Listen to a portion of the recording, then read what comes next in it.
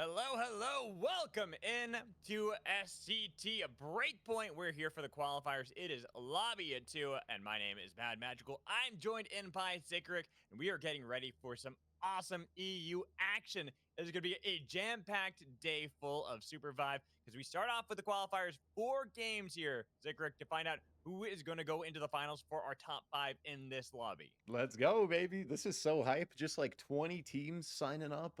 We got Lobby 2 here, Lobby 1 running on a couple other different player streams, but gonna be super. And we got a French cast going simultaneously, so we got a really cool. This is my second event running with Sprocaine and the EU fam, so I'm super excited to be back. And thank you for having me on, man.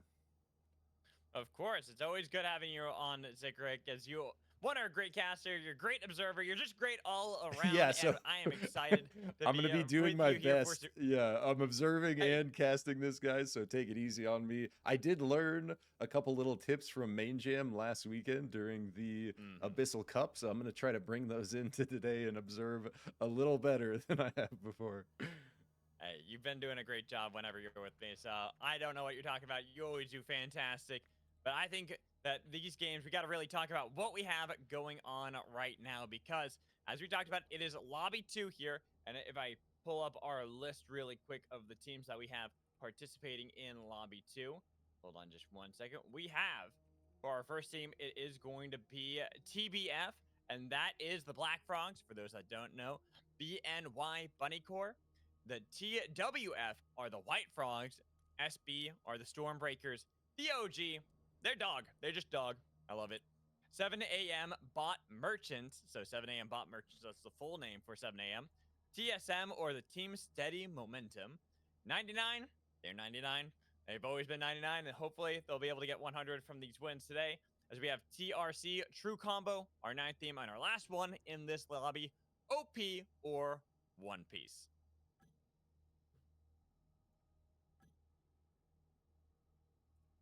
Those are our teams that we have for this one. I know Zikric is kind of working as the observer, trying to see if you can get the games ready to go.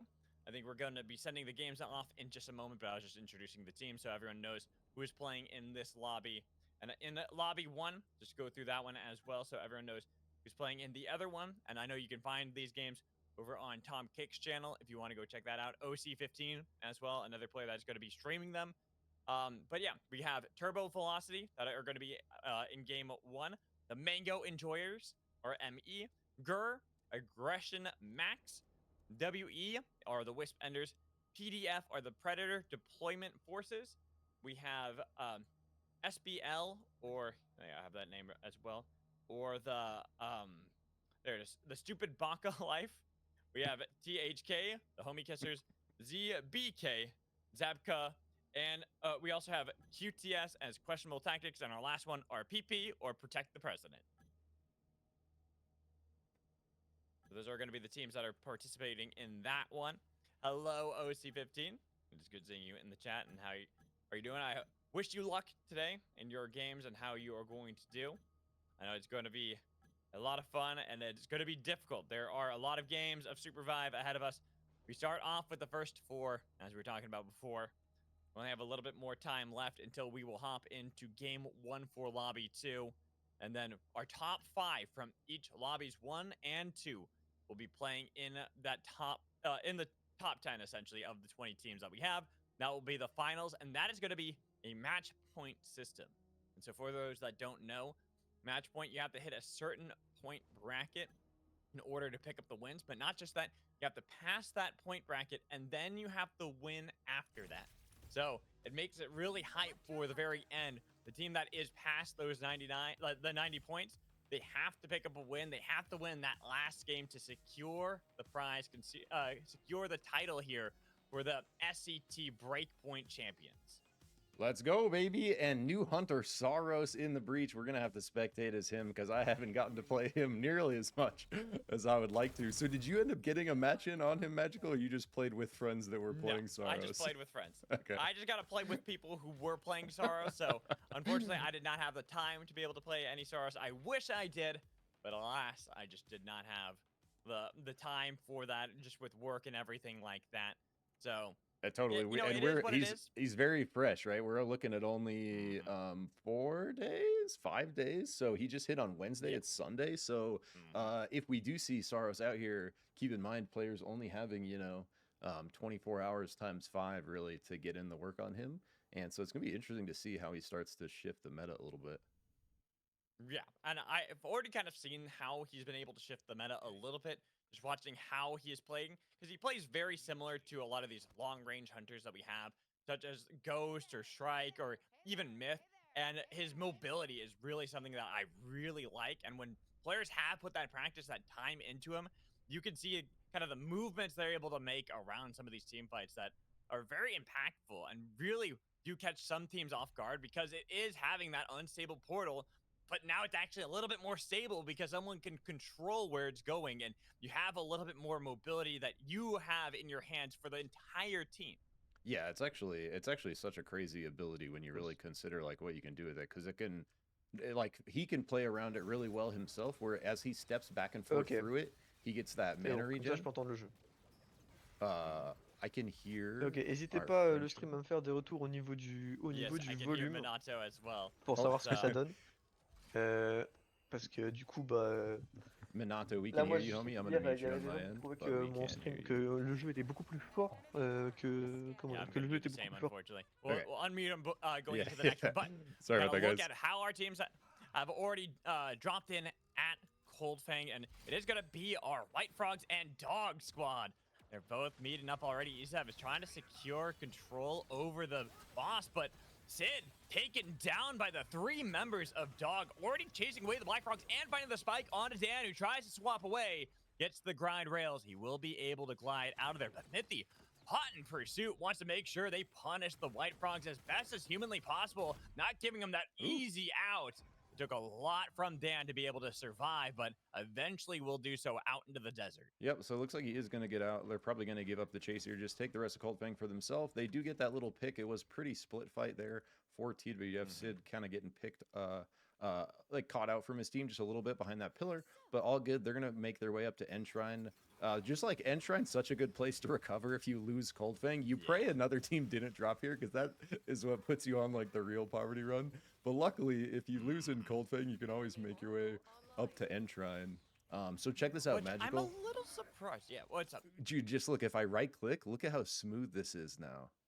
Oh. And I don't have to actually track a The player. I tech. can like self-track now. Oh, so. the tech. Wait, Oh, Mayhem man, unlocked the is- tech for me.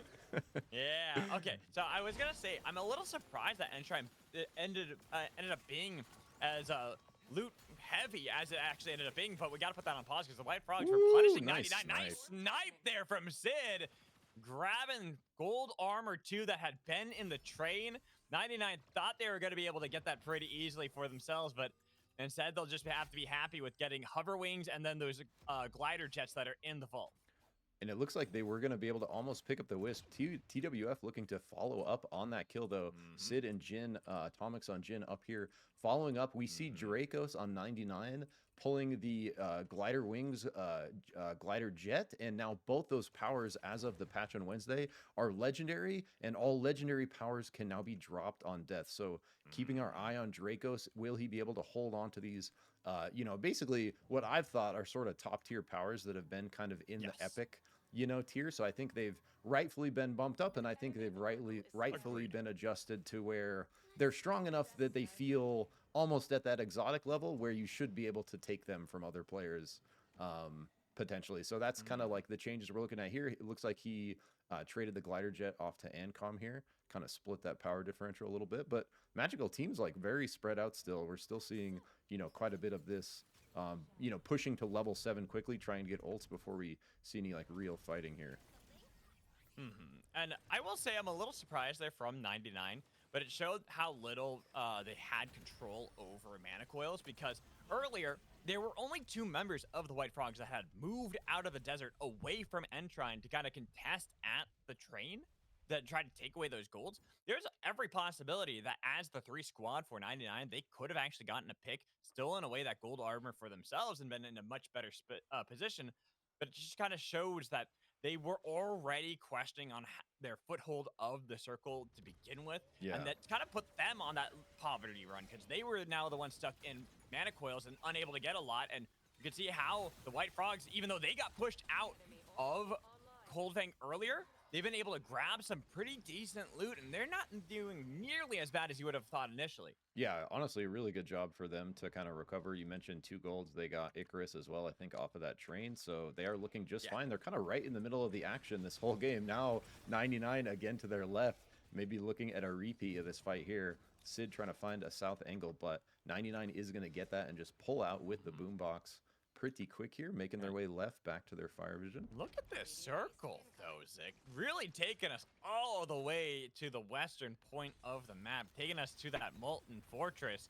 And with how the drop was, a lot of teams had opted to go eastward. They opted to go for a later drop, and now they're all kind of being corralled around one another as they all try to get a position into the circle, which I kind of like, especially when you have a storm shift like the glider jets, where it can force some early fights, especially before we start getting that abyss in play. Yep, and we can kind of see, to your point, the migration happening here. All these squads making their way over left here, and these teams that already have position in Wellspring can find themselves with advantage here as these other squads look to push in if they kind of play it correctly. And looking like 99 maybe want to hold an angle of their own a little further out. They hear TSM moving in, looking for a flank from Krabs here on the Oath. But they have been spotted out, and so TSM will start pathing northward, getting towards Site 38.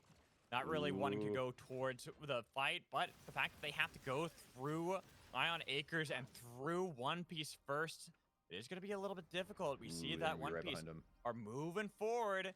Little Meep, are you going to look for the pull? Not going to land that from MX Theo. Instead, it's going to be TSM starting to kite backwards and away into the circle. We see TRC getting a little action here. Not many kills coming through the kill feed yet, but TRC able to find a pick. I'm not sure. It looks like maybe on a member of 99 yet. Ancom getting caught out there is going to look like lose that eye. And so, look at TWF and Dog all the way on the other side, as well as 7 a.m. and OP. The Mega Cluster Nuke had been sent out, but Dog have been fighting with the White Frogs for control of Molten Fortress. And right now, it looks like that fortress is going to be Dog's.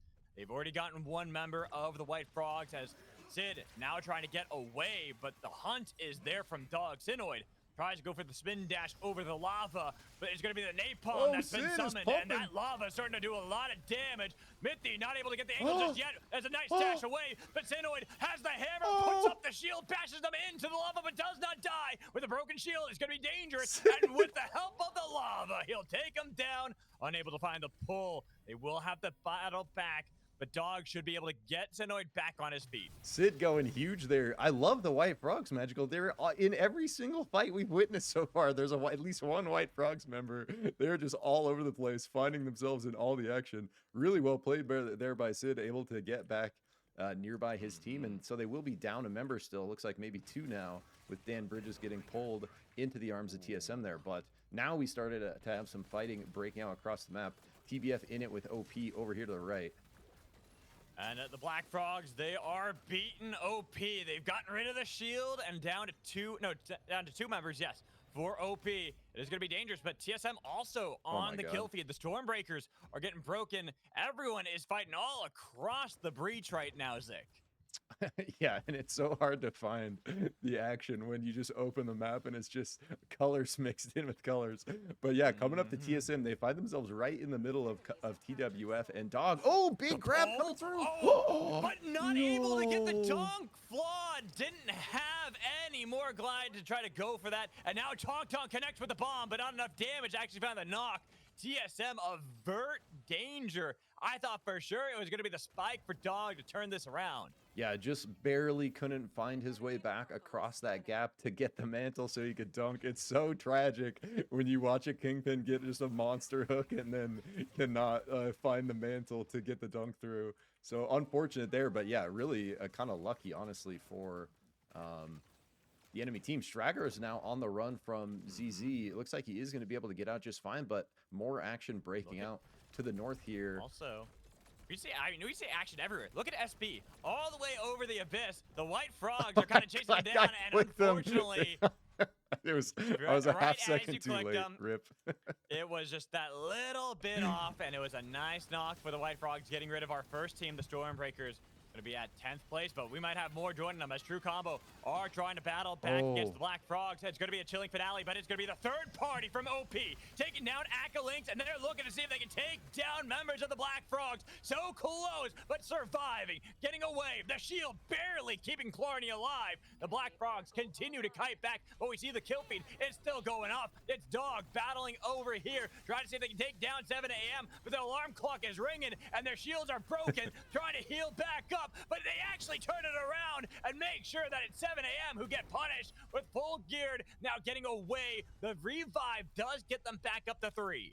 Yep, they are able to recover there at 7 a.m., but the Black Frogs making their way in for the right. It looks like the Void, or the Krista, is going to actually get caught out, so Full Gearing and War Daddy get caught out by separate teams. OP finding a pick as well of their own, but now the Black Frogs and OP might be kind of preoccupied as Dog continue to hold kind of the best position here. Oh, that nuke! Oh! Nice nuke. Theo barely getting away, but you can see how the Black Here Frogs comes are Dog. positioning. They're forcing him into the fire, and the fire is burning. And Sinoid might be able to get Theo, but Theo kites back over to Black Frog, and Theo tries to kite away. But even with that damage, now it's Aiden throwing out the grenades and finding the rocket to connect onto Theo. So no crown play for Sinoid just yet, because he had to get away. The Black Frogs taking control away from Dog. We have 7 a.m. eliminated. They get knocked onto that team, while OP will barely survive. More members barely getting out of a lot of these fights. What a spicy fight. Multi-way fight there. Dog able to play it so well with 3 members. Sinoid still chilling on that crown. Minute left. Mystic with a crown of their own, trying to make the dream happen. Tried to go in the middle of everybody, but thankfully not the only one. Strygars is still alive. Still alive, still having a chance here. We got a bunch of action kind of happening to the southeast of the map here. 99 kind of posted up on the deepest flank. They have 2 teams kind of in their way to make it into this final circle.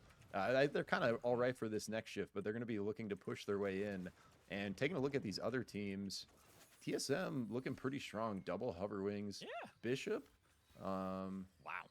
Taking a look at TRC, not too bad I either. thought that was going to be dead once they made that legendary, but it seems that ZZ is saying, nah, it still works. We still got it. Don't worry about that. We got the legendaries. And now it is going to be the legendary fight. The singularity barely missing onto everybody. They get over to the abyss, but the dodge away from Fate strikes. As you can see, that TSM pushing on the position, looking for 99 as they are over the abyss. They've been separated. Come tries to get away, but the spin dash with the hammer thrown out. Then it's going to be the spike the other way. Come taking one down with them. They're not going to be fully out, but True Combo have been completely separated. 2 members on mainland, 1 hovering above the abyss, while the White Frogs are wearing a crown. There could be that crown play all the way over there. You can see that Akalinks is nearby, utilizing the escape, but he goes for the recall instead, not giving Atomics a chance. Yep, so the White Frogs just continuing to work this glider engine Storm Shift, playing Abyss, and Jin with the crown over Abyss with unlimited glider is not the hunter you want to try to push out there. No. So it looks like they looked, but do actually just call it off here. And I was Can actually we go back to Bunny Core really quick? Yep. I know Akalinks is pushing up onto 99, but Wait, where am I looking? there's a possible play. Now, it does seem that they're going to back off because there's a lone member of Bunny Core, the only one alive over the abyss. See, all the way over there, and I think they got spotted out. Yes, the White Frogs know that there is a Krista over the abyss. Comes Jin. They're hunting her down. 30 seconds remaining. They're looking for it. OP do get eliminated, but you can see that Striker is keeping the distance away, trying to feather it, but no feather. Gonna survive that as another team will fall. It wasn't the crown pop, but it doesn't matter because they have enough time. They'll be back on their feet as we do see this other crown for Akalinks with the circle pushing them all over the abyss with a gigantic wall between them and the Molten Fortress. And I think Akalinks actually has level 4 Celeste shift, so he has ice and he has emergency penguin with the crown out here with glider gas. So they're looking to maybe find this 4v4 over the abyss with the White Frogs who just proc their crown. Or I guess 3v4 technically. We knew that was going to happen, but now that Yasser is back up, they also are level 4 on skate, so they have that terrain to play with as well. Not too threatened, like you talked about, Akalinks.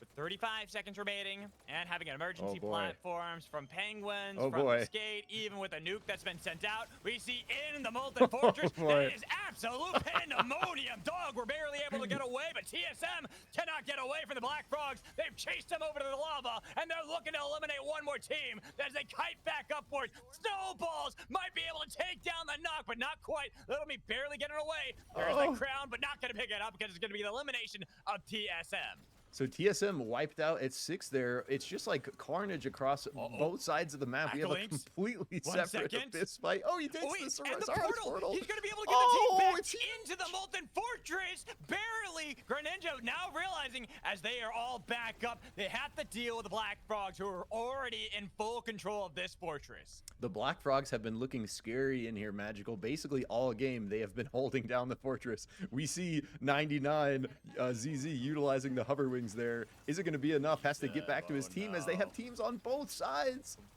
ESEP's got nobody. portal. It's just a lone Bebo against the world. What do you do in this situation? The boombox, you jam out, but the hammer smashes down, Oh dog. my. And now 4 teams in the fortress. Killarney barely holding on to her dear life. Finally Oh gets my. knocked as we had another one on the Fate Strikes, and the White Frogs are still battling back the best again. But Atomics is gone, and they are only down to Yes Sir. Well, 99 chase away the Black Frogs onto the northern part. It's going to be the chilling finale from True Combo. Acklinks will be able to survive, but with a swap away, even though the lava does take down Acklinks, they should be able to revive. Well, down to only 1 member. Yes Sir finally falls. We are now down to 3.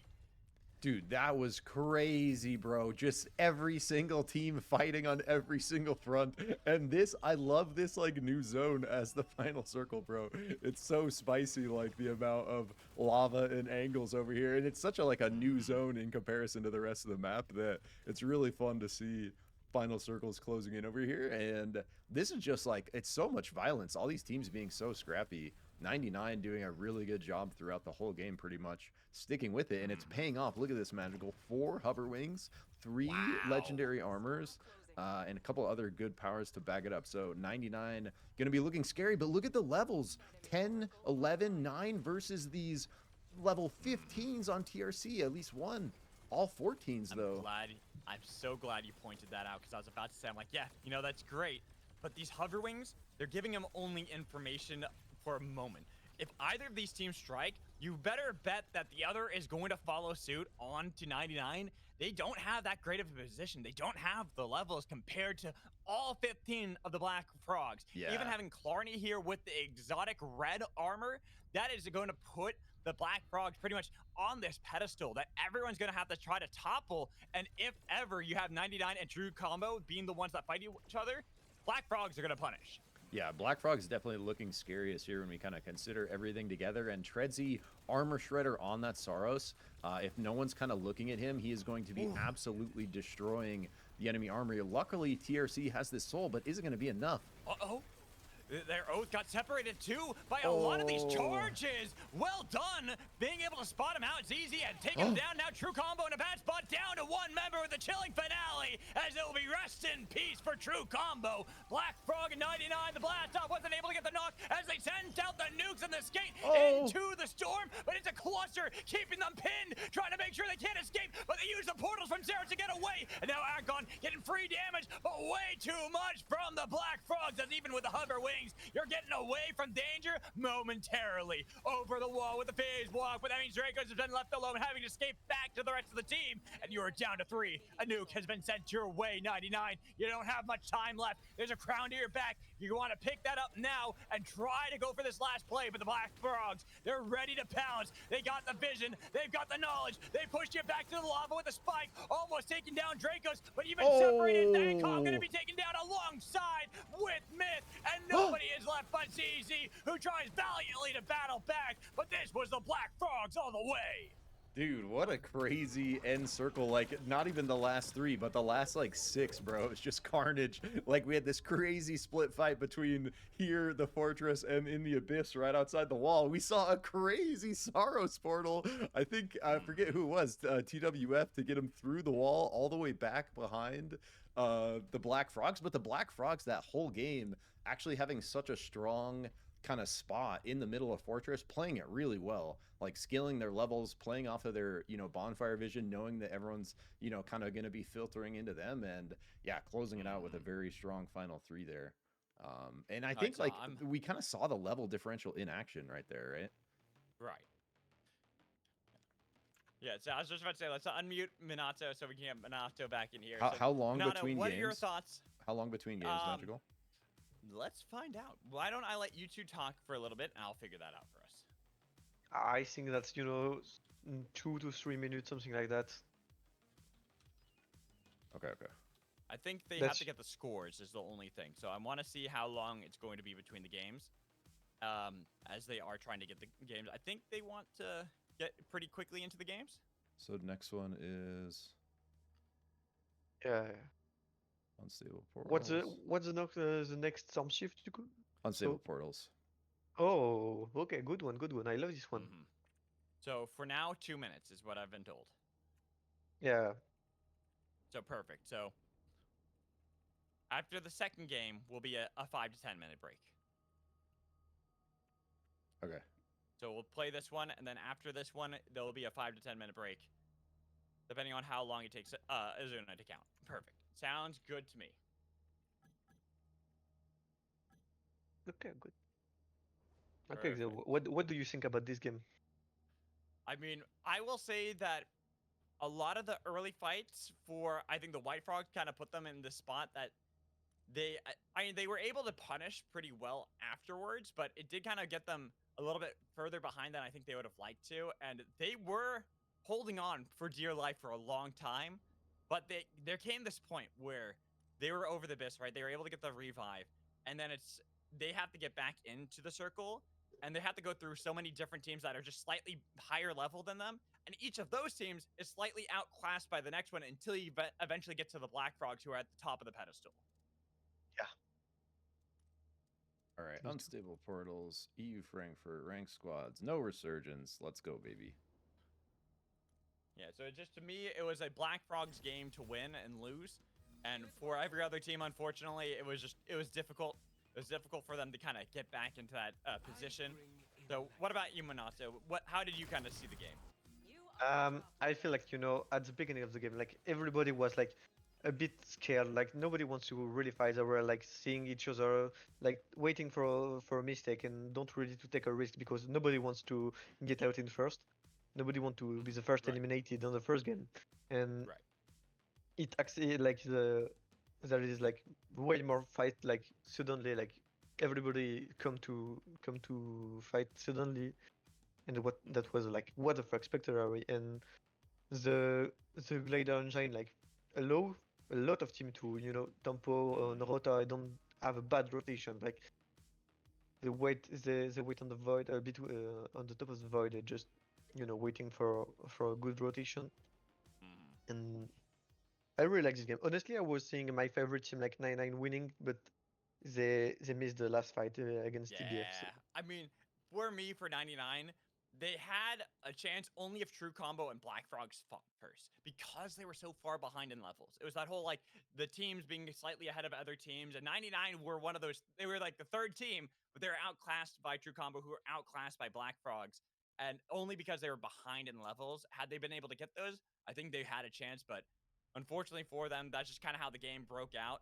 And so now we are getting ready for game 2. So, Minato, I'll let you get to the French, and we will hop over for the English. Yeah. Seconds.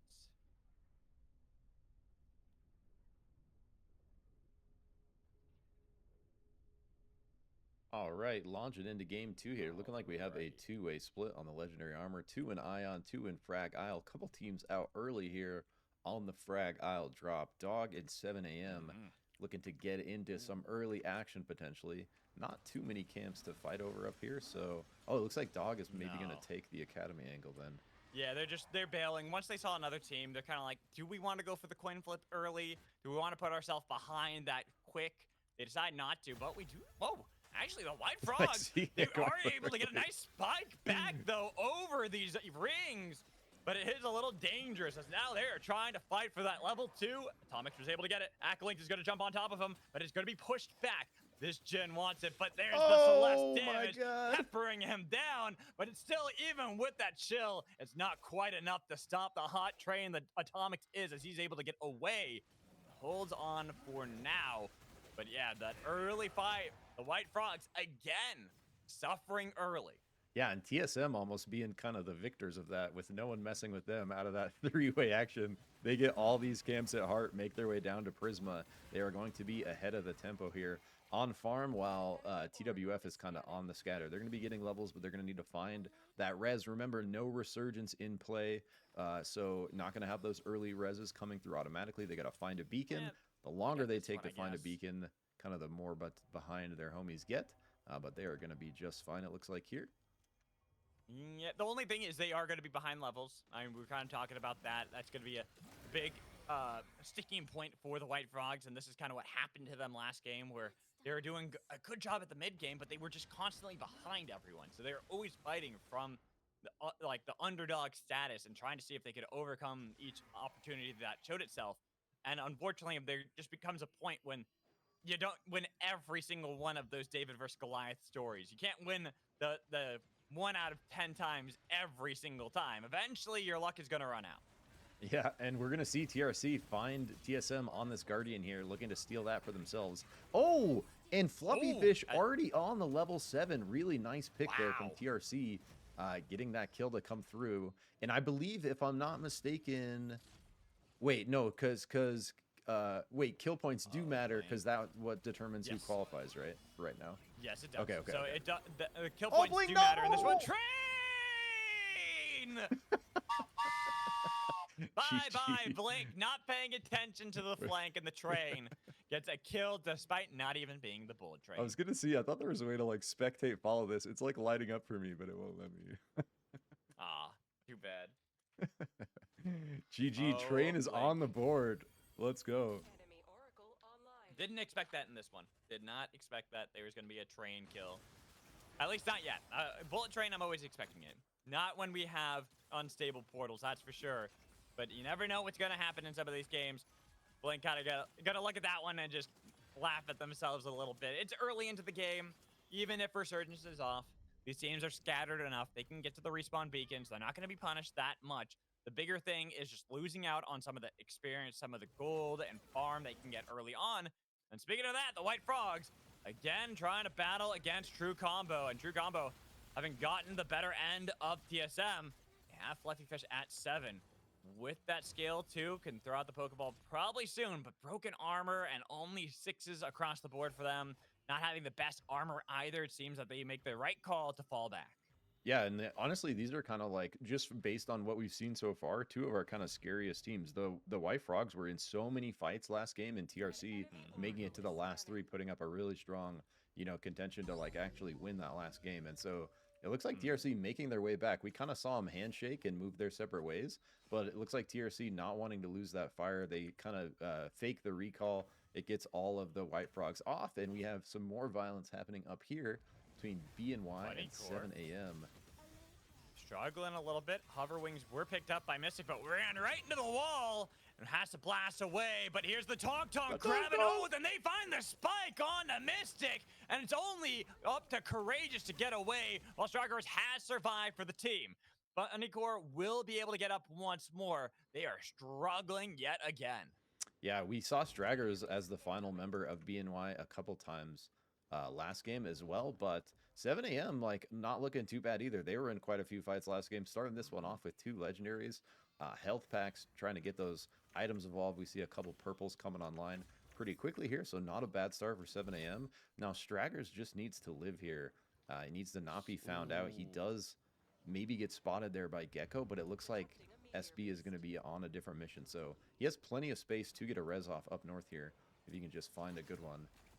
Pretty much just 7 AM. Kind of looking at that, there's a couple of decent ones over in Mage Bog, but the storm is pushing. It is early storm, so you could go for it if you want to, and it does seem that Stragglers is going to make that play, but look at where this circle is taking us. That is going to be a lot of distance you now have to cover to get back out of this storm. While this storm isn't going to hurt, the next one is, and by the time you get into that storm, you're going to have to go for the next storm again. Yeah, I was gonna say the portals might come into play here to help them out, but it looks like they just timed out with new ones coming in off of the shift. So they did have one right around here they would have been able to take, but that has timed out. But like you mentioned early, Storm, they should be just fine making their way out here. But gonna be a little behind the tempo. We can see if we go back to 7 a.m. who kind of had their number, the level 8s, the level 9s, you know, still rocking those legendary armors. Taking a look at some other teams across the map. TSM a little behind them on like the item gear evolution frontier.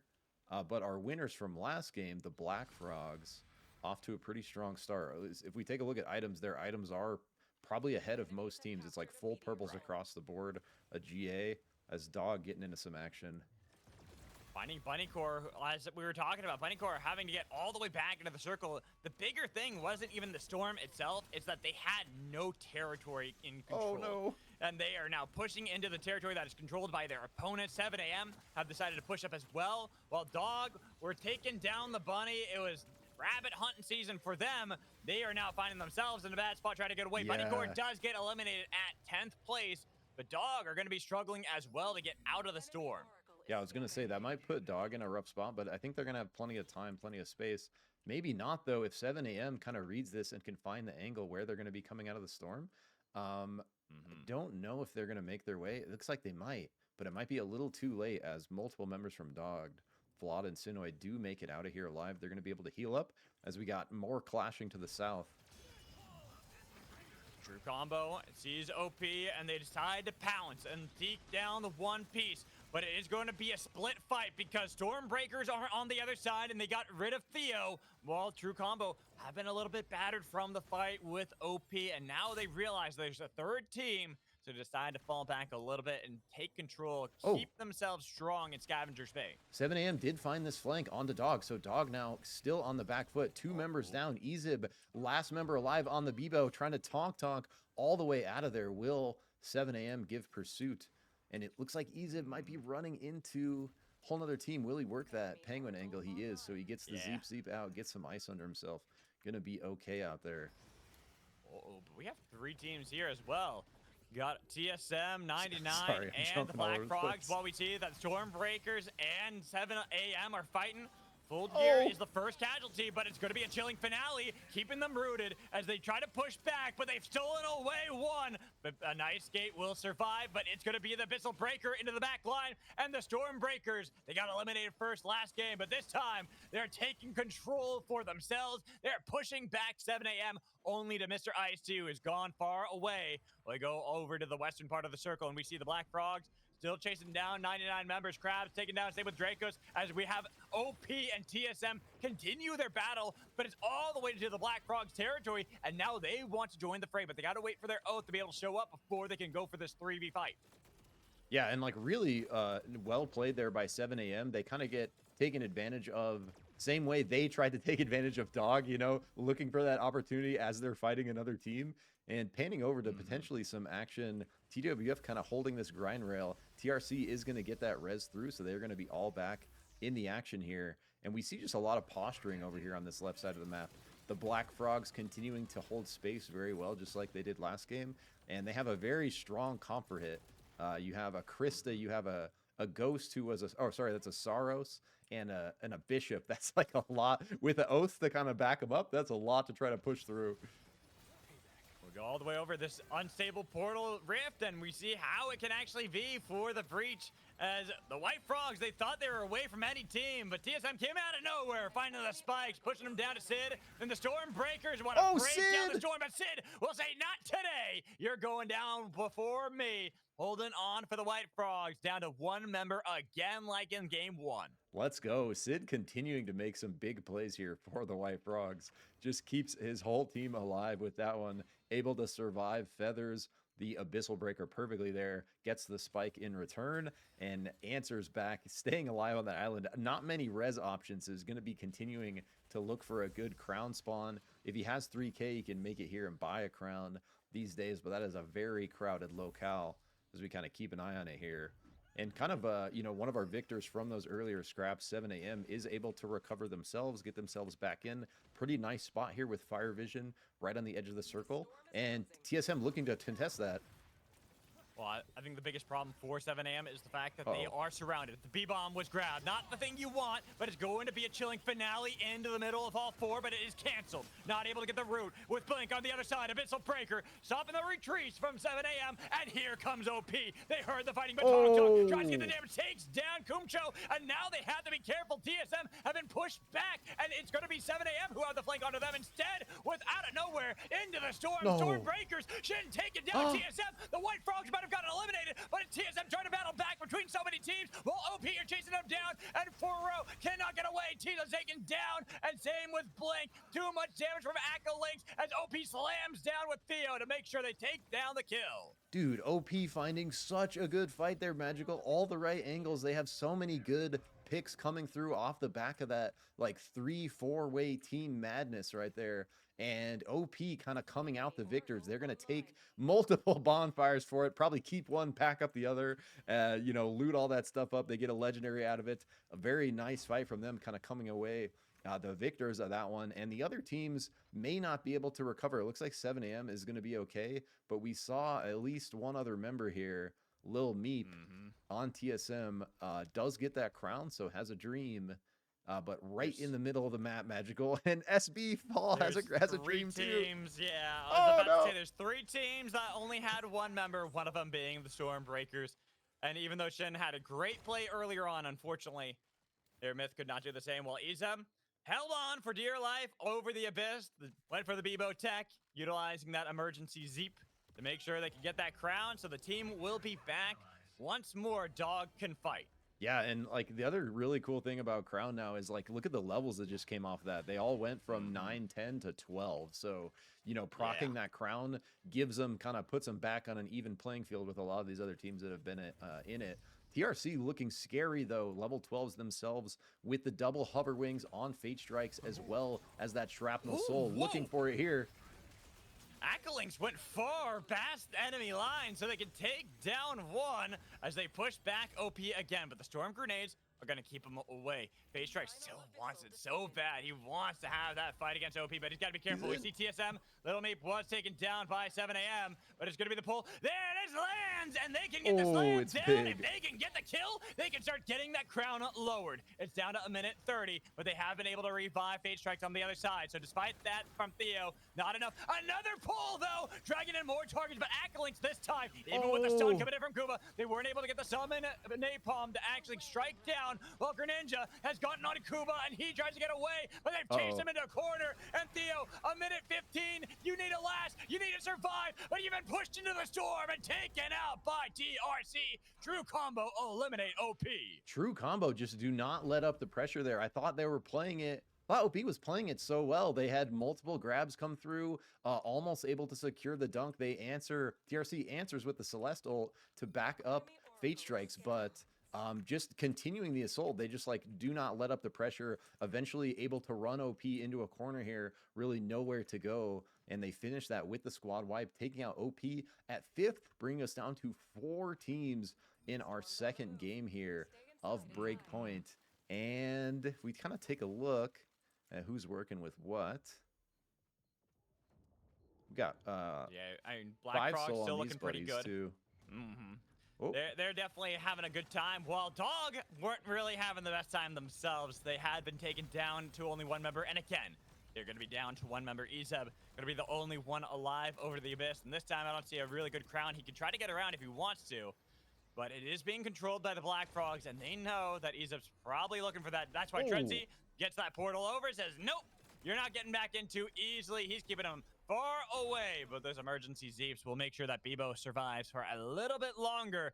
At this point, Dog playing more like Rat, and they are trying to survive for levels and points. Yep, and TRC just continuing the momentum. We see as soon as I panned away there to look at gear, they force it onto Dog, able to get multiple members down again, and kind of holding a really good spot if we look at where this final circle is coming in, and probably waiting to hear some violence between 7 a.m. and the Black Frogs before they make their move here. 7 a.m. though, with the levels, actually looking like a pretty good fight for them if they can find an angle on TBF here. As TBF They get flanked from True Combo, but they were smart on the play. They already starting to fall back, realizing their flank had been exposed, but the damage is still being done by True Combo, and they've been pushed back to the wall. They have to fight their way out of this, and they've taken down Fate Strikes. But Clarny's got no shield left, M7. and now 7 a.m. They realize they can strike while Clarny is down. That is going to be 3 picked up, and they have themselves a crown. They're going to survive, but everything just went. Pause for me. I didn't get to see it, but now we have the fight still continuing as they had the crown pop for TRC. They've taken out the Black Frogs. 7 a.m. are still alive, but it's going to be the Abyssal Breaker doing a lot of damage, but not enough to pick up any kills. Fluffy Fish taken low with a broken shield and nowhere to go. It's going to be Togdog crashing into the wall. 7 a.m. unable to get the knocks onto TRC, who barely get to that little bit of land. Yeah, that's crazy. So TRC kind of do 7 a.m.'s work for them. They're magical. Instead of 7 a.m. and the Black Frogs fighting, TRC decide it's their time. They don't want to have the patience. They push up themselves into the Black Frogs. 7 a.m. hears it instead. 7 a.m. finds the flank, and actually a really good fight for them, kind of mopping up. Ezib not able to kind of, get to land in time to really react. Wow. And he's way out there, bro. Yeah, but look at the circle, Zick. I know. Look at this. It is crazy. There's nothing really to play here. This is like Ezib pretty much has to play all the way out here. He has to rat as Bebo to survive because there is nowhere he can go. Yeah, and it looks like there is I don't know if that's a map bug. It looks like there's a crown here. And I'm wondering if he's going to work his way. I think it's a map bug. Okay. It's got to be a map bug, right? Because I don't see anything there. Unless, unless there's something in this supply drop. Unless but it's in the supply I usually drop, don't see maybe? that. Yeah, I don't know. Right, so it would be very unusual for me. Or maybe it's because Mr. Fluffy Fish has already got one. I'm not sure. Now this next shift is a big one. So now Ezib's actually going to have to come do something. So it looks like maybe he is going to try to find this little pocket here. Oh, look, it's like in the freaking thing. What? Oh, it's on top of it. It's on top of it, I think. And so it's a weird like bug with it. Or Saros portaled it in there, dude. Hacker. Wait, is it underneath? I think it looks like it's sort of in there, dude, doesn't it? Yeah. Great, can Ezib get it? He's just like, come on, bro. What? What is like, that? why can't I get this? What is that crown spawn? Oh man, that is tragic right there for Ezib. Pretty and much. Because how the storm is, he will be closer to his opponents. As TRC, they'll most likely get this crown off. I don't think 7 a.m. are going to push into that one. They have to go over that pretty difficult wall, plus the grind rails kind of works against any Bebo team. Yeah, it's a hard push for either team to push either team right here. It's going to be real risky and sketchy going either direction. So we can see basically both of them making the call to play it very patient here. This is actually working out to TRC's advantage, though, having that crown going to be able to get the full team back up. And they're going to have to, 7 a.m. is just kind of accepting that. They're going to wait to take the full 4v4, which we'll likely see kind of converge on this island up here. But I expect once TRC gets this res through and they make their way up to this fire, they're going to try to ledge guard any action from 7 a.m. pushing up this way. And so TRC might, kind of be winning on the kind of macro strategy level here, kind of finding this early positioning. However, 7 a.m. does have the chance. If Ezib wins this, I'm just gonna say right now that if Ezib wins this, like, I don't even know. I don't even want to know what will happen right now, because there it is. It is gonna be the push onto this Bevo. They don't want it to happen, bro. No one wants to see Ezib somehow rat his way We to do. a victory in this one. We do, but no team wants to say that. No players like, want to see that. Hey, what happened in game 2? Oh, Ezib just was able to rat his way over the abyss forever and somehow was able to get endgame spikes and win. And he's just playing it so patiently. He knows these guys are going to have to fight. Oh, but this next shift, bro, I was saying kind of working out the TRC, but now the complete opposite direction off of this next shift. TRC going to be the ones. Oh, but they portal right through. Portal. They go for it. They're trying to get the play, and it's going to be brutal. They got a singularity onto Celeste. They're burning her down, but the damage on Akalinks almost was able to take him back, but he's into the storm, taking so much damage, and the Togdog doesn't drive anyone into the storm. As you can still see, the TRC, they've got the damage on at 7 a.m., and the alarm is ringing as they got the clock ticking, but it couldn't get the clock to strike midnight as they had fallen down. Only the 2 members, and the snipe out of nowhere from Greninja. Well, Ezib, by yourself. This Bebo somehow gets the team to second place, holding on to dear life. TRC playing that kind of flawlessly. They like right before 7 a.m. even has a chance to realize what's going to happen. They find their way through that portal, find wait, Ezib, They went too far. They went too far. And now it is just Ezib, but it's going to be the level differences fighting The back shield. against them. And he got Oh. pinned back the shield. There's just nothing he can do. Ezib, you played your heart out, but unfortunately not enough there. And it is going to be TRC taking game 2. TRC really strong showing there, like kind of the whole game. Like we saw him as one of our last teams in the final circle of the game before. But that game, they were kind of just finding really good opportunities. We saw the first one, you know, that fire push against OP to the right of here, kind of forcing them into the storm, getting that full squad wipe. And then from there, finding the flank of Dog, who was looking to recover, forcing Ezib back out over the abyss as the last member, kind of getting them out of the picture. And then what I thought was maybe going to be a mistake, which was them kind of pushing north into the Black Frogs. You know, while 7M is on the side, it ends up working out for them just purely off the back of like very good play. So GG's to TRC there. All right, so Minato, we got you back in this one. So your opinions on how that game went, and I know your boys over at 99 unfortunately fell pretty early into that game, but the dog strat of ratting it out to second place ended up working. Is Minato not here? Oh no. That's okay. Okay, guys, welcome Oh, back. there he is. There's Minato. What's up? What's up, guys? I found this game like very interesting. Like the team play like way more aggressive than the previous one. They were playing like they won that point. They were definitely they got warmed up. They knew how to play. Yeah. No team had to worry about being the first one eliminated because that was already done. Now they Yeah, can go into yeah. this one and they could be far more aggressive. And I said, unfortunately, your boys over at 99, they got eliminated pretty early in this one. So not the highest hopes for them going out, into the points initially, because we are going to be tabulating up the points and seeing how teams are stacking up after 2 games. But I mean, Dog, they ratted all the way to second, so who knows? Yeah. That's crazy, bro.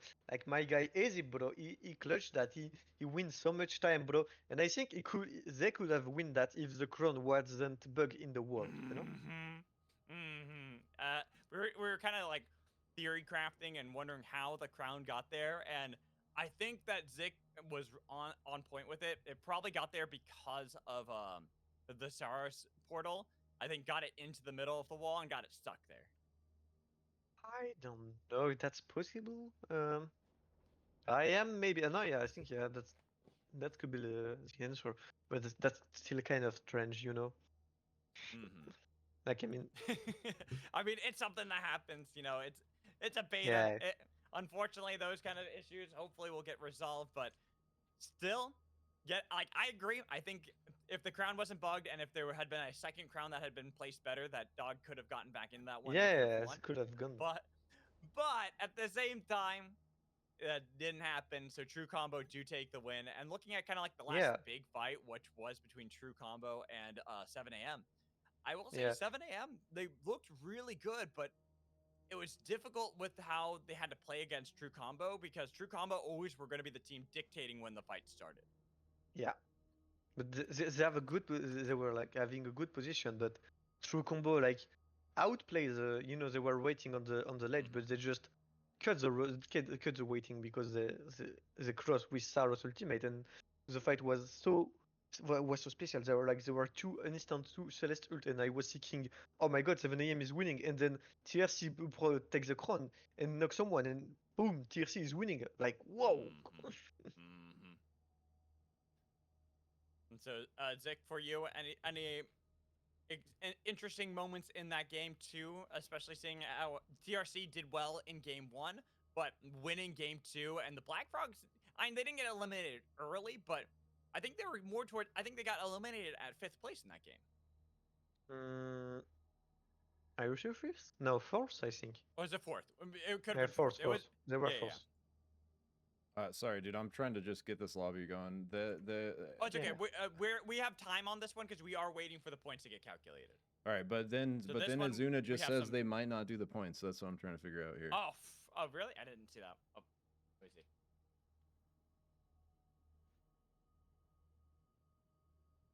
Yeah, oh yeah, it seems like okay. If that's what the players want, we can get into the games. We can calculate them afterwards.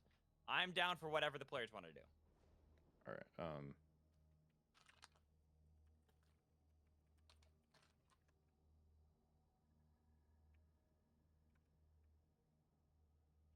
Let's see if I can open it up.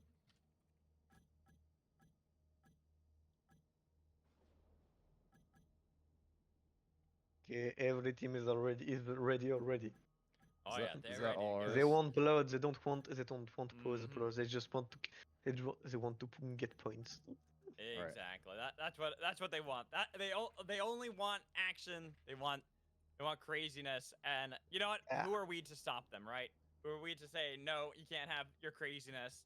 I am curious to see how the other games are going, so I'm gonna try to see if I can open up Tom Kick stream and see really quick. If I can see like in chat. By the way, guys, do you were knowing like in 7 a.m. Mr. Ice-T I is don't know. is one of the donator of the for the cash prize of the tournament. Oh, I did not know that. Yeah. I hadn't recognized the name either because they're definitely a newer face to me. That is Yeah. really cool to hear. Yeah. We have to we have to do a like special thing at the end of the stream. But yeah, Mr. Ice-T is one of the donator for the cash prize. There is an anonym too who give a cash prize and TC. But yeah, he's one of the donator, and that's pretty funny to say that he's not just donating, he's also participating. He just wants his money Yeah. back. He's here like, give me back my money. Hey, you know what? He's got to fight for it. He put it up for the reason, and we'll see if they're going to be able to fight over this one. But it does seem like the players are ready. We're getting into our third game. So, Minato, we will let you get back to the French side Yeah. of things. We will get to the English. Good luck to you. Good luck to you. Alrighty. There we go. So, Zik, we are getting ready for our third game. And as kind of indicated, we are going to be adding up those points afterwards. Shoot, I completely forgot Ok, to je do the vérifie betting juste stuff. que le retour OBS se remembered passe right now. bien. There we go. I can actually do Ok, that. on est de It'll- retour it'll- pour it du will coup start la in the middle of the game. So we'll see if any team gets eliminated early on for anyone to bet. So if you want, you can bet on the games. I think it's exclamation point bet whatever team try code, and then how much you want to bet.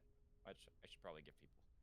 Yeah, Right, sorry, so bro. say- I'm trying to do my are commentary in between all games good. is not You going to are be good all with good. everyone trying to tell me what to do.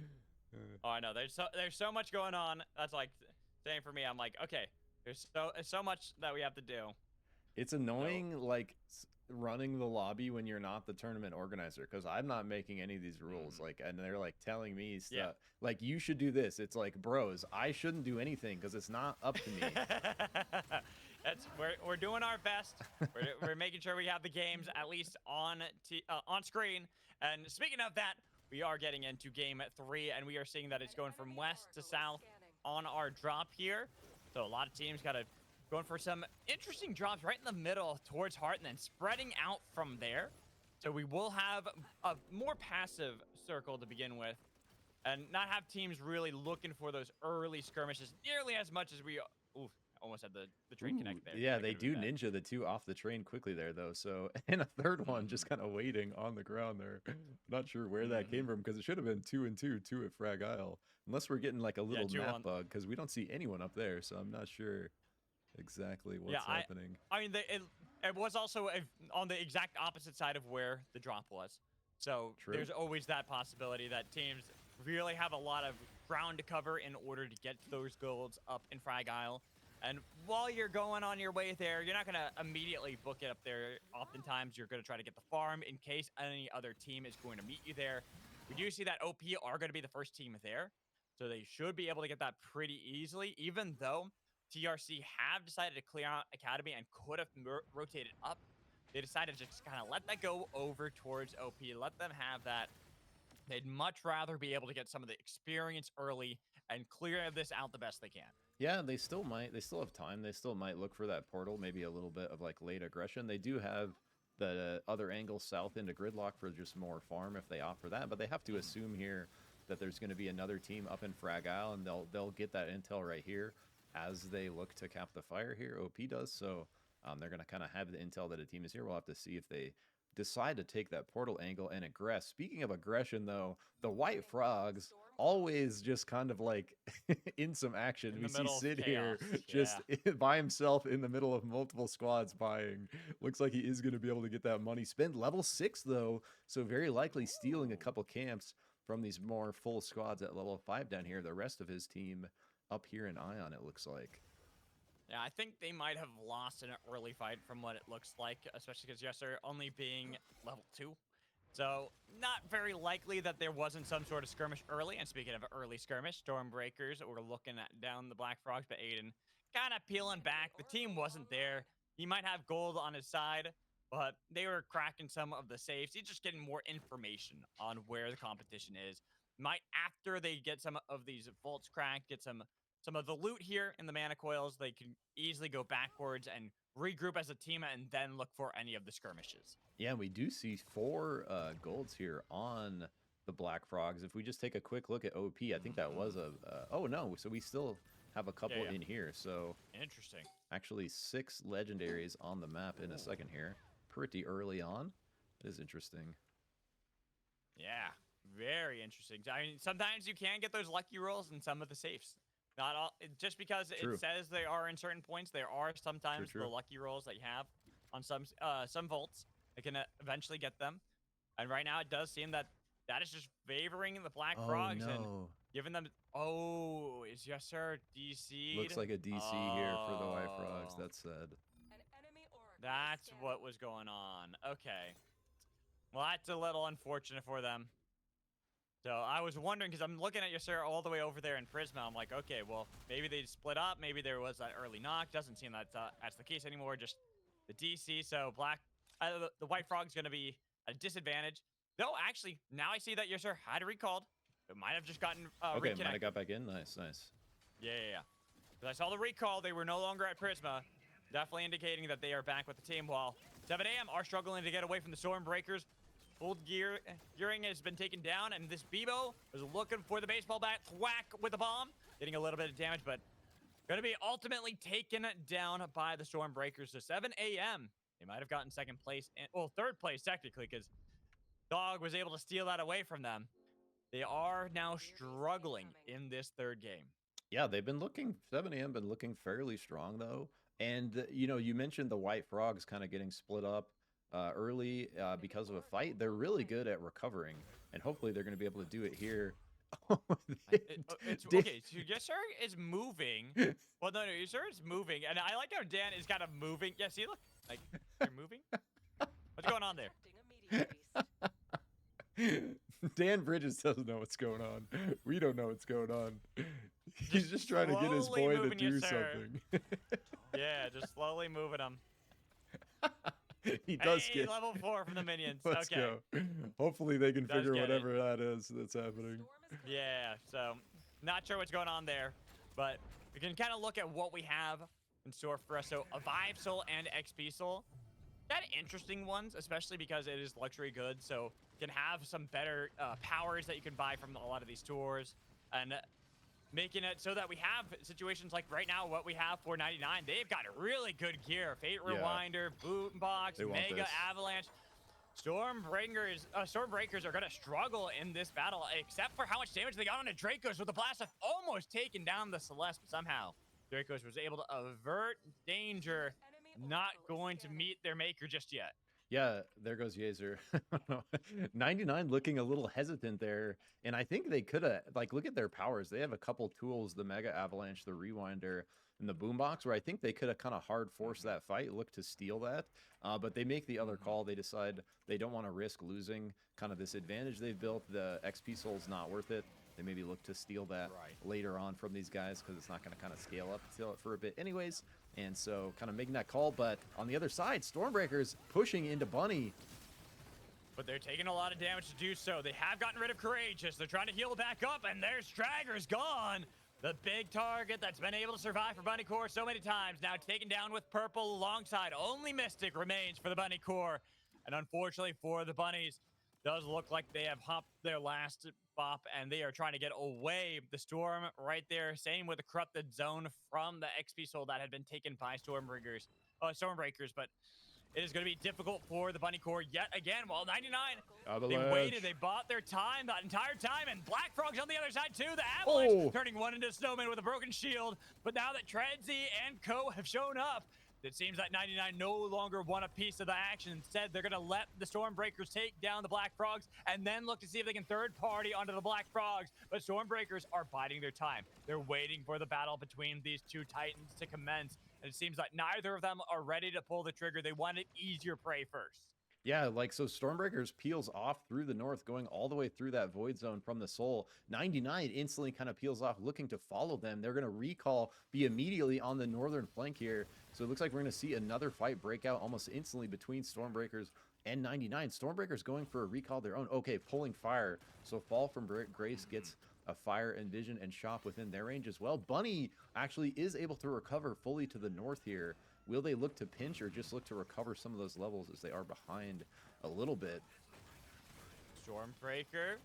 Abyssal Breaker was able to get some onto the Stormbreakers, getting a lot of damage, but the heals are helping out, but with broken shields, it's going to be dangerous. Abyssal Breaker thrown back at 99.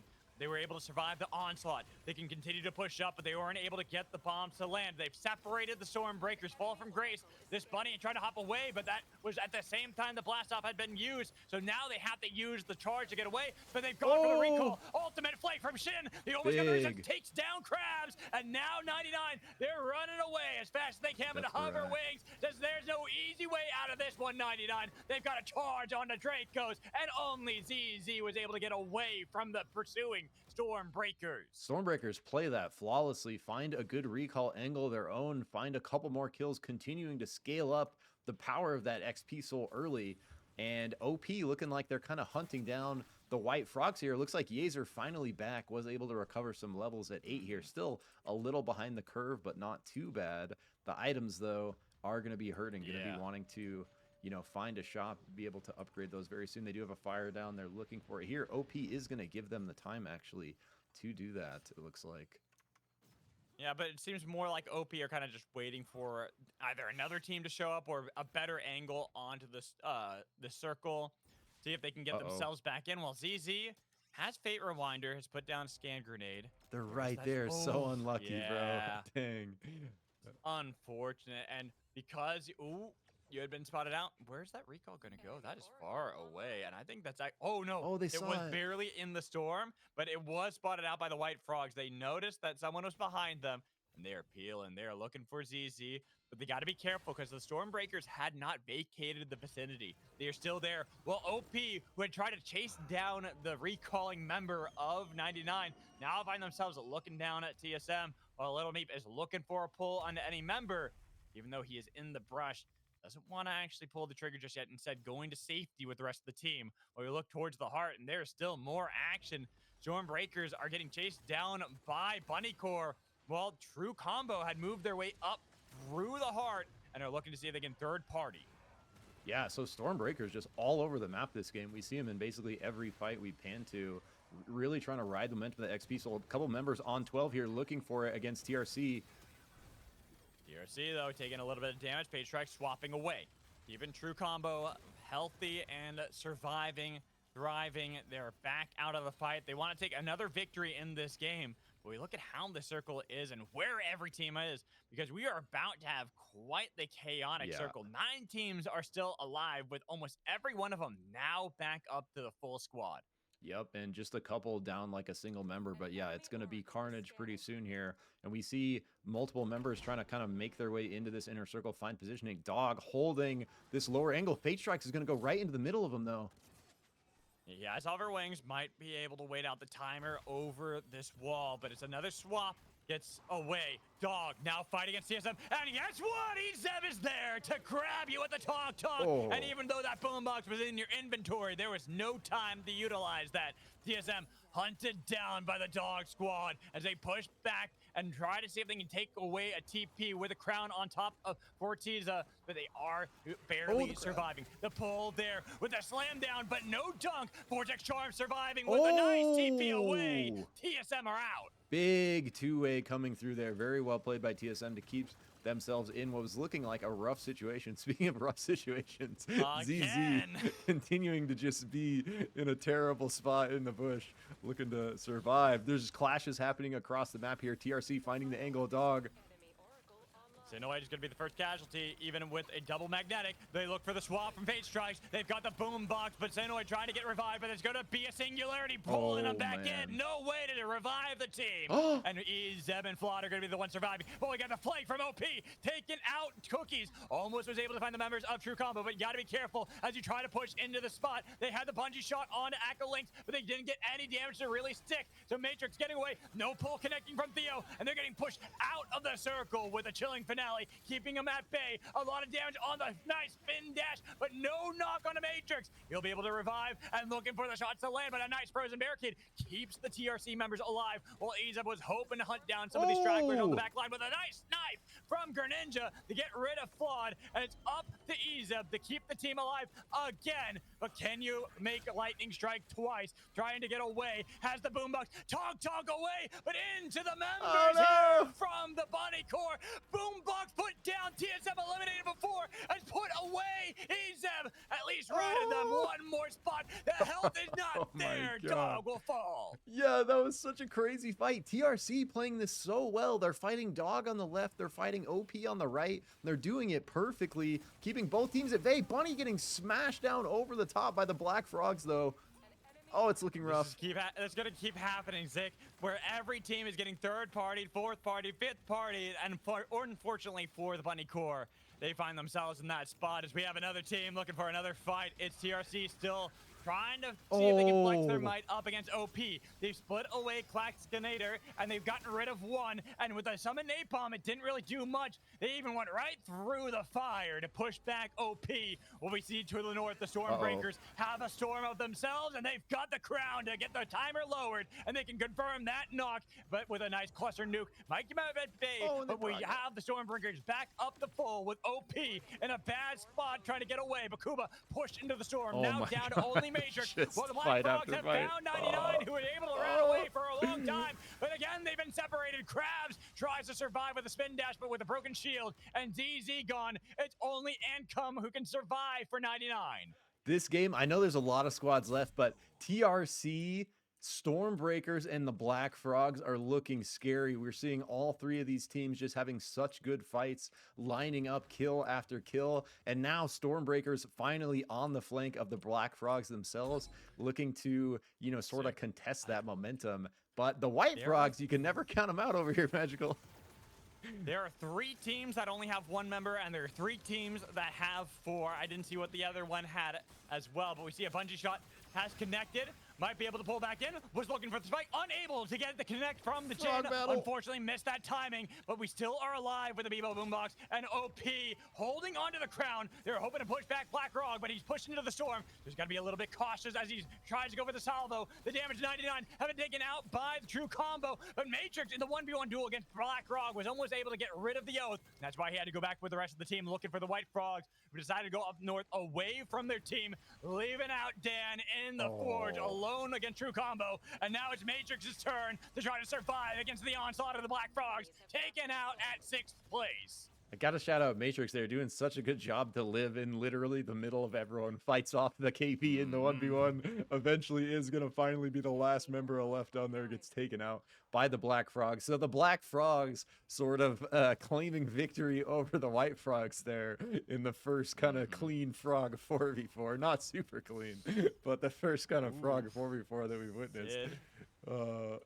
Sid's not in a good spot. He got spotted out, and same here with Atomics getting spotted out. So into the storm, one goes. Sid barely able to get back, and then they easily turned it around, while Atomic's the next casualty and the last one for the White Frogs as they fall at 5th place. So just so quickly there, every other squad out besides Mystic, the final member on Bunnies, besides those top 3 squads we had mentioned. So TRC, Stormbreakers, and the Black Frogs still in it here, all looking very scary. I mean, look at the Black Frogs, Magical. We look at the powers, the gear, Mega Cluster, 2 Fate That is Rewinders, insane. 2 Hover Wings, full gold, almost full pink evolves with a Masamune on Clerney. Like, that is going That's to be a tough squad to punch through. And if you could Speaking do of it, that, right now the Stormbreakers are hoping to break that storm, getting Oh, away no. from True Combo, but they don't realize where they're going. Okay, They're okay. going over to territory that has been controlled by the Black Frogs, who'd already taken out the Bunny Core. They couldn't rat like Zeb could. They fall at 5th place. all right, so it looks like actually a pretty decent position now. We kind of have everyone splitting this final circle 3 ways, and it's really going to be up to this next shift. As this closes in, we're going to get a visual on where the next shift goes, and that's going to really determine how these teams are going to want to play this final look. Stormbreakers So- aren't going to like this one. They aren't going to like this one. Black Frogs don't care because they're going to be able to go through the Stormbreakers, while Stormbreakers, they have their backs up against a thick wall here, and then on the other side of that is going to be True Combo. So no matter what, they are looking at a sandwich position, and unless they go for an early call now with a jump pad to get over this wall and try to fight against True Combo, it's not going to look good because Black Frogs are looking to battle first, knowing that there is Yeah. no way for them to go. They don't have an easy out in this position, even with the double hover wings. For Oh, Dead, Aiden. it's going to be the blast up connecting into the back line, putting him into the storm and taking him down with the Abyssal Breaker and Fall from Grace. Is going to be the next one, even with the Mega Avalanche. Only the Snowmen are going to be there for them, Oh, as they no. were with an attempt from Shin to get back into the base and circle. But unfortunately, Stormbreakers Oh, the portal fall at Saros! 3rd. Oh, but that True Combo went for it, and it's going to be Singularity locking down nobody, but they're able to get away and almost getting the. They do get the kidnap onto Aiden with a chilling finale, wanting to get a root. Abyssal Breaker, True Combo battling against the Black Frogs. They might have had this position up against the Stormbreakers, can they get it? but we own the circle. We want 2 in a row, while Treadsy is alive in the forge in the circle, unable to get the phase walk on the other side while they're trying to heal up Clerney the best they can. But even with them having this little real estate, Clerney's throwing so much damage back, trying to survive. Tredzy's going to be the next target. They swap away, but Tredsy going back and forth, and now they've taken down 1, but Tredzy's going to be the target because he's got the crown. He's the most wanted, and now the train nearly takes him away and almost kills him off, but he's going to be chased down. Akalinks might be able to get onto him. All the while, Blackrock got the attention of 3 members, but Tredzy's got a minute 20. He's got to get the pick on Akalinks with the frozen barricade, putting him in the storm, but now that Mr. Fluffy Blackrock's decided to doing peel work up back there, down, bro. looking for Tredsy. They want to get rid of the crown because that's the important target, but a lot of damage has been thrown at them, but the boombox says no. Tredsy, you will not turn this around in a 1v4, but he waits out the timer, puts down the bonfire, almost gets the damage, but he has to try to get away, but they followed him up forever, and almost were able to tag him, but he's back, tries to get one more dash away, but no time remains, and True Combo, it's their game to win. Wow, Blackrock just survived forever up there, bro. I was trying to catch him in the crown in case Tredsy did something crazy, but what a wild final circle. And TRC, again, bro, plays it so well. They find, just like the way they won the last game, they find a beautiful, I was going to mention it, but everything was happening so fast. I was like thinking in my head, if they find another good Saros portal right at the end of this fight, could really look good for them. And that's exactly what they do. They find a huge Saros portal right here. The rest of the team follows up and engages on the Black Frogs, who was very much on the back foot, blowing all their cooldowns, everything they had to get that 3rd team out of there. So yeah, just really well played by TRC, kind of continuing their momentum off of that last win. Yeah, Stormbreakers, I mean, better showing in these last 2 games, getting 3rd place in game 3, but a 10th place finish in game 1 definitely going to come back to haunt them a little bit, especially when we look at the standings, because it is only top 5. Hello, Minato, I hear you.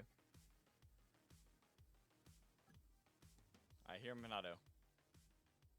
Hello, how's it going? Minato, what'd you think of the game?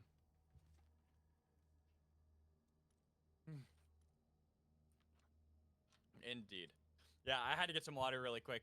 But yeah, it was a great game, and to see the Black Frogs versus True Combo as the final two, because those do feel like our two strongest teams in this lobby. And I got to give a lot of credit to True Combo with how they played that, knowing that Black Frogs had to play into the Stormbreakers. They just waited for those two to do battle, and then they struck.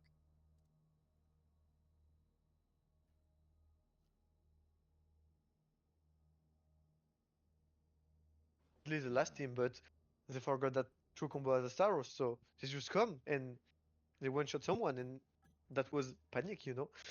And I think TBF was a bit, overconfident. Like they kill almost everyone in the game. They do a lot of kill. They do a really good like game. They have all the stuff, but the last fight they forgot the #1 rule. When you're in top 3, you do not be the first one to engage, and they do. So they Yeah. lost. And sadly for them, they kind of had to engage. They didn't really get a choice because the circle was so heavily favored to True Combo. It allowed True Combo to be able to sit back and go, okay, we don't have to do anything. Stormbreakers have to come to us, and they have to deal with Black Frogs who are behind them. So no matter what, we are sitting pretty in this circle. All right, so going into this game for Minato, do you have any predictions that you want to give people out there on what to expect? Because we kind of know two of the teams that are most likely to move on to our finals, being True Combo and Black Frogs. But any surprise contenders that might be able to come out of the woodworks? I'm believing on my 9-9 team, and I think maybe a comeback from OP. OP or nice. SB. Let's Maybe. go. I think they can surprise us on the last game. Let's go. I love it. I like it. I like it. All right, Minato, we're going to let you get back to the French side of things. We'll get back to the English side. Yep. Good luck. Good luck to you. Alrighty. As Zik, you heard his prediction. Okay. So do you have any Mon surprise cher ones chat, that you kind of want to put out there voilà that you think repartis. could come out of the Je vérifie woodworks juste and que take this one? c'est bon. Hold on. Nous voilà Quick, repartis pour la dernière game. Quick mute here so I can hear myself. La dernière, enfin en tout cas la dernière game de cette qualif. Pas Okay, I'm back. I mean, a lot of teams have kind of been showing up big here. I think Stormbreakers, man, like Stormbreakers were in all the action that entire last game. They found a couple really good angles, and it was literally just up to, kind of the timing of those last couple fights on them getting knocked out. And so I think Stormbreakers actually, if they have another high tempo game where they continue to look for fights in early action, they definitely could. And same thing with the White Frogs, honestly. I think White Frogs had not a real look last game because Yeazer was AFK or disconnected like the whole time. And so, but we've seen all these guys now have some really good plays to try to get back in it. And, the White Frogs have shown they're really good at playing from behind. Like we see them getting into a lot of early scraps, like maybe even again right here. But if they do lose that early scrap, they've been doing really good at kind of recovering, keeping their tempo up and, positioning themselves to still be in it to win it. And so probably going to be looking to do that here in game 4. Worth mentioning, final game of the kind of play-in stage, right? So we got 2 lobbies of 20 teams, 10 teams each, and the top 5 from the scoring from this lobby and the other lobby that's running simultaneously are going to be moving on into the finals, which is Do you want to explain the match point thing, Magical? Have we talked about that yet? Yeah. I talked about it a little bit earlier. And so with Matchpoint, what it is we'll have our top 10 teams, and they're playing to get to 90 points. But once they get to 90 points, they have to win a game. It's not just about getting the 90 points and then winning all that. No, they have to get to 90 points and then win. They have to be first place in the last game in order to take the prize. And that's why it's so exciting. And that's why it builds up the hype on what can happen in the games, because now it's not about like how well do you do through the early games where you can kind of do super well early on, then maybe not do so well later, but still be able to win first place because you got points. In this one, you have to win the very last one. And so it's basically like the whole, once you're into the next round, like where it's only 10 teams left, your whole objective from that point is getting to 90 points first, right? Like it doesn't even matter if you win, really. It just matters getting to 90 points, and then you need to win. As soon as you're over that threshold, winning any game at that point, which, I mean, like, it's not easy to go first in a lobby like this. Like, it is, even if you are one of the best teams, actually pulling out that first place game is not an easy task, regardless of kind of how well it's going, you know? And imagine what's going to happen later when we have our finals, where you have a whole lobby full of insanely talented teams. Anything can happen, as right now in the Cold Fangs keep Sinoid and getting unfortunately attacked by 4 members of True Combo, surviving for a long time, having Sinoid gotten doing that work golden here. armor stolen away from True Combo, but is guiding True Combo away from the team, a long path away, even getting chased down by some of the minions. Might even use a little bit of that terrain to swap back into the desert, even with that hammer thrown out so many times. It's not going to take down Fate Strikes and the rest of True Combo. They'll take that gold for themselves, even if Cold Fangs Keep has been dominated by Dog.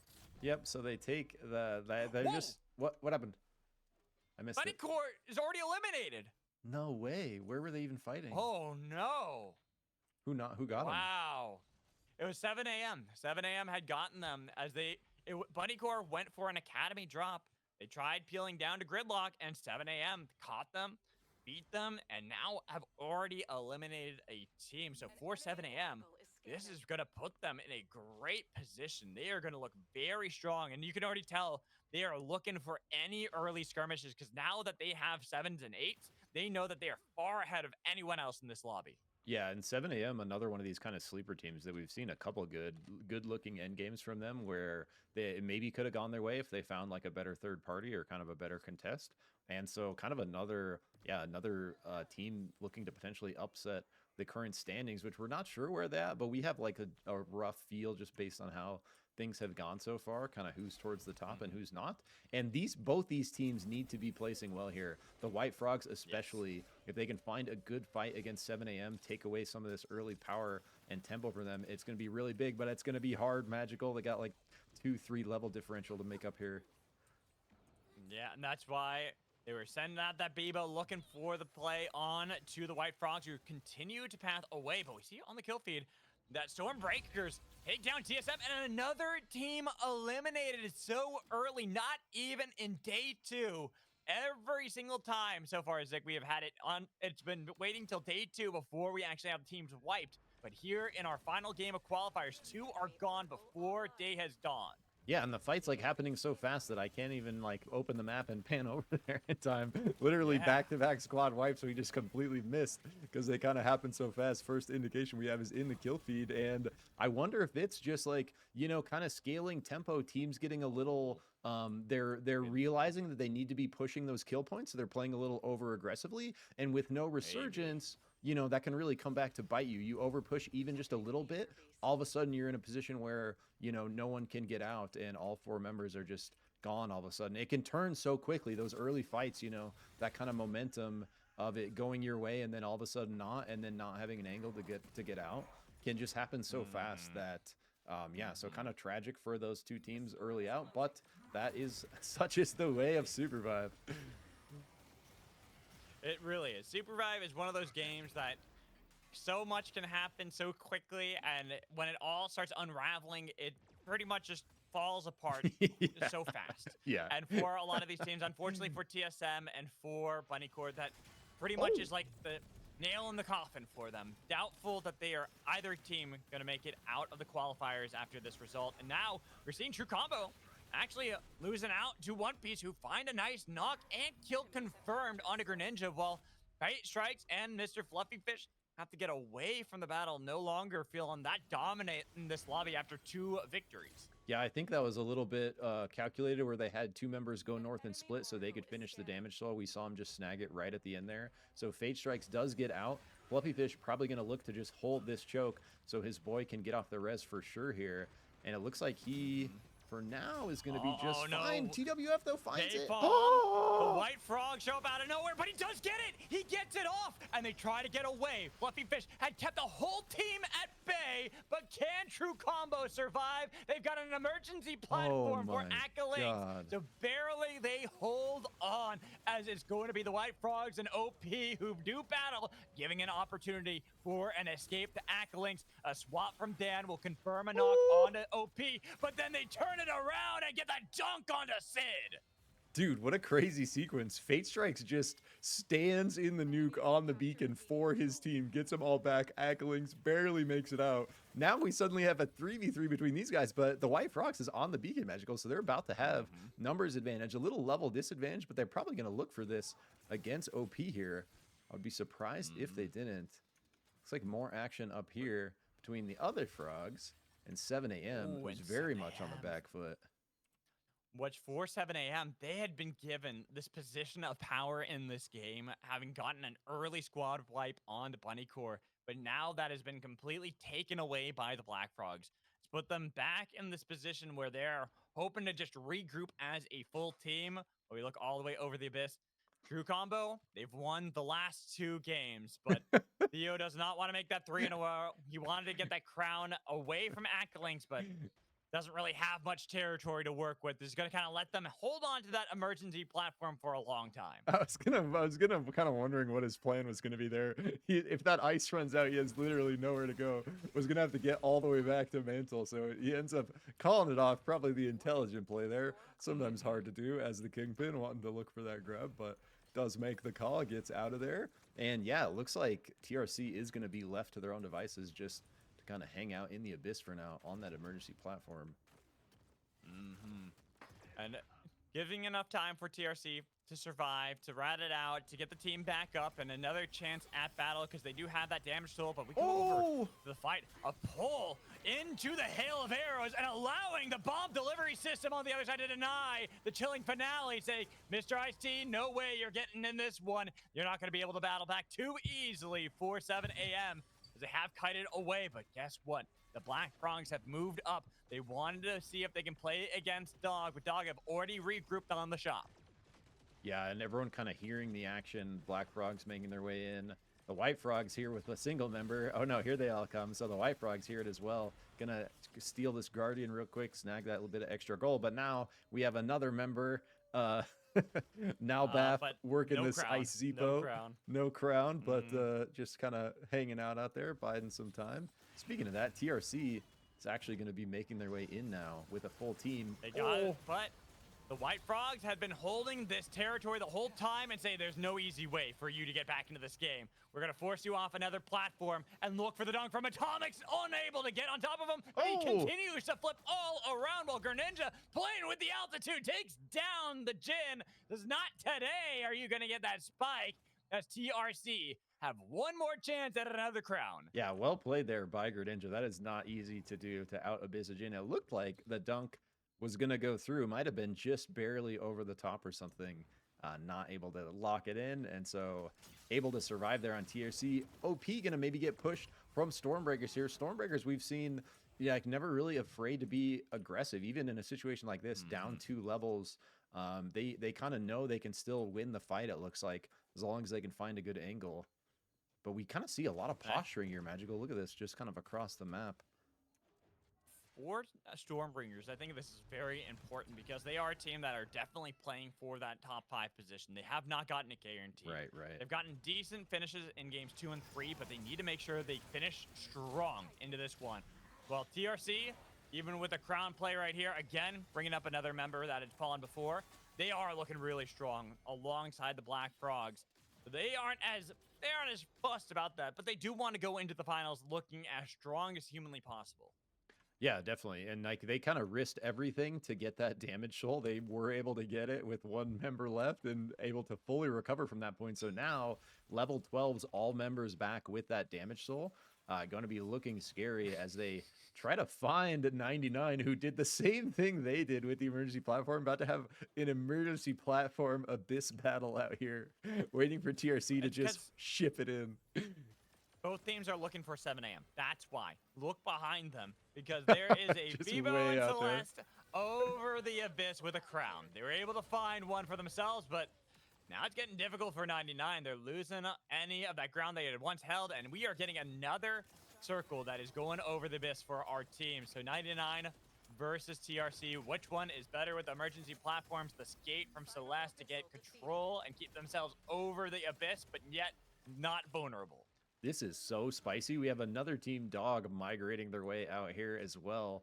about to have just a massive Abyss battle off the back of some Bebo ice patterns here. But they Oh, they have the Air Fire Soul. So it's No a little, way. They have a little bit of an easier time with this one. And they already noticed there's a team on an emergency platform, Abyssal Breaker, forcing them off their terrain. And here comes the Tonk ball delivery system. But it's going to be Krabs, the first one taken down. Now TRC pushing, looking for Izuna. But it's going to be ZZ, barely not taken down by the snipe shot as they're looking for the slam down with a primal smash. And then Sinoid back getting them with the hammer. TRC in danger as even their own base has been taken away, but they are able to get Sinoid and they're looking for the swap back, but Flawed dodging away. Not spiked. Sinoid another time to fight as it's going to be TRC barely surviving. And we see on the other side that 7 a.m. had gotten their rat strat to work and now the team is back.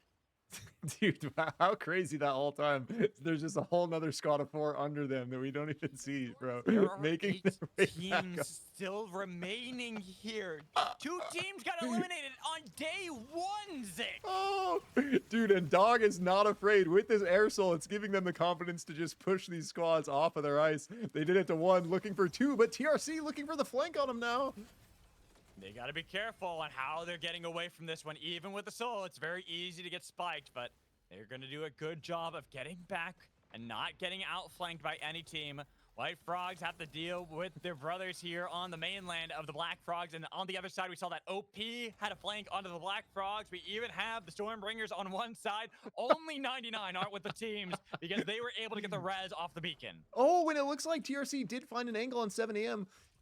Naboth maybe out with the Bebo, but is going to get spiked up the ledge there. So just 1 member left.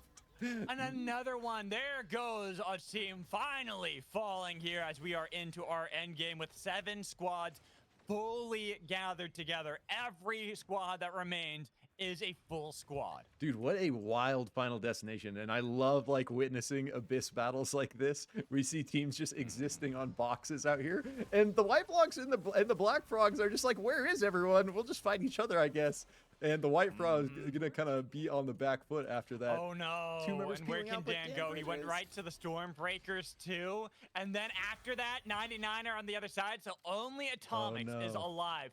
And Shin had spotted that. It's going to be the Assassin duel, but he'll have his clone to get over towards the crown, picks it up with the charge, knocked them away, but gives them a little bit of extra distance to play with. Well, we have one more attempt for the White Frogs. If they're able to have Atomics, we got an absolute mad lad on this gen. White Frogs can have one more chance to stay in. Yeah, and he might have, with the amount of Abyss out here in this final circle, like he might actually have a shot at doing a crazy Jin thing, bringing his whole team back. But he's going to have to look soon because it is mayhem out here. Dog actually finding the southern flank of the Black Frogs. They see it, though. And OP now in a bad spot. They've already lost a couple members who weren't able to get back to the mainland, and now they are the ones in danger. Only having what is it? Kalskinator. That's right. Only Sounds having right to their me. oath left. Now seeing that Atomics is on the other side, Kalskinator is going to struggle on how to kind of position the only member alive for OP. I guess the only member alive for the White Frogs. 7 squads, Zick. I can't believe we're into this kind of circle and have this many squads still as a 1v1 duel commences between a tank and assassin for this little bit of land and for the crown. 45 seconds remain as Atomics does get punted backwards, tries to get away. There's no hammer to connect at that distance, so Atomics has one more chance, healing up, trying to make sure that that's not going to be the oath to get it. But then the Black Frogs interrupted, saying it's not going to be an easy time with a nice chain that connected from Atomics, but he has to dash back once more. 30 seconds. You need to survive. My Jin. God. He's mantling. He's alive. Well, 99 fighting with the Stormbringers of the True Combo. Everyone's pushing onto this little bit of land in the Scavenger's Bay, but it's going to be the push in. True Combo now in the middle. They've got themselves surrounded by all sides, but they're able to find the knocks on the 99. And comes the only one left for 99. While we still see Atomics. 9 seconds. 8, 7, 6, 5, 4. He's back. He's still alive. 3, 2, 1. Atomics, are you able to survive? The White Frogs get one more chance to survive and play with Atomics keeping him alive. 2 teams fall during that entire countdown, and we are down to 5. Atomics doing work there, Magical. Ranks his squad up multiple spots, brings them all back. A final second left under the Abyssal Breaker. And so now, and they 2-way out of there. I don't even know where they went, bro. I Oh, think it they're was. back. Wait, they went everywhere right there. As now, Dog are getting chased down over the abyss. It had been their friend for so long, but the true combo not gonna make it too easy. While White Oh. Frogs, they played valiantly. They got 5th place, and true combo, they've had so many times to get back into this game, but now they're down to 1 once again. The Acolytes takes down the king of the abyss. Ezem's gone. He's dashing in on a Dog as he wants to get rid of Cookies, but Cookies is difficult target to take away. Oh. And Acolytes will deny true combo a 3rd game in a row. Dog barely living there, barely able to pull that out, but they do. Now they're the 3rd squad with both souls. So if they can recover here, looking for that death box while these teams are fighting, they might have a chance here, Magical. Synoid is hoping to get the team back up, was able to get the resurrection onto one member, has a crown as well. Stormbringers have lost their shiv while Synoid is trying to get this death box revived, but nobody from Black Frog wants that to happen. They don't want to give Dog another chance for this absolute crazy play to resurrect the whole team. That's why now it's the Stormbringers' time. They pounce. They realize the attention had been elsewhere, but it's going to be the crown that's popped by the Black Frog. Stormbringer have brought victory over to the Black Frogs, but there is going to be only 9 seconds, 8 for Synoid to get the team back. For Dog, another chance to fight back as Deadbrox has to get back into the storm to survive, but it's not enough time. Dog are all regrouped and ready to rumble once more. Then with the hover wings from Aiden to spot out where the other Bishop had been, they're going to make sure that it's not an easy time for Stormbreakers to break into this fight. And where the circle is going, that is going to be absolute mayhem between our teams. Deborek in such a weird spot here, doing a really good job just feathering, buying time, finding the ledge, getting his glider fuel back, just everything he can to live here, waiting for these teams to find. Flawed is in. Slam! Flawed almost was able to take down Aiden, but they pushed him into the storm over the abyss. A nice emergency platform, but they were able to get one kidnap and a Black Frog. He had been difficult before to take down, and they've already separated. Corny's gone. My. And 2 members on each side. The Black Frog, Treadsy. a nice bomb connects from Treadsy, as Treadsy on Saros has to beat Cookies and Co. But Cookies dashes in, and what the hell there was taken down by Treadsy. The Black Frogs will take the final game of the qualifiers. The Black Frog is looking strong here, actually holding that kind of central position of the final destination for so long in the end there. And we saw, like, there was just a breaking point where everyone was spread out. Everyone was spread out, like 4 teams over Abyss, 4 teams on land. And then all of a sudden, like right here, bro, we just see carnage, madness, mayhem escalate, and so many super close situations. Atomics bringing the White Frogs back, multiple crowns almost coming through, a crown at the very end coming through for the final squad in that fight against Black Frogs, but Black Frogs looking a bit too strong there, able to close it out in the end. So GG's, what a sick lobby to watch. What an epic kind of 4 games we just saw. What a game, Minato. What a game indeed. And what a way to end the qualifiers as well. So give me your thoughts.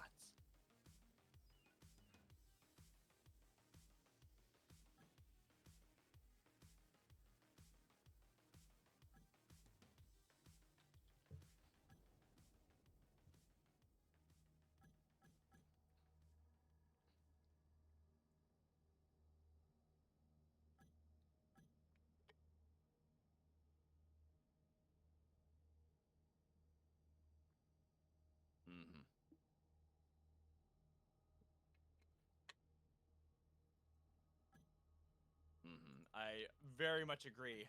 And I will say I am quite worn out from that one, because that was much more exciting than I expected it to be going into that one. I thought that going into the last one that we would see maybe a couple teams play a little bit more fast and loose, and there were. We did have 2 teams eliminated really early on, but then all 8 of the other teams lasted all the way to the final day.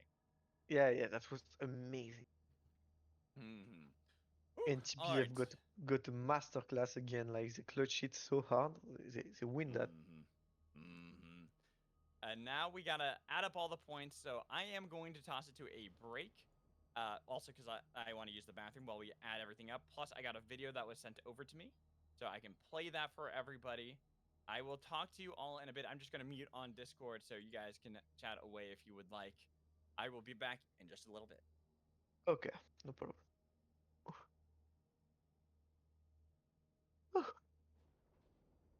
Yeah, I'm gonna get a quick bow Ah. and stuff too, bro. I'll be back in just a couple minutes. Yeah, no problem. Ah, je pense le chat que je fais une petite pause rapide aussi, histoire d'aller aux toilettes.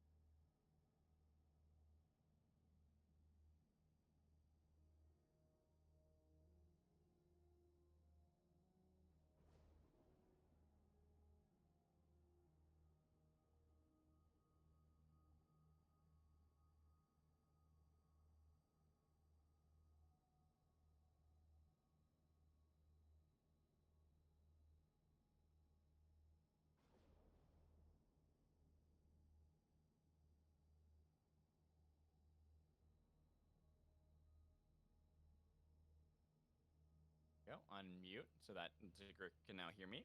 Yo, Here's I Zigger. also just got back. Perfect timing. And impeccable on that one. All right, so we are waiting for the scores to be tabulated still, which is usually one of the longer points of any tournament, sadly, until there's a better system for it. It does take quite some time. Hopefully one day we'll have it all automated, so it's like pretty much instantaneous, you know? That would be cool. But yeah, everything manually calced right now, so it's a bunch of people. Well, one person in a Yeah, we're spreadsheet. working on that. Like, actually, in the Discord French server, we have a bot that who's linked to the game and who's counting point. Oh, really? Oh, Yeah. nice. One second, we And gotta figure out what that bot is. I don't know the bot, but I know it's open source, and so everybody can access to it. Ooh, nice. Mm. I'm just kind of, while we wait, I I'm like, think I reading think I would back. like ask to the dev of the French of the bot and send it to Sprocaine and say there is a bot for your next tournament.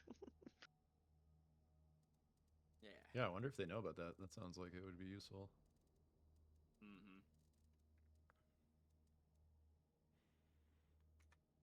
Are they still in there? Did they finish their series of 4?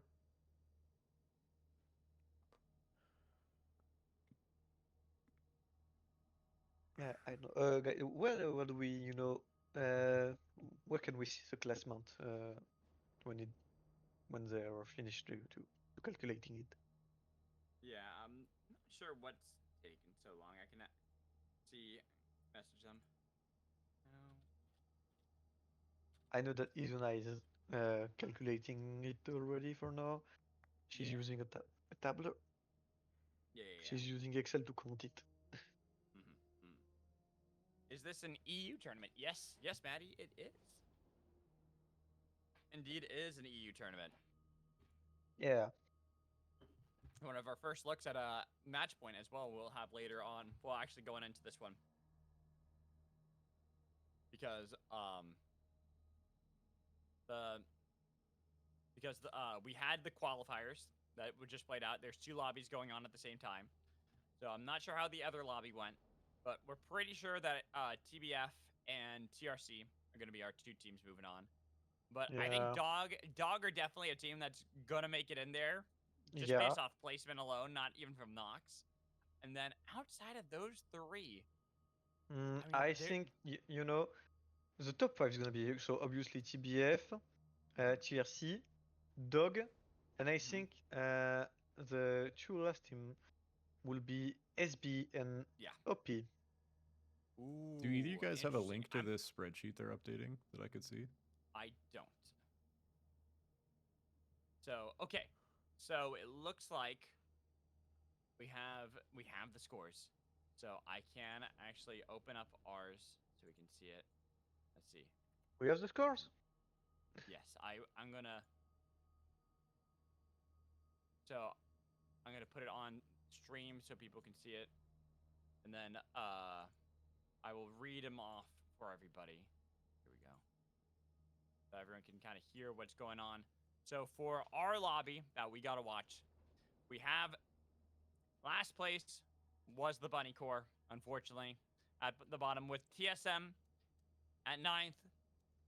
8th place is 99. Unfortunately, they do miss out. And now this is where things get interesting. So we'll switch it up for you. So at the top, TBF, expected, TRC, and Dog. Those are our top 3. Okay. But one of our teams that is eliminated is OP. One of the teams that makes it is SB. And now it is between 7 a.m. and TWF. And it's TWF that make it in. 39 points, 7 a.m., 33, OP 32. Okay, GG to and also 91 got 31. So it was like really close between 5th down to 8th place. Yeah. Very, very close between those teams. I'm mad. I'm sad for my guys, Yeah. And now let's look at the other lobby. This one we didn't get to see, so we're not exactly sure how it went. But we'll kind of read this one off a little bit quicker. I know. I'm almost sure, like 100%, that for the lobby, That Yeah. THT, right, let's see. THK, and TTV were the two first team. Okay. So TTV, THK, and who else did you say? WE? Yeah, W I don't know, but yeah, probably. And Okay. that is so I know there is QTS, and Mhm. I hope for the last one is PP. Ooh, all right. So I will pull it up onto stream so everyone can see now. Unfortunately, BP were our last place team. They got 20 points. And then ZBK got 29, SBL 39, ME 41, GRR 54, and THK barely beat them by 1 point at 55 Damn. to get 5th place. And then it's QTS, PDF, WE, and TTV. So, man, very close there in this lobby with the 5th and 6th place. Yeah, what the fuck, bro? The lobby was so stacked. So, I mean, even like at the top, TTV got 102 points. And compared to our lobby that we saw, we had TBF and TRC. They were both at 119 and 111. But then it was a huge jump down to 3rd place with Dog getting 64. So that we saw a bigger disparity between our top teams than this one did. Though there's Yeah. quite a disparity. Oh, wait. Ah, Krillo gifting a sub out. Thank you, Krillo. I appreciate that. Appreciate you helping out with the stream. Gifting over a sub to Buff Path Piff. Definitely appreciate you on that one. But yeah, so there we go. We got our lobbies. We figured out how our teams are. So it's going to be TTV, WE, PDF, TTF. TTS, THK, and then it's going to be TBF, TRC, DOG, SB, and TWF. So our top 10 teams, and that is going to be match points. So we will try to get them into the lobbies as quickly as we can. How many games are there is for the second party? What's up? How many Oh, for games this do one? we have? Yeah.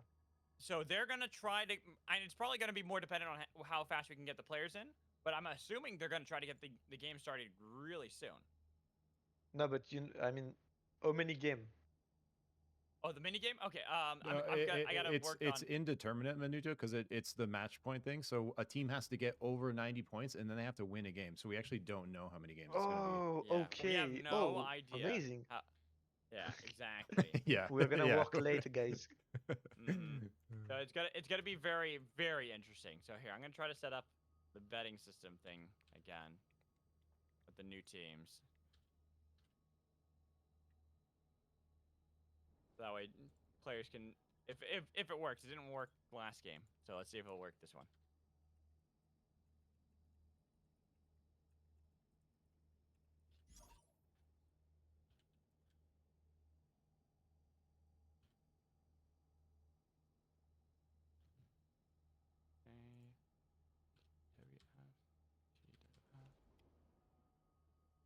SB,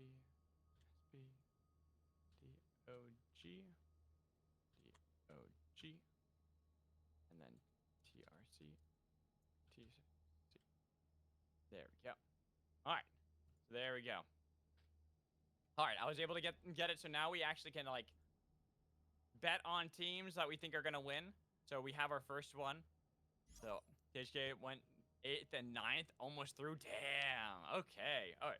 And I will also do one more thing while we get the teams ready. Zick knows what it is. Whenever we get to the finals, I lift up the desk so that we have the standing cast. So you guys entertain the stream while I get the setup. I just switched, bro. I went the other way. I was standing and now I'm down. That's funny. The classic standing desk maneuvers make it much better to have to sit here all day and play, talk, etc. But I don't know. I had a long weekend last weekend, and I'm like still trying to recover for it. So I'm on the sit.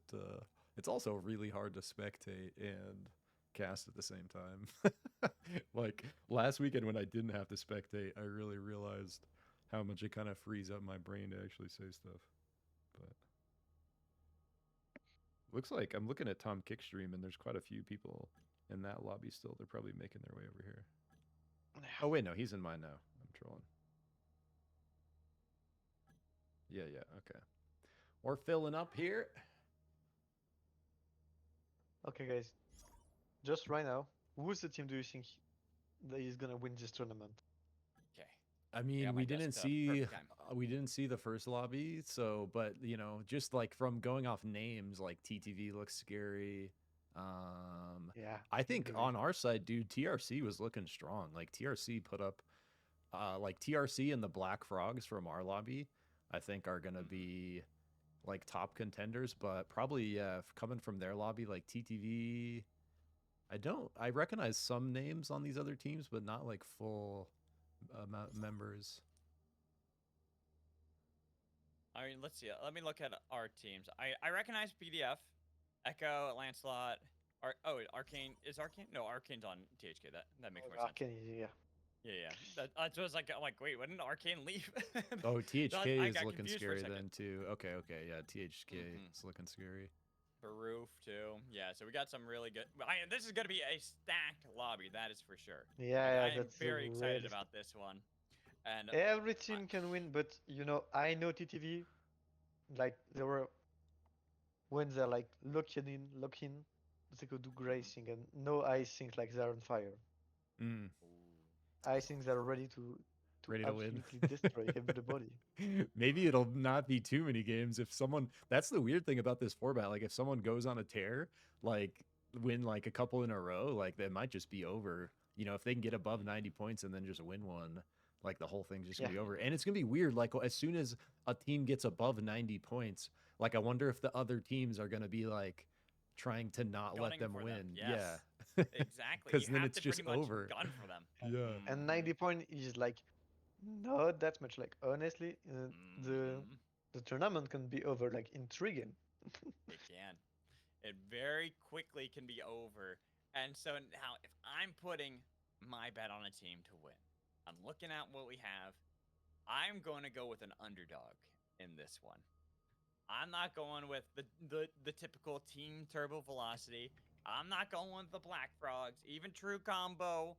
I'm going with Team Dog. I think that Ezev has shown up on the Bebo. I think it is time for the dogs to eat good today.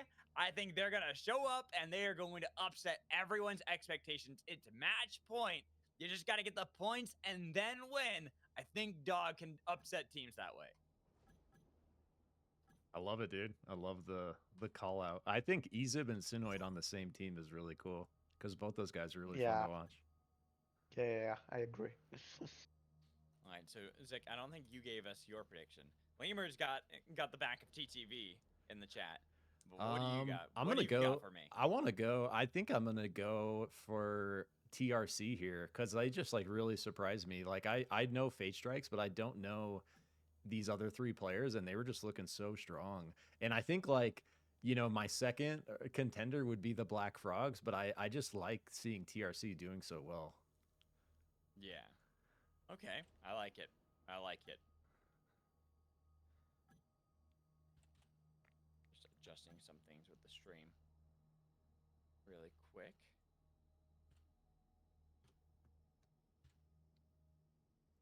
Wait, did he say the Storm Shift? Oh yeah, I don't know if they said Unstable the storm Portals shifts for Glider us. Final Destination. Okay. Before we go, I want to make sure I get the ads running before the game, so that way we don't have to worry about it during the game. That's the last thing I want to have happen while we're in the middle of hype games, is for the ads to block anyone from seeing it. So there we go. Perfect. You got to keep that up. Boom. Got it. We are ready. Yeah, and I had to change those things because those are just coming up way too often. The Streamlabs like notification things are coming up way too often, so I had to fix that too. There we go. All right. I think we are almost ready. I'm going to open up the bet so that people can bet on which teams they think are going to win. Let's do this really quick. Let's add points to everyone because I want everyone to be able to bet. And now we got that. Sadly, I can't bet. I can't bet on my channel, but but I bet money with my friends, so. Yeah, well, this one's not a real bet. It's like just whoever's playing pretty much. So it's like, and you don't use real money. You're just using like the fake points in the like a stream thing. So that way, it's like you feel like you're betting, but you're not actually. Let's get this. I accidentally closed it.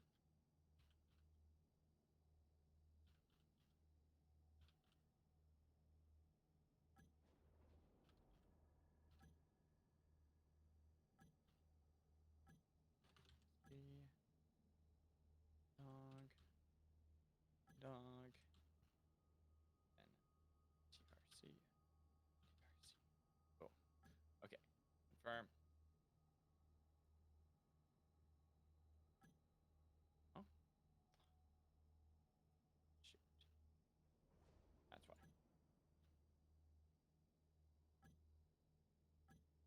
Now, if I can't get this working, then we'll just go. If the teams are ready, we'll just go. We're not gonna wait for me to get this working. If it's not working, it's not working. I'd rather have the teams play if they are good to go.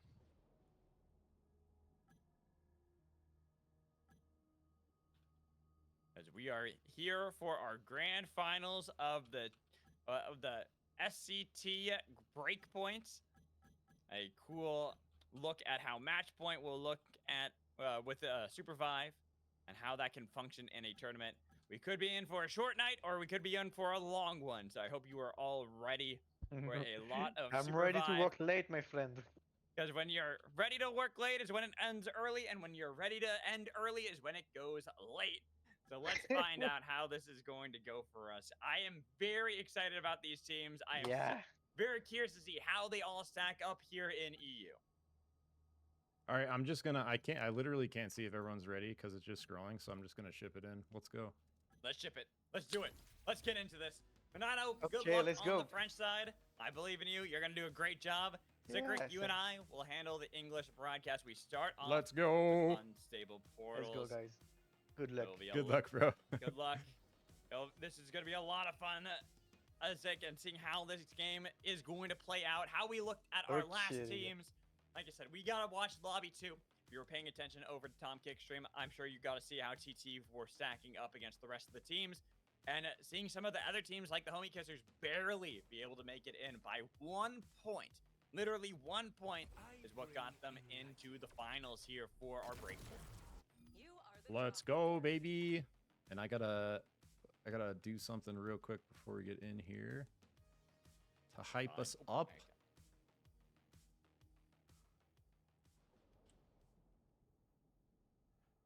Go.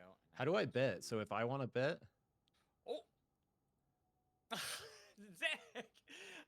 It's Zach. Let's go! Gifting 5. diving into the finals, baby. The finals needs hype. The hype is here. Let's go. Yes. The hype is here. We got the hype train. So if anyone can give any donations, any subscriptions, much appreciated. But I want to dive us into the finals because that's why we're here. We're here to get onto the breach and find out who is the best in EU. We got the top 10 teams playing. They've all been playing quite a lot already, and there could be a potential for many, many more games. Did you know there's a I love floating super Zeep up here, bro? I had no idea, but now we know where they all come from. They They all spawn spawn right above everybody. hundreds of meters above the heart is where super Zeeps come from, apparently. I love it. Instant action here between TBF and THK. THK, one of the scary teams coming out of Lobby 1 that we haven't had a chance to witness today, Magical, but the Black Frogs on the right here, one of our top contenders from Lobby 2. Looks like they are going to kind of just split up here, go for their early farm. But they're just kind of splitting up, and this is where, kind of going with how Minando was talking about in game 1 of the qualifiers, teams playing more passively, playing a little bit more cautiously, even if there's a couple trades like right now. Questionable Tactics Squad getting found out by nice. True Combo and getting spiked down. So the first casualty is going to be struck by True Combo. Taking down QTS. They've been split up as well. And without Resurgence, it is going to be a little bit difficult, but they're able to get away pretty easily, though they set up the Death Brush. They were looking to see if they could take down Fate Strikes, but with only 2 members here, could have gotten dicey for True Combo had they continued to overextend. Yeah, and we're right about now, we're kind of getting into the territory of, are you wasting your time chasing, you know? Because it's like Yeah. all these other teams are farming while you've kind of spent the last minute pursuing that kill. And yes, you know, kill points are in play, but with such an interesting tournament format, like the kills only matter to get you to 90, right? Once you're 90, Right. doesn't matter. Like, you just need to win. And so it's like kills are going to be really important early on here, but placement's still going to be very important as well to kind of try to scale, you know, those points into above 90. And then like that's when we're going to start to see stuff like really spicing up. Like I think these first couple games might be like a little tame, like a little more relaxed, and then like game 3, game 4, when a team is above or multiple teams are getting above that threshold, I think we're really going to start to see stuff like enter the realm of the end of our last game, Magical, where it's just like absolute carnage between like 6 teams. I think so as well. And I honestly wouldn't be surprised if we end up getting a like final day, all 10 teams are still alive. Absolute chaotic fight at the end. Because it's unstable portals, which means there's a lot of those kind of angles you have to look at and kind of be careful of your flanks, which could put teams off balance and off kilter with looking for some of the angles they normally would look for fights, so they're playing even more defensively than the average game would be. Yeah. So looking at how teams are right now, kind of seeing that they're continuing to go for the pace of play it slow, play it steady, win the race. Yeah, and it's just like, you know, it's really a shift. Like me and you have gotten to witness it from the observer's perspective, but it's basically been a shift in the SUPERVIVE meta that we've seen kind of form over the last month and a half, ever since the massive leveling changes, changing it from 9 to 15, followed by the big gold changes, making gold be the main thing that kind of matters as far as, you know, your character's power and progression throughout the course of a single match.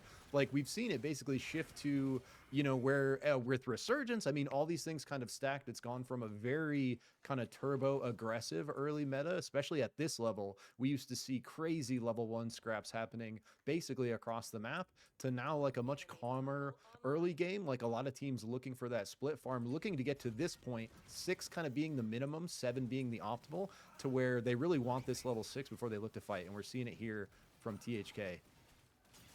Nice block with the Bright Shield. BlackRock denying the Homie Kissers that angle. As Love you the can tell, name. the whole time Sprocaine was hanging on to the pole the whole time, but a nice knock on Trenzy. He's going to start things off so they can find Aiden, and that's why BlackRock, he sees the writing on the wall. He's going to bail for the Black Frogs, but we see that there's going to be another team, True Combo, taking down the Black Frog Clarny, now realizing it is all death for the team, so he is gone, and only one will remain for the Black Frogs. But TRC are now positioning themselves up against the Homie Kissers. They got good gear. A pull, though, looking for the spike. Doesn't matter. They were able to get the knock and take down Greninja, but it was a swap that almost put the Kingpin in a bad spot. FaceTrax trying to go for the play, but he was down in levels, and you can see that the Homie Kissers are now way ahead of the curve, and they are attacking the back line, taking down Greninja for a second time. The Homie Kissers, really strong look there, literally coming across both of our top teams from the previous lobby. First the Black Frogs, then TRC there, and able to fend off both very well. A couple picks coming through on both sides. So the Homie Kissers scaling up their kill points, looking to put themselves in a position to walk away with this first W. And like, how important is this first win, Magical? Like, to put yourself ahead on the points and put yourself in a position to go for that 91st. Like, I think whoever wins this game is going to be sort of riding that tempo, right? Pretty good here. Could be, but you could also be putting a gigantic target on your back. A lot of teams are going to be gunning for you at that point. They're going to see you at the top, and they're going to want to make sure they stop that and its tracks, not let you get to that 91st, because obviously every team wants every advantage going forward. And saying that how this game is going so far, BDF were able to get the Homie Kissers away from that vault, having gotten themselves fairly good gear. The BDF actually in a great spot, and actually seeing Cicada playing a Felix. We didn't get to watch that in our last lobby because PDF was in lobby 1, but we haven't gotten to see any Felix play. This is going to be the only one we have seen on our stream today. Yeah, and we haven't looked at TTV yet, but if Adamark is not on the Felix, yeah, so the other ones are only hope here, or only Felix hope. Sorry, I peeled away from that fight to check there. Okay, But cool. Right now, the Homie Kissers. Okay, so It was the attempt from True Combo as they had gotten away from the fight. They were able to resurrect Fate Strikes and Greninja, who had kind of had to sacrifice their life, and they're on the Shrapnel Soul. And despite the fact that the Homie Kissers had beaten True Combo, they're still scary enough to make it so the Homie Kissers are thinking twice about entering to take away the soul. Yeah, I think they were maybe waiting to see where the Oath was. He finally shows himself, and so... Oh, but now PDF coming up from the south, going to be a much harder fight for True Combo here. So they're going to have to play this very well. Fate Strike does shift out to the north, so they're going to kind of abandon that Shrapnel. Don't want to get caught in the middle. Big pull coming through. Nice pull, though. From They almost accidentally dunked it, which could have then spawned it back over to PDF, but... Seems that THK are going to be able to get it while True Combo find the angle on a PDF, and they are making sure they are splitting hairs. They are taking down PDF members very low on health. That Echo survived, Cicada survived, but not until the Stormbringers show up. The fourth party, poor PDF, are feeling the brunt of too many teams collapsing upon them and finally get taken down at 10. Man, PDF, it looked like such a good angle coming up to the south of that soul, but on the retreat out after the soul is taken, they find literally 2 squads on the left, another squad on the right, cannot fight off all 12 members. So PDF going down very early there at 10th, despite what was looking like a pretty good, kind of push for this soul. And the Homie Kissers, kind of the real winners of that, coming off the back of that Sprocaine grab, getting the Shrapnel Soul. We see him here looking to finish the work they had put in against Stormbreakers. Oh, they actually missing that Tonk could have put them in a bad spot because there's a lot of damage out of Sprocaine and no longer having the shields either. So Shin makes quick work. Then they get the blast off onto the B-bow and make sure that Orlando's cannot get back to the team. But he's put down the B-bomb, but Sprocaine had hopped away from it. You gotta stay with the B-bow. It's able to revive you, and now Arcane far away from the team and only one alive for the Homie Kissers. Everything had been gifted to them, and it's been all snatched away by the Stormbreakers. Stormbreakers, such a good fight there. Kind of like in the middle of our previous lobby, but actually, now that I'm thinking back, had some really good fights in that lobby, and a really nice one there against the Homie Kissers to kind of answer back. Not able to get that last member, so can't steal the soul away, but maybe going to be looking to finish eventually here as we see TTV pushing into Dog. Another clash of the lobbies coming together here. The Dog have gotten away. They were able to kite back, get into Cold Fang Keep pretty securely. And even though TTV looked like they could have continued that pressure, they decided to pack up the camp. Instead, will slowly move control into the keep and make sure that they are as comfortable as possible with as much terrain controlled, especially because we see 9 squads still remain. I was talking about how there's a high probability of 10 going into the final day.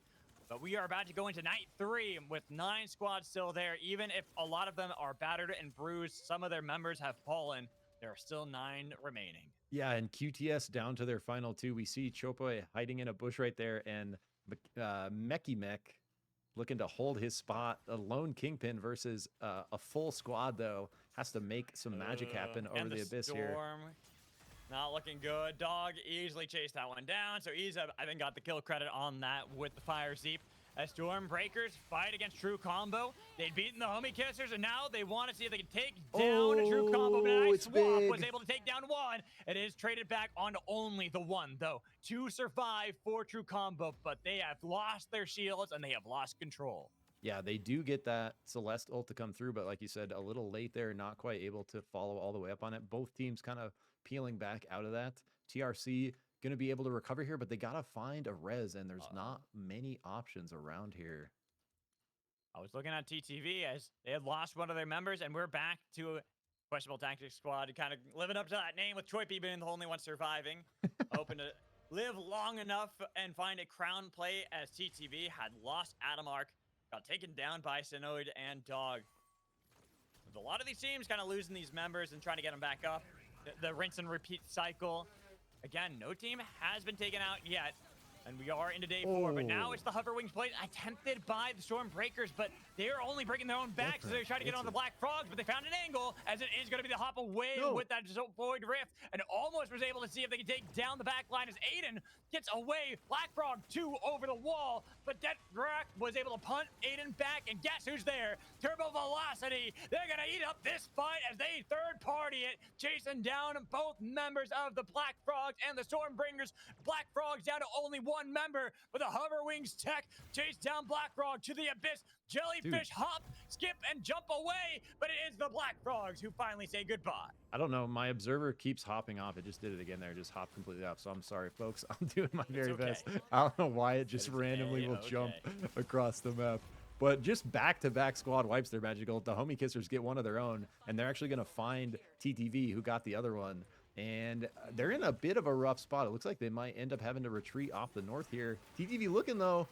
Oh! I think they might have to sacrifice members. Sprocaine was the first one. Teldo chasing into the back line, looking for Orlando's or Arcane, but you went a little bit too far without the team. Now it's a 1-for-1 trade. Yeah, a little overextension there by Teldo. Maybe was thinking his team was going to follow up, but they do not. So they end up trading one back there. THK continuing to be in a pretty strong spot for the majority of this game. And Stormbreaker is in a good spot as well. If we look at just kind of the powers, the item evolutions, like Soul Stealer on Gecko, fully evolved Armor Shredder, multiple pinks, double, triple hover wings. So a lot working for them. We, though, in a scrap over here with TRC. TRC are trying to see if they can combo this fight back, but the Wisp Benders are looking to live up to the name.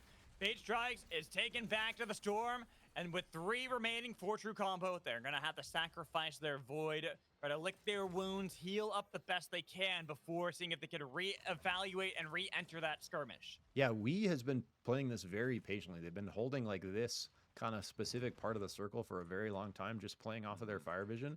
We really haven't seen them like leave that spot for the majority of this time, and it is working out for them. And they'll probably start making their way over soon. Yep, as they see this next shift coming in. And a minute here on Tom Kick's crown for Turbo Velocity. We'll have to see if any other team looks to try to push that, or if they're just going to let this time out. It doesn't look like it at the moment. There are 7 teams still remaining here, Zik.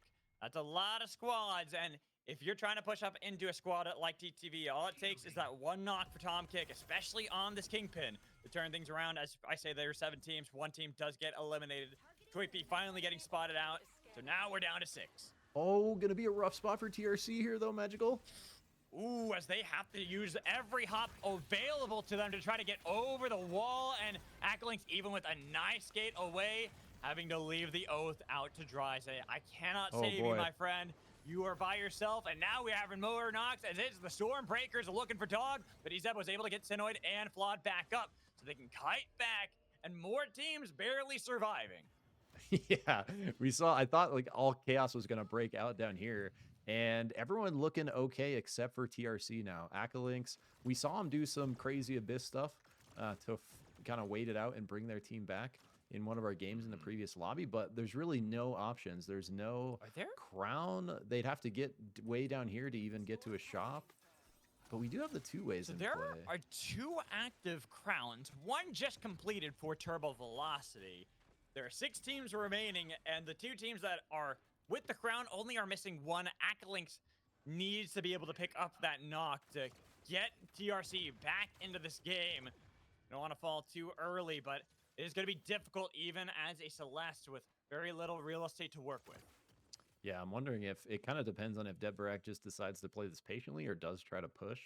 I imagine they kind of play it safe here because even just a single Celeste, if you think you're going to be able to wait out that time, it definitely can backfire if you get, just she gets a cheeky spike through or something, which Celeste is really good at. So looking to opt out of that. Speaking of playing it safe, that might sound weird, but Dog actually are playing it safe by having Flawed get a lot of the attention from TTV so that Ezeb can still stay in the circle. 45 seconds remain.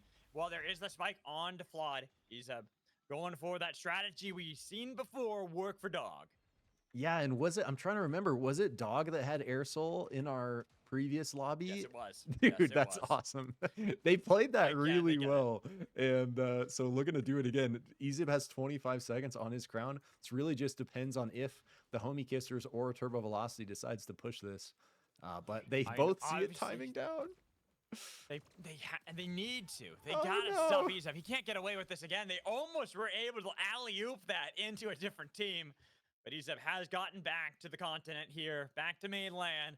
With only a few seconds left, Dog will have another chance to see if they can climb up the standings again. They've done so many times today. Yeah, Sunoid's got to make it back, though, because they're a little split here now.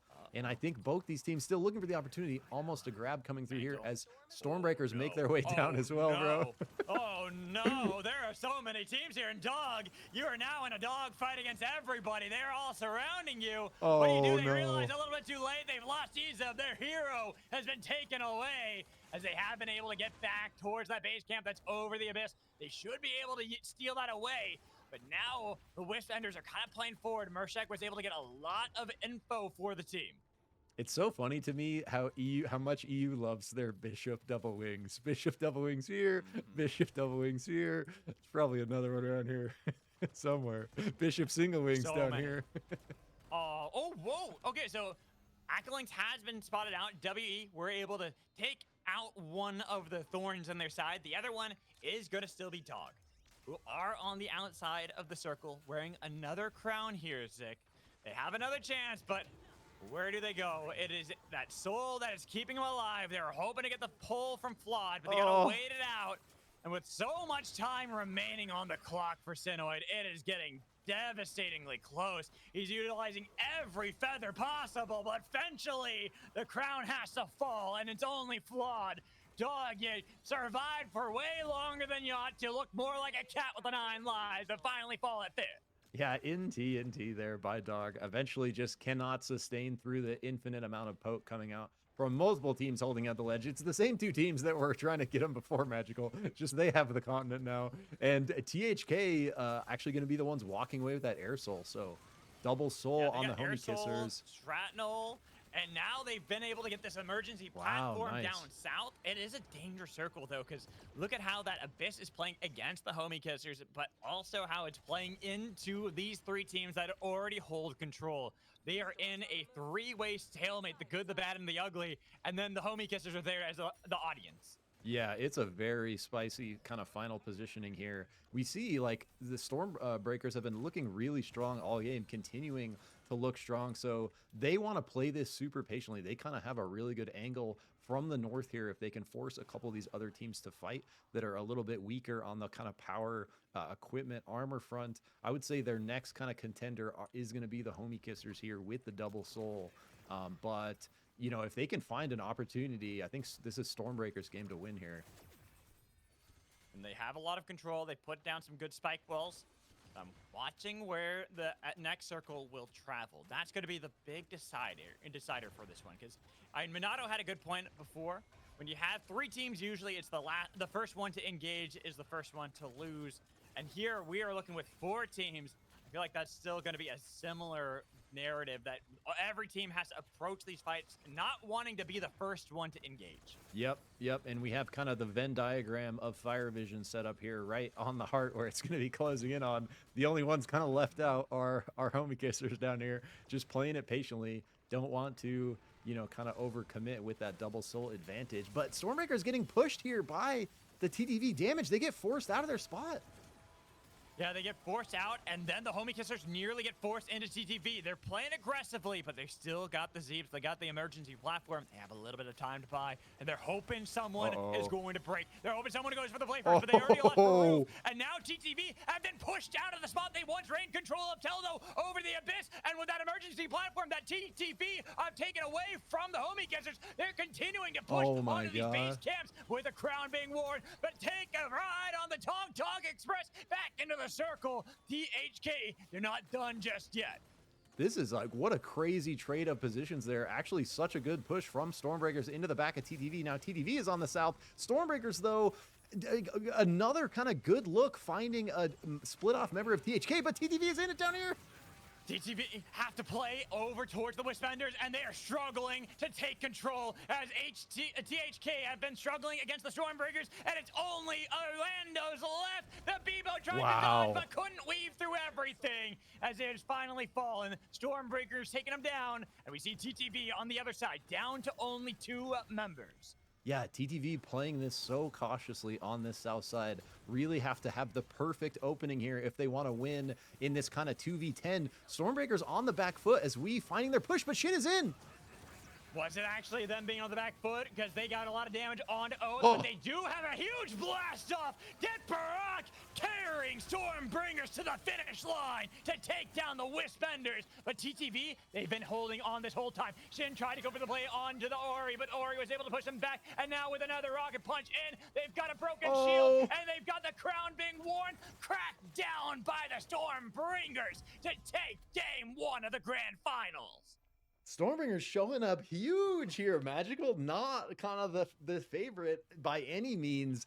Kind of like a good showing in the first lobby, but a massive showing here in game 1. We saw him kind of riding that, that equipment, that item, that power advantage throughout the course of the game. They play it, flawlessly. Such a good push into the back of TTV with the last 4 squads left. Then they find a couple picks against the Homie Kissers. They're able to fully wipe them, get the air soul, which it didn't even matter much at that point, because as we looks for the engage, Shin has an excellent kind of counter with the ultimate armor shredder on that Shiv just coming through. So big for them and able to close it out there. But really nice fight, well played from Stormbreakers there.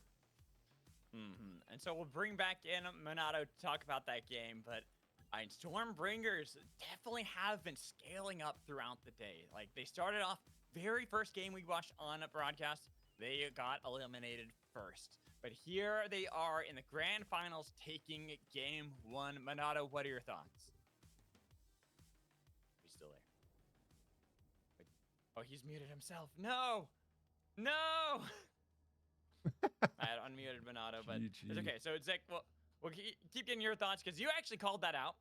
Looking at how the circle was playing out, you had said that you were giving the favor over to Stormbringers, and they end up taking the game. So what were the factors kind of going into that made you pinpoint the Stormbringers as being that team? I mean, they kind of had the equipment, the armor, the like powers advantage. Like, they were kind of the most evolved up with their weapons and everything. But they played it really well. Where when TTV was on the left, TTV thinks they have an angle against the Homie Kissers. They push.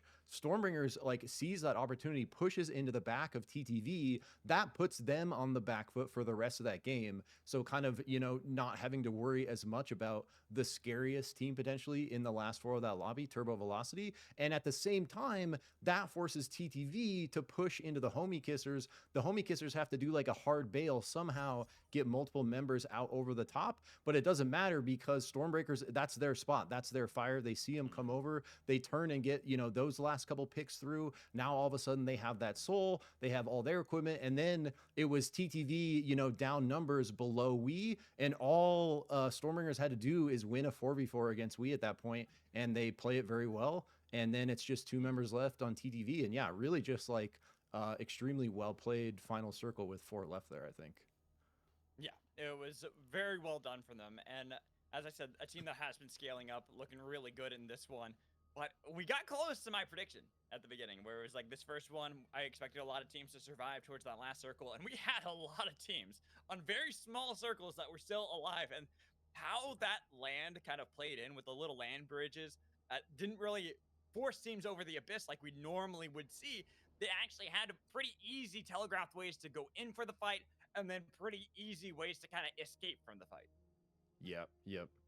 It was pretty interesting look. I'm trying to see real quick if I think teams are submitting scores, because this is the Yes, we need the scores on this yeah, one. we need the scores before we can ship it, so teams know who's close to 90 and stuff like that. But yeah, I'm just gonna wait on the lobby until. Perfect. Yeah. So once Izuna's got the points ready for us, I can go ahead and show those on the stream as well, so people know what's going on. Obviously, we know who is going to be in first going into this one. Kind of should know at least a couple of them, but with kills playing a factor, it can shift things up pretty quickly. So I'm expecting to see Stormbringers still at the top, because while they all got first, they also were very proactive in a lot of those fights and how they were able to play a lot of those. I'm kind of curious to see how the other teams are going to really start factoring into this one, because I feel like the Wispenders were a part of only a few fights, while TCV were a part of a lot of fights. We saw how the Homie Kissers were a part of a lot of fights as well. So that's why I'm kind of expecting to see those teams maybe surpass other teams that placed it a little higher than them, and on the just with placement in general.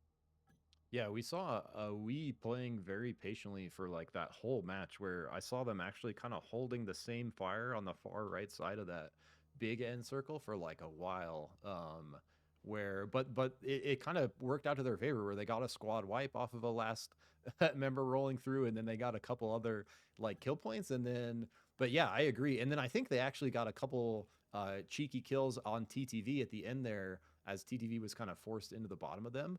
But yeah, I agree with basically what you were saying. Like, definitely potential to scale for multiple teams across the lobby. And this is like, we just did play-ins, 2 lobbies of 10 each for 20 teams. This is basically the top 10, so top 5 from each lobby. So this is like, these are some very competitive teams like this. I expect this lobby, just like last game, to continue looking, pretty competitive throughout. And I don't know if there is necessarily like a clear favorite at this point. Right. And like Lemur's kind of saying he's surprised that there were so many teams alive towards the end because the circle didn't have that much land, just lots of tiny islands. My thought process here is not necessarily about the circles themselves, but teams having the trepidation on wanting to play too aggressively too early and then getting punished for it. Because this is the grand finals and it's game 1, they kind of want to put their best foot forward so that they have those advantages, which is why I expected, kind of like what we saw earlier with the qualifiers, game 1, teams a little bit more cautious with how they approach fights. But as we get into more of these games, more teams, especially teams like in the middle or towards the bottom, are going to take a lot more risks because now they have to risk it. Now they're forced into these positions just mentally that they have to start coming back. They got to get these kills. They got to knock out the teams that are above them. Otherwise, they don't have a chance to be able to get to that 90 points and get to that match point.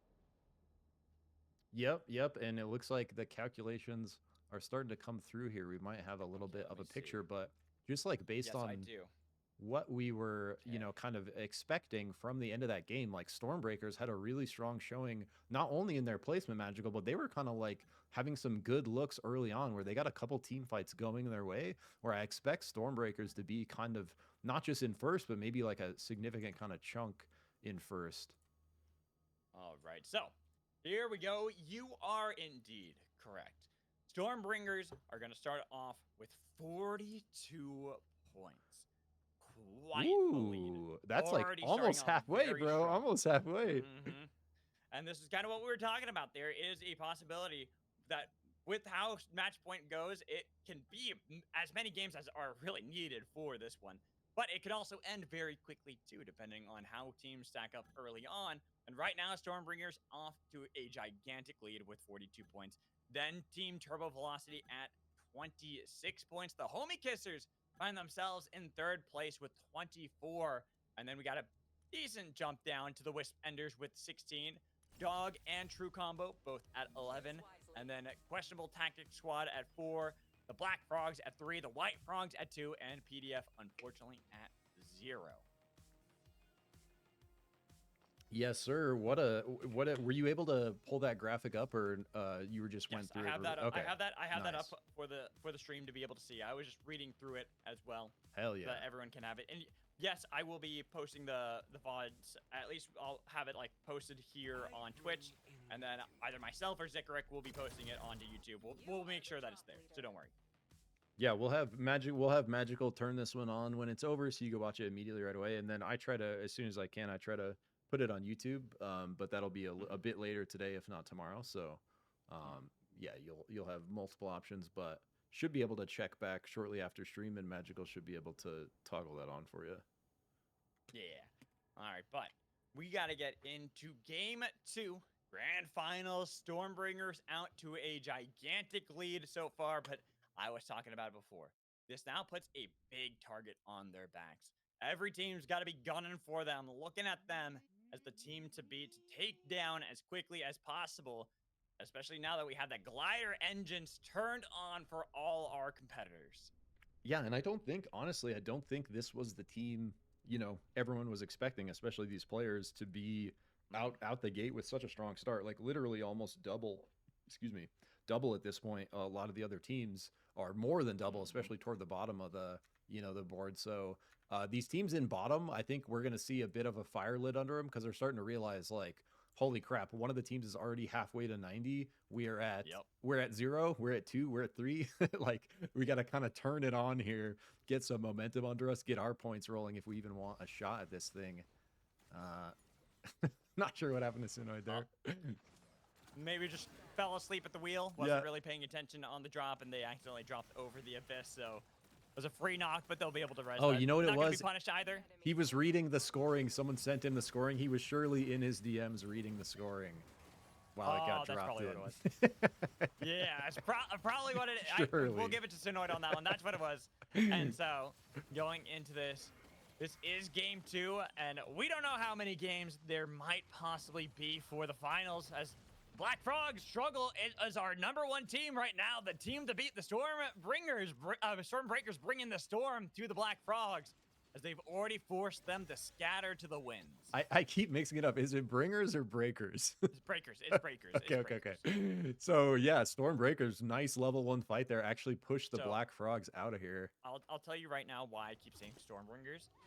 In League of Legends, Volibear, his ultimate is called the Stormbringer. Okay. And okay. so I casted that game for so long that some things are ingrained into my brain. I see. I And I see. cannot break them. That's fair. Like my RJ. Yes. It's like it will take a long time for me to get to break that. But right now, Homie Kissers are seeing the broken Black Frogs, and they're chasing down Black Frog into the lava. He throws down a couple of hammers, but the thwack down from the baseball bat that is both Orlando's and from Sprocaine. So they're going to be able to kind of take down the Black Frogs, who are our #1 team from Lobby 2. Keep that in mind, as they are at the bottom of the standings right now.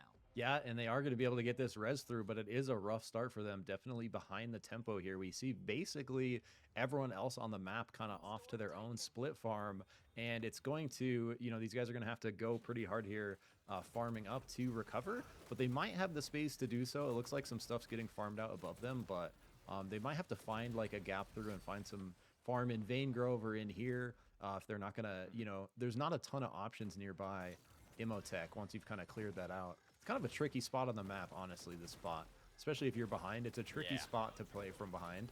They really want to try to find their way maybe through Kobas and get more over here to look for, some day 2 farm as soon as that's about to come through.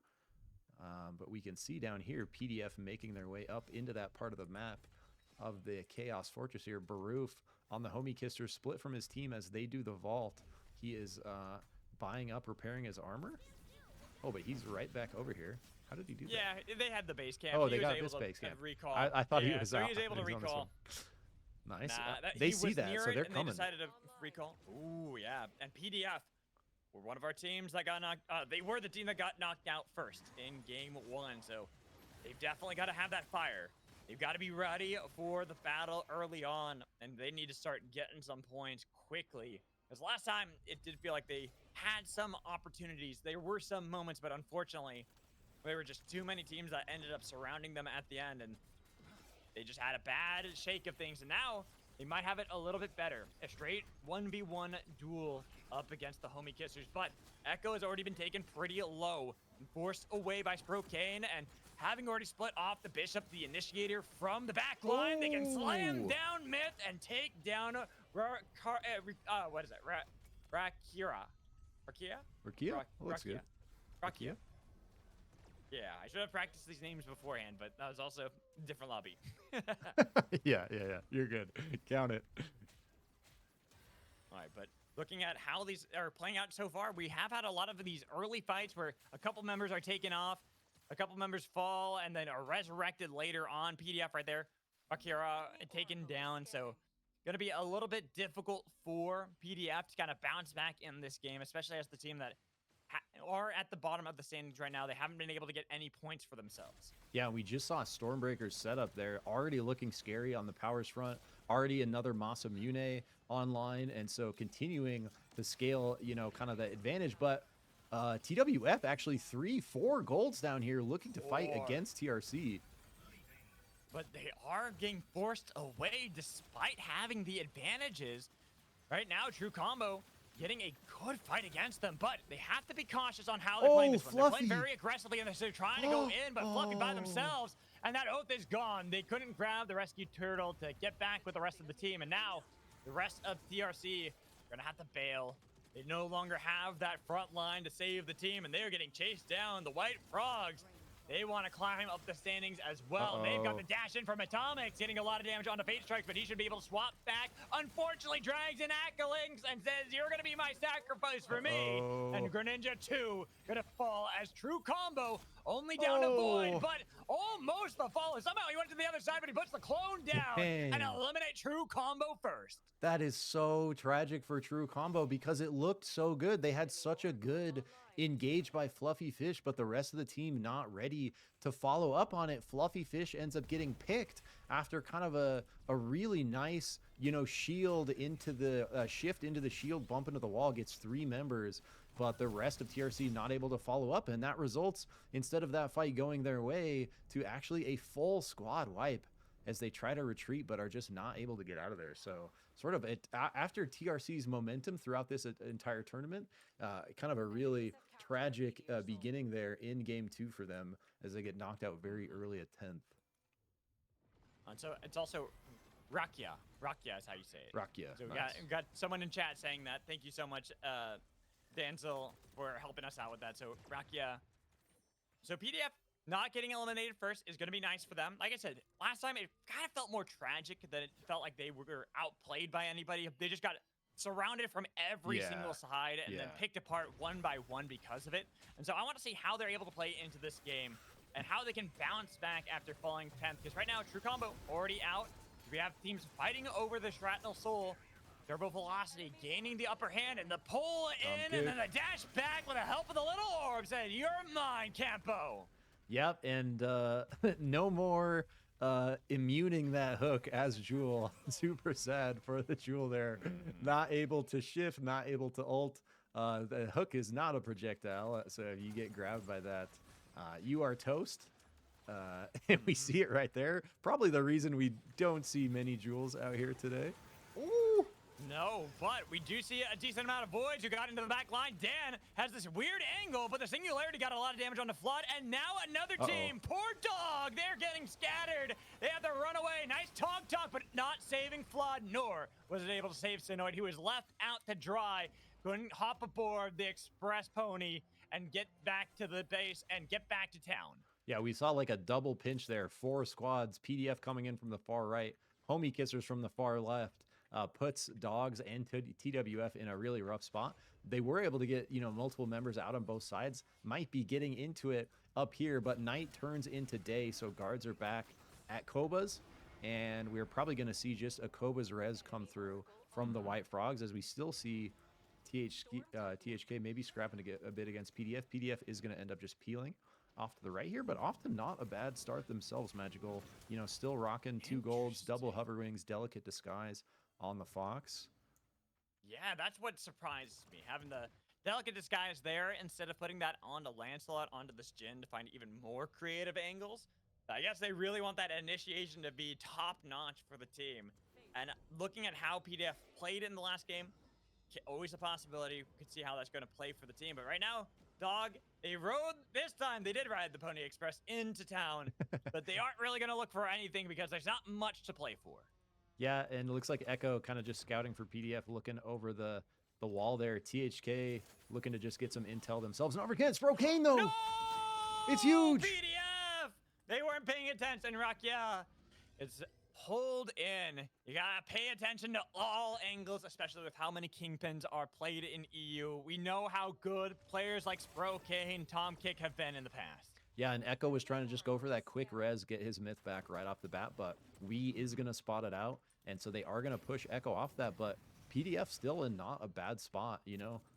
Golds and double wings, golds and delicate, so they're definitely in a spot to be able to get that res through. Such a spread map, Magical. It's like all these teams actually playing so patiently, which is a bit surprising when you consider, you know, potentially how much these kill points are going to count toward, you know, getting toward 90, but we've seen a lot of patience here early on in game 2.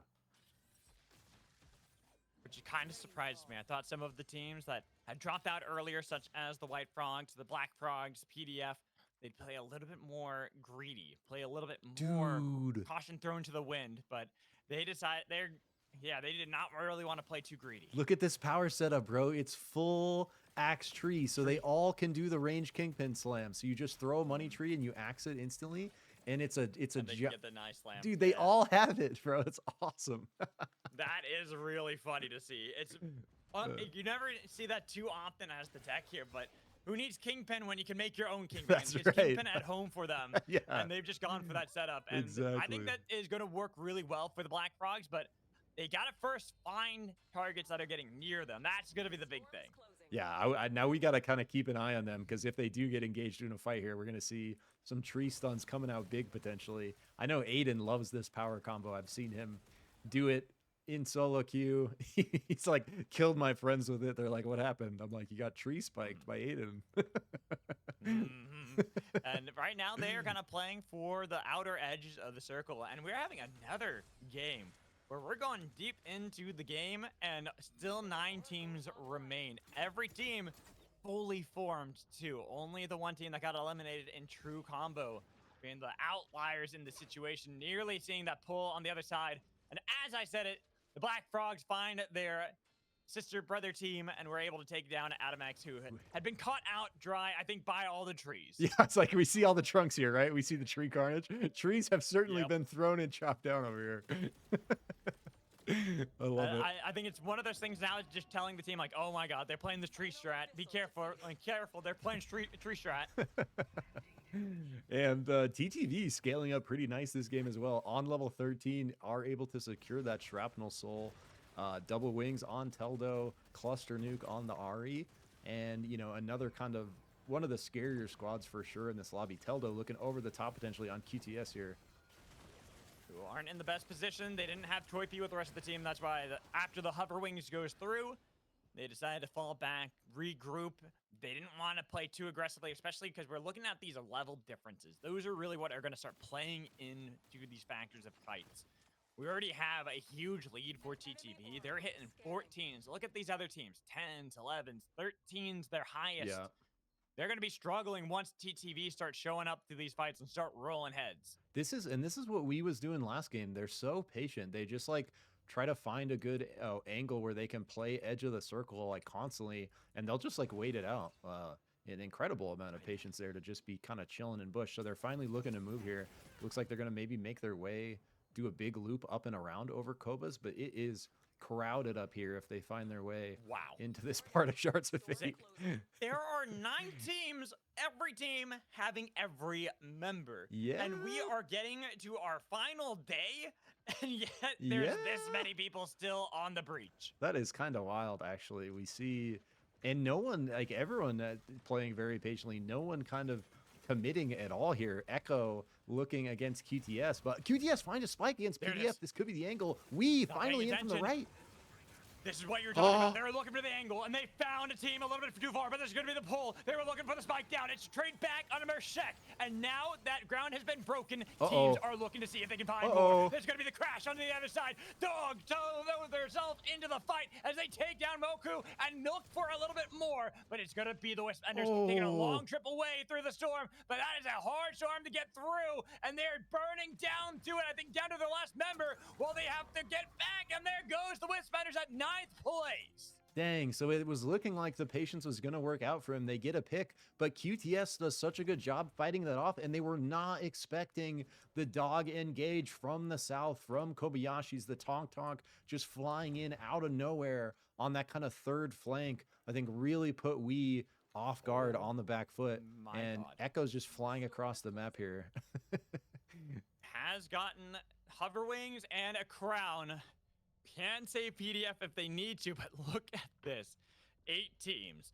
This circle is crowded. There's not enough space for everybody to take up on the breach, and we are starting to see how difficult it is for teams like the Homie Kissers to find a good foothold, as SB had Here we already go. gotten full control. That's why they're having to brute force right through the front door. They're throwing down the hammer, and the Stormbreakers, they peel back, but keep an eye on the White Frogs behind them. We have a couple knocks on the kill feed. Dog losing Flawed, which is, you can see at the very edge of the fight that there is Dog and QTS fighting with Mega Oh wearing the my. crown. But it's going to be the fight coming in from the Homie Kissers, taking down already Orlando's, and somehow Mega is able to get away. The White Frogs are able to take down Baruch and down only Arcane. Arcane trying to get away. Oh my We're able to God. get themselves into it, but it's going to be the turnaround. Take down the Homie Kissers. Our first team taken out, and now White Frogs, they find themselves in the same spot that the Homie Kissers found themselves in just a moment ago. The Stormbreakers are still holding strong, making sure nobody can enter too easily, getting a little bit of damage onto Dan.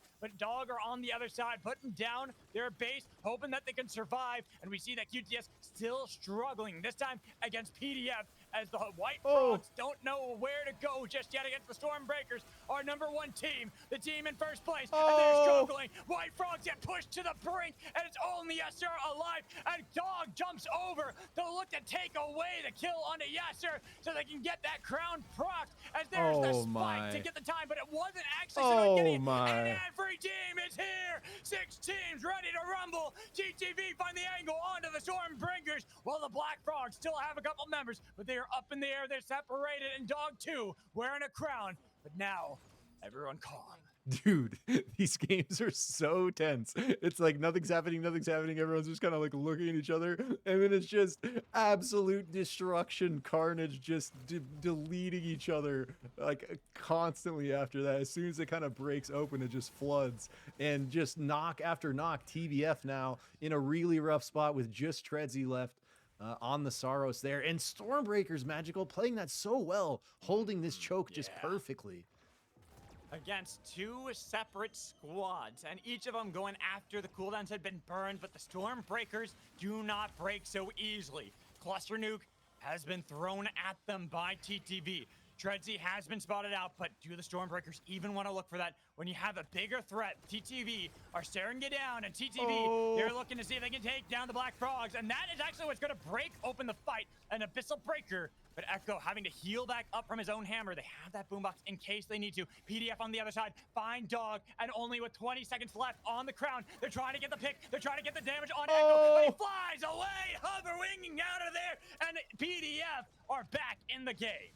So we just see PDF go on a tear, multiple squad wipes for them, but Stormbreakers doing the same thing on this side. Can they beat Turbo Velocity here? Shin puts down the Fusillade, surviving. Not out just yet. Rings are there. Was able to get back to Gecko and to Detbrek, but now with the crown being worn, they have the target on their back even more. First place team, top 3. A decent amount of knocks as well. Gonna be hard for teams to start catching up to SB. Yeah, and if anyone's going to do it, it's going to be PDF here, looking terrifying on their own front. Funnily enough, the level 14 Shrapnel Soul Team Turbo Velocity looks like the most behind here. The only reason they wouldn't be is this member down on Stormbreakers. Minute 30 on the crown for Detbarak here. Probably, though, oh, just kidding. It's up. They got the res through on the beacon, so 4 members here, 4 Stormbreakers looking to push in, find a good position for this final circle. And TTV are not focusing on who I'd expect them to. I thought they would have looked for Stormbreakers because that is the first place team. That is the team closest to getting to 90. I doubt they'll be able to from this game alone, but still, they are far ahead of everybody else. And now TTV, they scout out, but they still don't feel confident enough to pull the trigger. But maybe with that being pulled away, they could have looked for it, but missing that blast off. Teldo has to get back with the rest of Turbo Velocity. Yeah, Teldo looking to do some skybox stuff there. We see these EU players, like much more than NA, doing this. They use the wings to go over the top and scout for kind of enemy intel. Where are they at? You know, finding vision for their team to follow up with abilities themselves. Oh, and Teldo! Nice punt back. Fall from grace, though, survives. And with the cluster nuke sent down, almost was able to get Echo. But now, TTV see that they're pinned back in that zone. It's going to be the Bebo boombox, keeping SB alive. They try to get the charge to get them all out. They got rid of Fall from grace, and now PDF have taken SB's spot. They're looking to see if they can take out the first place team. Barely alive, pushed into the storm. Down to Netferek, who's trying to punch back, but he, too, is in the storm. Storm burning down as PDF are going to tackle TTV. True Goliath versus the David story here for PDF, who have been able to go from the last Oh! place to top 2. They've taken down 2 members instantaneously, but it's Ari and Adamark you got to get. You got to get into the back line, and one was able to get away. The Ari knocked, and now it's down to Adamark on Oath with the crown.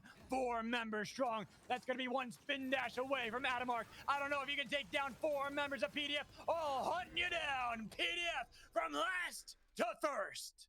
Dude, what an out of nowhere game from PDF. Just went on an absolute rampage throughout the whole second half of that match. And what a good heads up play there from Echo. Here's the reses coming through, knows that they're probably stacked over the top in the skybox with the double wings Bishop, drops the RMB right on their head, just blaps them off the res, gets a kill along the way, gives a huge numbers advantage to them in that final fight that was looking like it was going to, you know, basically be a very even fight against Turbo Velocity, but just a really heads up play there from Echo to kind of answer back on those reses and just like basically not have, like, they didn't want an even fight against TTV there. Like, they're looking to, you know, kind of take advantage off of that. Like, honestly, just so well played though.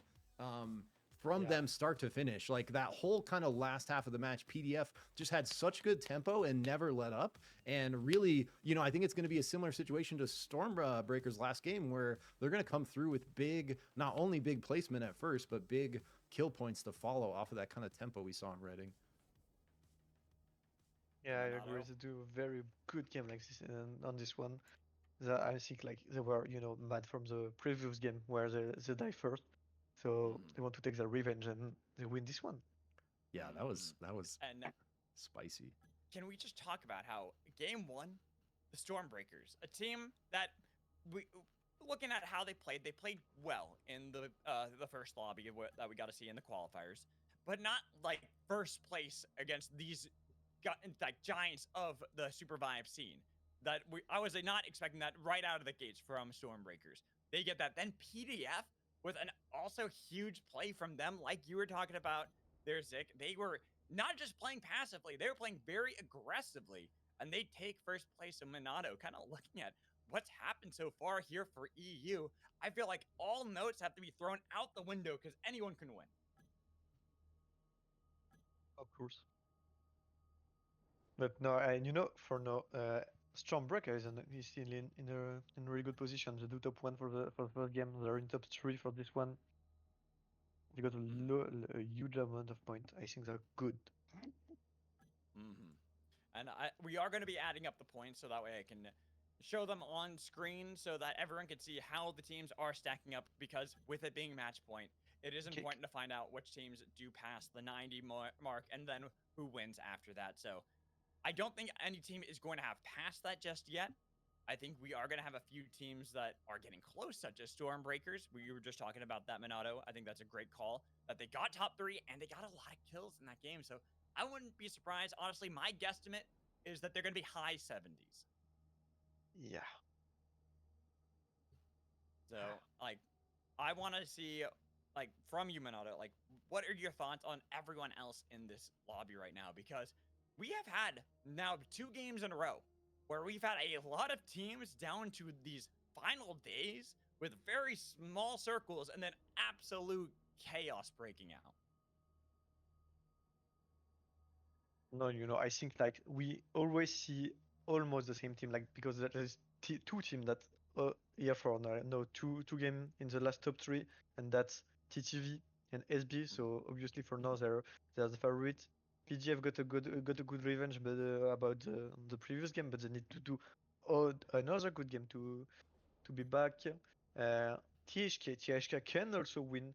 They do two mid game, but they can I believe in them. So for the win, QTS don't get very good game, but I think they're clutcher. So miracle is possible. TBF got also mid game. And I'm believing in my guys also dog on my guys easy.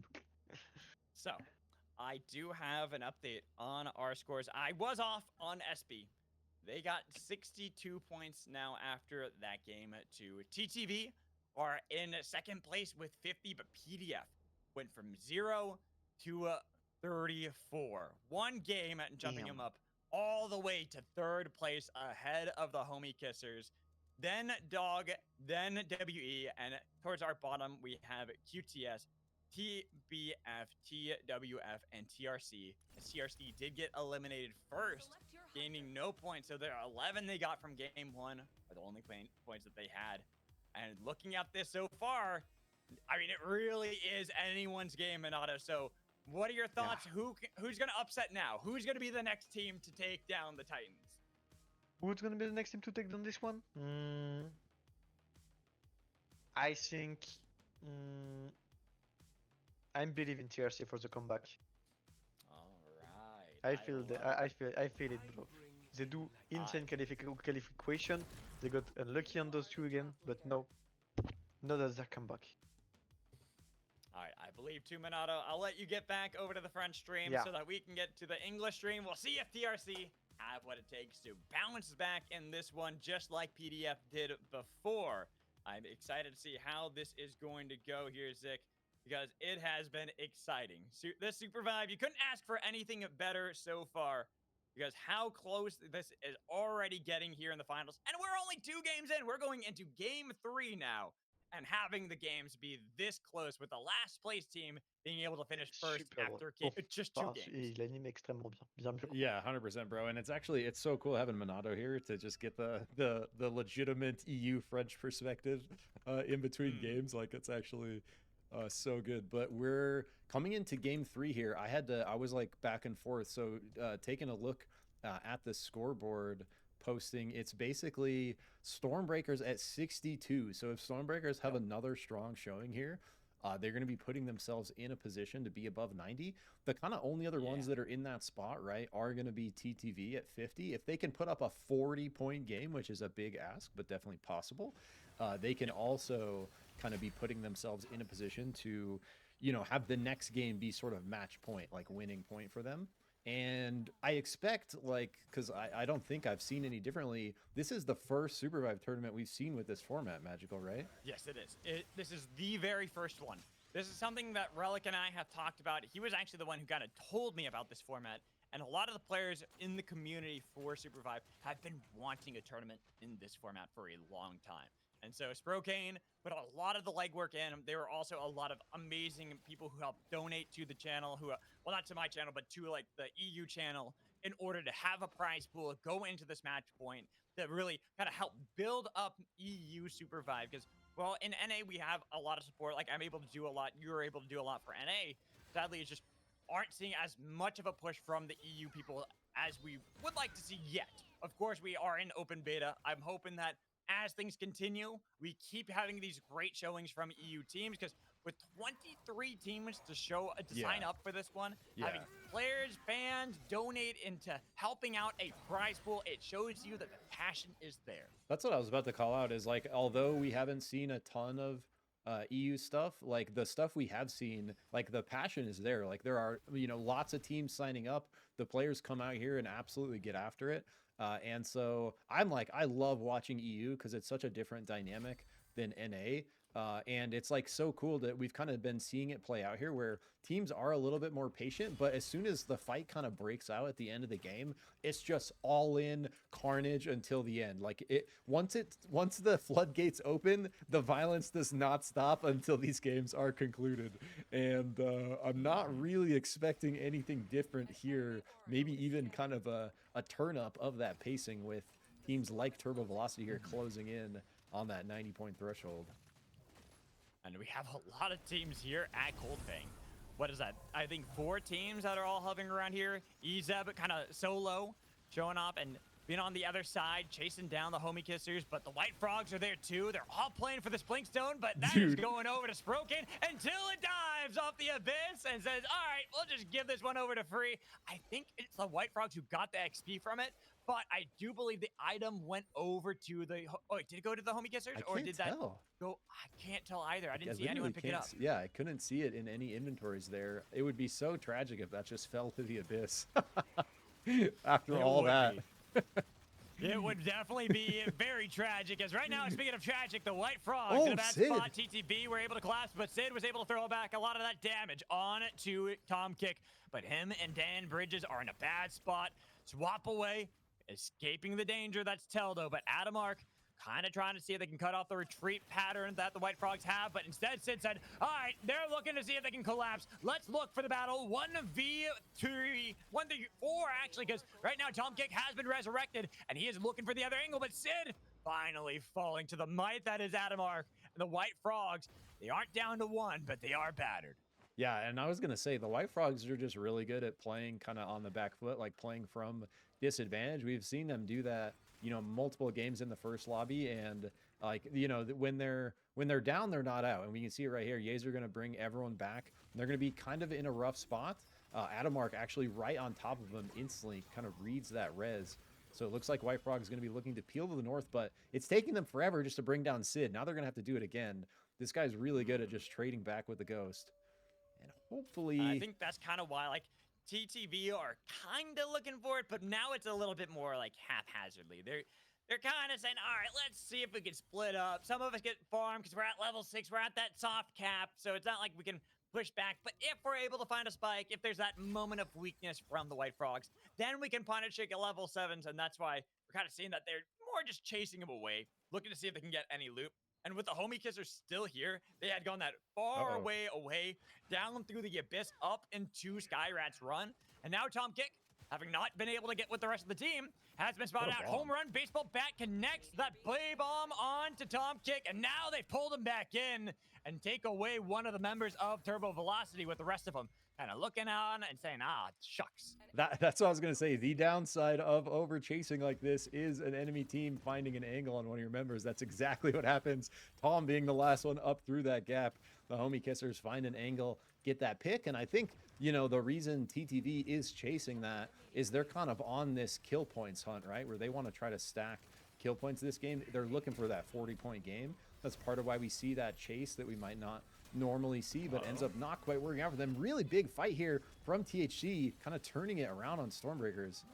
Oh, but Deborah. Combo. This is their time to strike. They need to beat this team, especially if they want to be able to come back in the standings at the bottom, but they have been separated again and early. They're struggling to beat these teams, and even though they will survive to see another day, we look down south and we see that Turbo Velocity got Tom Kick back up as he was looking for a pull onto any of the Homie Kissers members. But instead, they'll kind of peel back.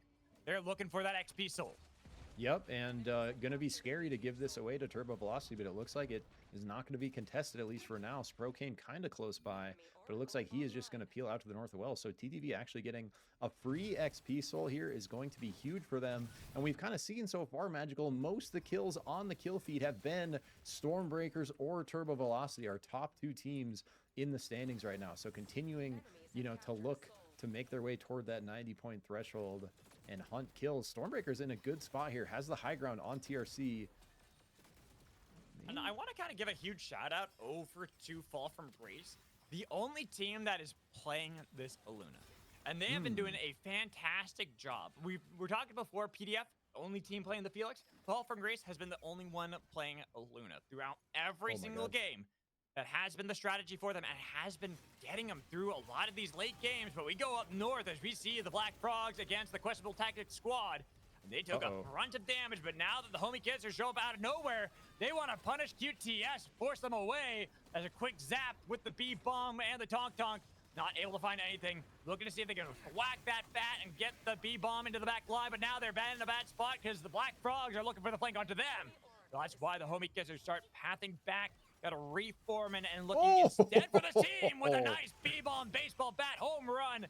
And now the Black Frogs are chased away. Couldn't revive Trenzy. So close, but no cigar. They put down the hammer, but they're stopping the whip to deny it. But a huge plunge from Aiden saves the day for the Black Frogs as Sprocaine chased away the Homie Kissers down to 1. The tournament organizer himself trying to get away, but another justice punch into the storm. QTS have OC 15, but there's no way Sprocaine can survive. The Homie Kissers the first one to go this time.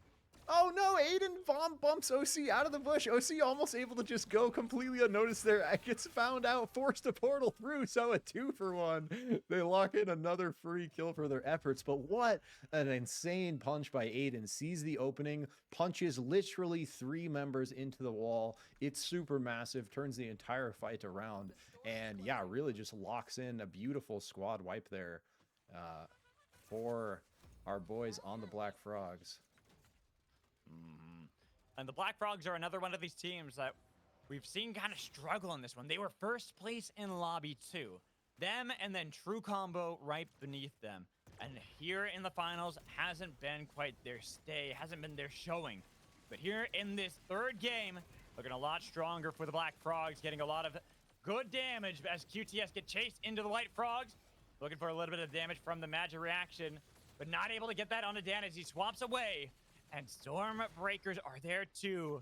Gonna make it difficult for any team to continue to push up, while the White Frogs, they had been separated. Dan not with the rest of the team, neither was Sid, and they had to sacrifice one of them. We play in the edge of the circle. It's massive. Mershak finds a beautiful 2-man punch into that crate. They're looking low here. If they can catch Echo, that's going to be 2 easy picks for We. Again, just playing the edge of the circle so patiently there. Mershak looking to maybe follow on the fan angle for Echo is going to call that off.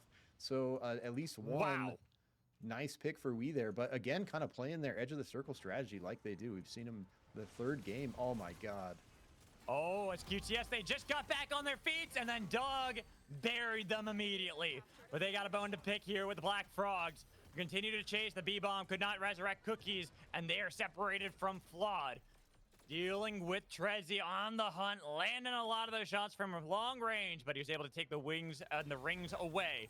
But Dog still dealing with another threat. The True Combo as a Tonk saving Iza for now. Flawed finally falling to the Stormbreakers. But look at this circle. There is very little land to deal with. These final destinations are crazy. Like, that placement is so out of there. Oh no, Ezibber calls right into the arms of the Black Frog, so they're gonna get Pokeball. but Ezib lives. He's still alive. Oh You can't ever count Ezib out, but it is difficult. There is a lot that is surrounding him. He throws out the emergency Zeep.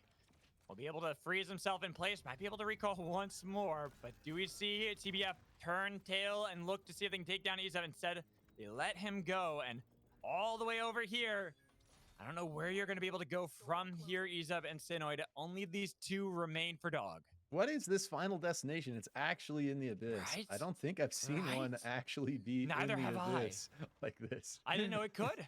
I didn't know Final Destination could be in the Yeah, I abyss. thought it had to be on the little heart in the ground. Like, that's usually, there's a visual for it, that gnarled heart, and it is not here this game. We just have a completely airborne Final Destination, and look at like, this map is so whacked out. You have just so much space on this bottom side.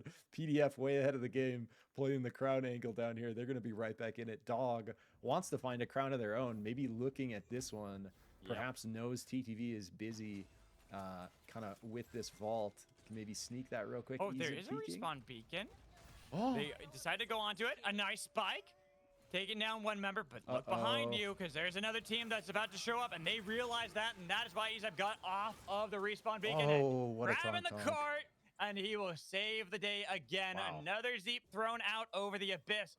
But this time, TTV, they could chase this one, but it is going to be risky against a Bebo with so much abyss to play, as we see the crown on the other side, saving the Stormbreakers. True Combo are gone. Yeah, so there was, it looked like a crazy fight between True Combo and Stormbreakers there. Stormbreakers coming out on top barely at the end, but getting the crown, having all their members back now, gonna be continuing to be one of the scariest teams to kind of fight with. The Black Frogs, though, not afraid, just shipping it in. No. They feel strong, and they want to take down the Stormbringers. They were the #1 team from Lobby 2, and they want to prove it in this game. But now the TT have shown themselves, they decide that they got to turn around, deal with Fall from Grace, who's behind them now, and they don't have very much land to deal with. Nobody really has anything they can do about this unless you got a Bebo or an emergency platform. Yeah, this is, I mean, it's literally like this chunk of land, a couple islands, and that's it. And we see these teams fighting over this chunk of land, but everyone else kind of just existing in the Abyss. Potential Abyss fight going to be going down out there. Have to keep our eyes in if I should swap or not. Well, let's see right now. It looks like the Black Frogs and TTV and trading pock shots at one another. Stormbreakers are on the other side too. Can third party it, but it's going to be difficult for them to enter. And honestly, I think chat's got this the best. This is a claustrophobic circle, despite how big the circle still is. Yeah, it's massive, but there's just so many teams left. So many people just playing fully out over Abyss here. Literal 4 squads on the full all-out Abyss play. Looks like PDF may be in the roughest spot of it all. Not going to be having they got Rhode forced Island off to of go there. to. Yeah, they go from first place in this one. No island, no territory, no salvation, and finally get it spiked down at 7th place. Yeah, Echo doing his best there. Maybe gets caught by a little invisible rain on the edge. Does finally get spiked, but was going to have virtually nowhere to go. It was going to be such a tough ask to recover from that. We still have looks like a crown here. That might be a map visual bug, actually. There is one up here, though, but right in the middle of But there is, yeah. It's a Gecko, spin dashed in, looking to take control of the base camp here.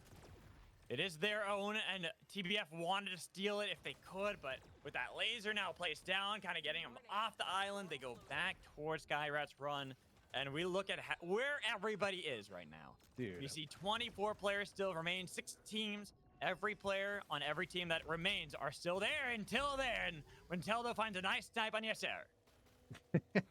So we got Dog at level 14 with Shrapnel Soul, has the Bebo. Oh, Stormbreaker shipping it in on the TWF. They're just looking for anything. They're looking for control. They're looking for the emergency platform, but it's going to be dangerous for themselves. They put down the emergency platform. They try to resurrect, fall from grace. But Dog have pushed in as CTV found the snipe onto one. But more emergency platforms from everybody. The White Frogs had Dan, but he falls to Dog as they find another play, another pick. The Abyss is theirs, and the Stormbreakers finally get broken. Dude. Not going to be able to break into the top 4 this time unless Gecko can fall in a monster play. Spin dash away. He does finally fall.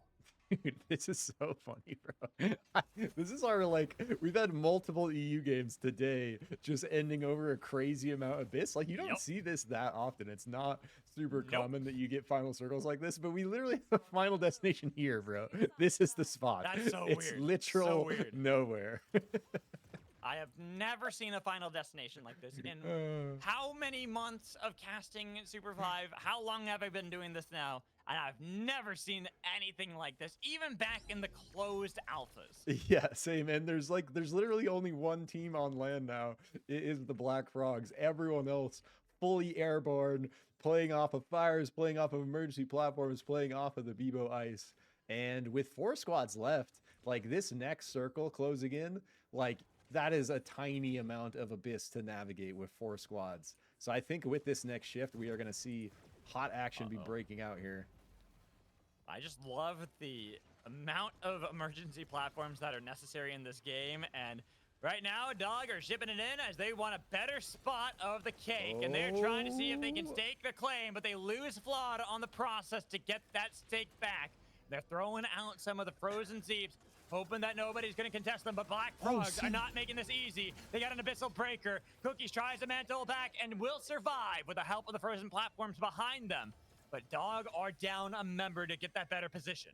Yeah, it was almost going to be looking really scary there for Dog. Really nice ult there from Sinoid, the Abyssal Breaker, kind of pushing all of the Black Frogs off of that engage.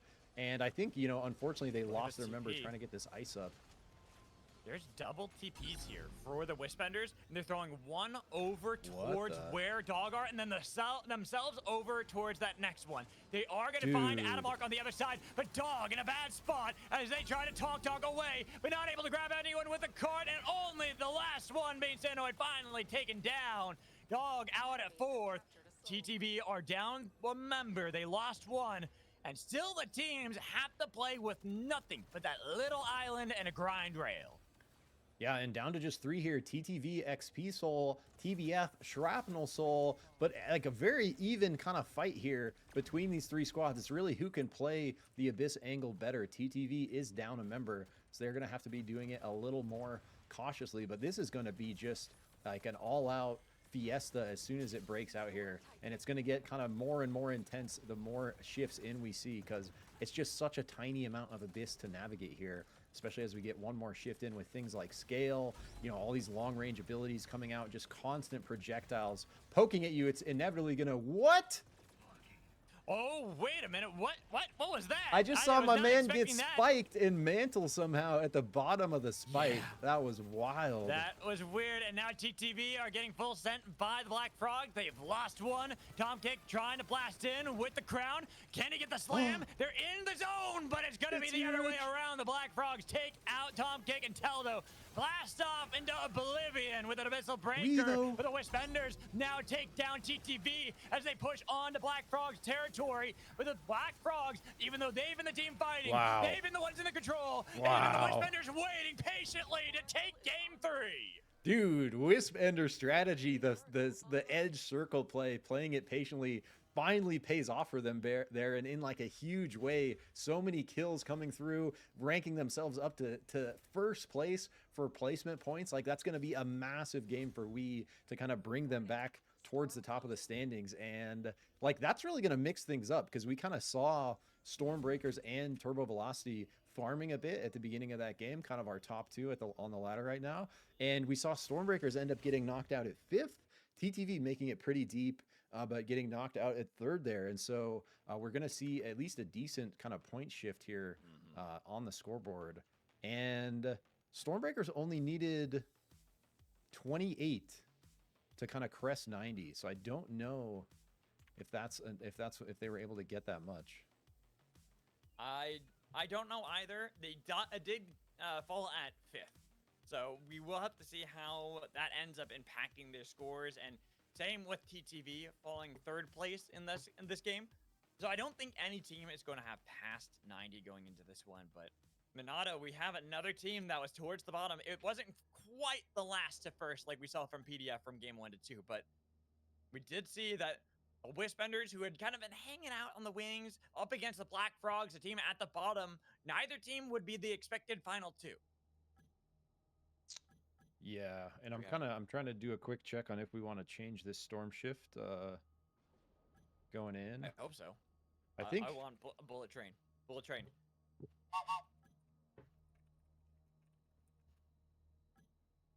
Oh, I am not gonna lie though.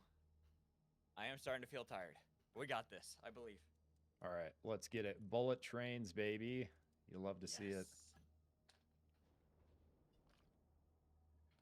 I have been awake for more than 24 hours at this point. You madman, actual mad lad. I also had a 12-hour shift of work that I did right before this. You are crazy, bro. You are crazy. I'm feeling tired, but we got this. I believe. That's why I love SUPERVIVE. That's why I keep doing it, but that's also why I ask for subs, donations if people are able to. If you're not able to, though, it's okay. I'm doing this because I love the community too.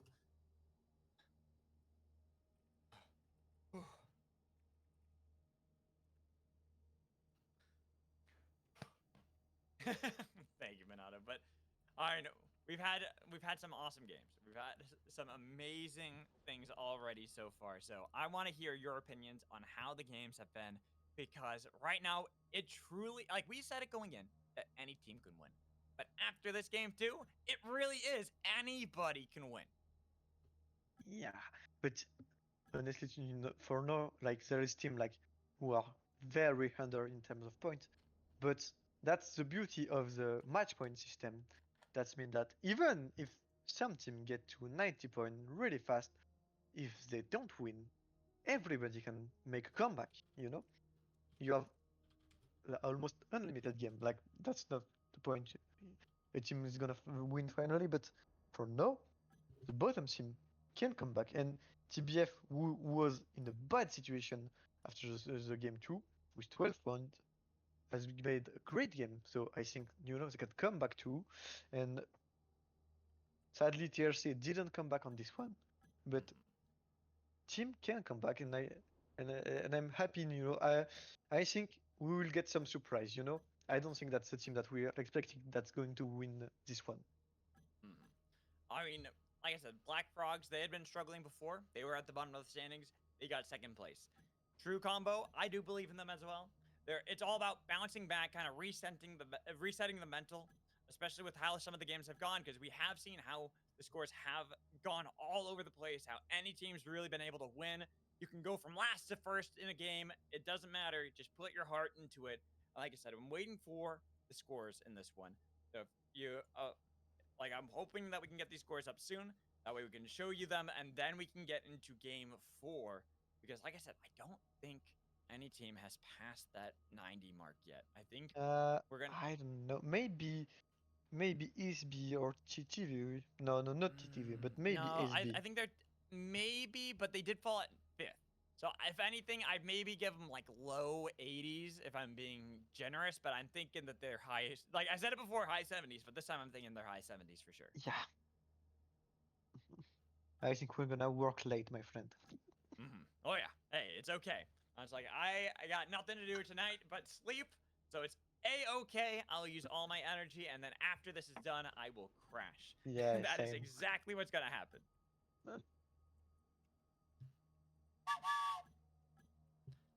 I love the train whistle. I was like, train whistle is my favorite thing. That's why I love the bullet train, and hopefully with the bullet train, we'll get lots and lots of bullet train kills. Let's see if we got the scores yet. Yeah. They're still waiting on them. There's also probably a lot of scores to go over, which does take some time too. Oh, there we go. Oh, baby. Okay. We got the scores. Let me You got the open scores? this up. Okay. We got the scores. I'm going to pull it up on stream, and I will walk everyone Okay. through them as well. So, SB, Okay. they are at that 79 mark. So, 11 points away from the 90. TTV are starting to close that gap, though. They're at 68. Wisp Enders, after getting first place in that one, they do bump up a little bit, but they are 20 points behind TTV at 48. Dog at 42 in 4th place. They've been finding themselves slowly but surely climbing up the standings with the Black Frogs at 41 points and then PDF at 39. The Homie Kissers are at 31. The White Frogs, 24. True Combo at 18 and QTS at the bottom right now at 16. So, we said before that we were expecting SB to be still at the top. They are still at the top, but that gap has been shrunken. Turbo Velocity are hot on their heels. All right, we are shipping it. Bullet trains, baby. Let's go. All right, guys, we are going to get into this game. So, Minato, I'll let Okay. you get into your cast as well. Yeah. We got to see the scores. It is going to be exciting to see how these teams will tackle the bullet train. I got the train whistle ready. Let's go, I baby. love this one. Everyone knows this is go. my favorite storm shift. Good luck, Minato. We'll see you on the other Good side. luck to you too, guys. All right, Zick. You know me. I love the bullet train. Let's go, bro. Hey, Okay, ready for I'm this gonna one? steal 20 seconds On and est snag reparti water. sur la Literally quatrième right game. back. Go Déjà, get some water. les 3 games se sont bien passés. Je vous ai mis le score. Bah du coup, je vous ai mis le score à l'écran. Vous avez pu check. So yeah, Je pourrais vous le remettre si vous me le scores. Yeah, we demandez. got Y the a pas de scores. souci. We gotta be able to see Mais them. du coup, I know everyone pour is on l'instant, delay on from en me, est sur as ce Ziggler score-là. is gonna Et be SB getting qui est some qui est water devant really quick avec while we load up. Gives 79 us some points. time. Top But teamer faire 11 points we sur une have game. the time. Sauf We une have Premier League faire 11 points enough sur une that we game. can wait c'est on this assez game jouable. and see how things are Donc, going to go. As I said, potentiellement, SB en match point à la prochaine game. Stormbreakers at the Et top right TTV now. aussi potentiellement qui a Only 62 11 points, donc quand points même away from un that peu 90, derrière. but they gotta not only Mais get that c'est jouable, on get connaît past TTV, un 90, game but à they gotta 28 points, win c'est in c'est quoi, order c'est un top 1 to 8 kills. get the match Je pense point, que c'est as we're largement talking jouable, about ils before. peuvent That's gagner what makes là-dessus, this hein, tournament clairement. style very fun, Et puis voilà, very il va en peut-être se mettre exhilarating, en match point but aussi it là-dessus. can Les last autres a teams c'est un while. peu So plus getting close, into mais game du coup je pense 4 qu'on va, here on est parti for our pour cette teams. game-là. Au moins une Having had cinquième, the games be mais so je pense close, qu'on va any team can win. j'espère qu'on va I'm partir looking sur, at our sur teams at the bottom truc of un the peu plus standings. long, I'm looking at qu'on ait QTS. un peu de I'm suspense. looking at True Combo. Donc c'est reparti, As ça va se possible relancer. upsets that Et can start bah, on a winning dit, on est these go, hein. games and start rising up the standings like PDF had already done previously. Now finding themselves right in the middle, but quite a ways off from getting that 90 that is needed in order to win the match point. Like I said, Zickrick is getting some water, so we're just waiting on Zickrick to get back. But I We think have Zick is returned. back 'cause I just...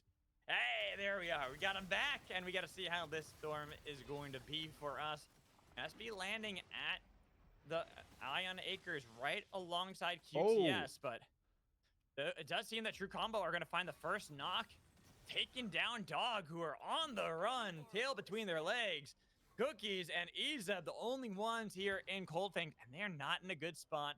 They have nowhere really to go. They have to go all the way down. It's Catacombs down into Coldfang, where 4 of the golds reside. Yeah, and TRC is kind of has the better angle, maybe trying to race them over there. They're going to find this first camp. Looks like Dog maybe going to find some of these crates, but they're going to be in a really rough spot, Magical. I think they kind of want to rush across, find this beacon to the south of Coldfang. Otherwise, they're going to find themselves in a 4v2 against TRC, who's looking to catch up on points after that 10th place kind of mix-up we saw, you know, in a previous match. And so I think they're going to continue to kind of look for the chase here, potentially a full squad wipe on the Dog if they're able to follow through on these kills. Izeb in a rough spot now. Yeah, I don't know if Izeb's getting out of that one. And then we go all the way over to Cookies, and Fluffy Fish is hunting him down. He's more like the Cookie Monster in this one because he wants to gobble it up, and he wants to take down a team, get revenge for how game 2 went for the team. A couple more hammers eliminates a team so early in game 4. Yeah, and that's like such a sad spot. Like when you're that, you know, when you're that final myth and the oath is on top of you, you know he has 3 team members on the way. You have literally nowhere to go. You're just like, it's so tragic getting knocked out that early, you know, before anything can really happen. And it can happen so fast at the level 1, like we basically saw there. You know, TRC wins the level 1 fight, and then it's kind of just GG as they run you down. And whoa, Gecko! Oh, Gecko! Huge What punch. was that spin dash? Oh my god, he just absolutely annihilated QTS as Campo surging right through everybody. How didn't even get the orb to get away, but too many orbs, too little time, and one more surge has gotten a lot of distance for Campo, but fall from grace, the damage of Luna. Taking down another member and only down to 1 for QTS. It was looking so good for QTS. That was actually such a good looking fight. And that, yeah, I think it was the oath shift there puts 3 people into the wall. A massive turnaround fight for them to kind of take that back. And it's pretty much, you know, what we'd expect from these guys. Stormbreaker's looking extremely strong throughout this entire tournament. Definitely, certainly one of our top teams, and it's really cool to say that because I had no idea who any of these guys are. I think the only one I had maybe seen before is Deborek. But, you know, to see them come out. The only one I'd seen is Gecko. That's funny. But it's like, it's so cool to see like new names, even just, you know, maybe not new to EU, but new to me from NA coming in and really making a strong showing. Nice Speaking of that, dunk. oh, Orlando's, but the White Frogs aren't done. Adamex dodging away from that solid wave, but not from the abyssal grab from Sprocaine. One more team gone on day 1. just so fast there. It just went from, you know, 100 to 0 where they were there and then they weren't. And like, it's so brutal when you just get caught off guard. Really nice Tong entry. We've seen Orlando's actually making some really good Bebo plays out here. We saw a couple downtown bombs connect in last game where he's doing the, you know, he's hitting it with the LMB as it's coming out to get like the monster punch on it. And The home run, yeah. we saw 2 of them connect last game towards the end that were pretty big, yeah, kind of, you know, difference makers in that fight. So VZ Orlando is definitely someone to be looking out for on the Bebo. Looking, I do want to correct you on one thing you said. You said it was 100 to 0, more like 0 to 100 because he is race car driving on that well, Bebo. I How meant he is crashing them into the wall. my perspective from 100 to 0 was for the team that got deleted. So I was I know, looking but I at had it. to make the joke. I had to make the joke. I was looking at it from the wrong perspective, but yeah, the race car was definitely going the other way there. And now the Homie Kissers are going to look pretty happy about how that fight played out, giving them some much needed points in this game. As we were talking about, they're kind of sitting right now in the middle, fighting with Dog, fighting for that top spot and a little bit of the prize. But obviously every team here wants to take the lion's share. They want to be the grand champions of the SCT Breakpoint, our first match point event for SUPERVIVE. And it looks like QTS was able to recover a bit here. So they have all members back. They are going to be right to the south of We continuing to play their edge of the circle strat. They're always on the edge of the map, always kind of working their way in slowly, looking for opportunities like this where I think they saw QTS. And they're actually just going Look to up north. PDF and Homie Kissers, I think, are fighting right now. Yeah, look at that. Orlando's was able to find Rakia getting the first knock onto someone, and then the Chonkers connect onto Cicada, but nobody noticed. He was in the brush and missing the Tonk plus Bebo combo. This Felix dodging away from so much, forced to use the Flight of the Firefox and wants to get to town. Noticing that, they decide to throw out a B-bomb, say au revoir to the Felix, and then chase down some of the other members as they continue their control over the Vane Grove. Yep, and Stormbreakers finding their way into Ion Acres. Going to see just a single member from the Black Frogs kind of split out here. But Clerney does have that glider jet, going to get right on out of there back to his homies. And the rest of Black Frogs had a really good game last game, kind of overall, and looking to repeat here, continuing their kind of ranking up on the scoreboard. But TTV, Tom Kick, coming through with a big hook onto Orlando's there. Going to get that easy knock along with XP Soul. I think that's... We've seen a lot of games with TTV having XP Soul. Yeah. We were talking about how a lot of the games here have been where the final circle has been over Abyss. We have seen a lot of games with TTV getting XP Soul, and we didn't even watch the first lobby. We watched the second one. So that should tell you right now how many times they've already been able to get that soul. Yeah.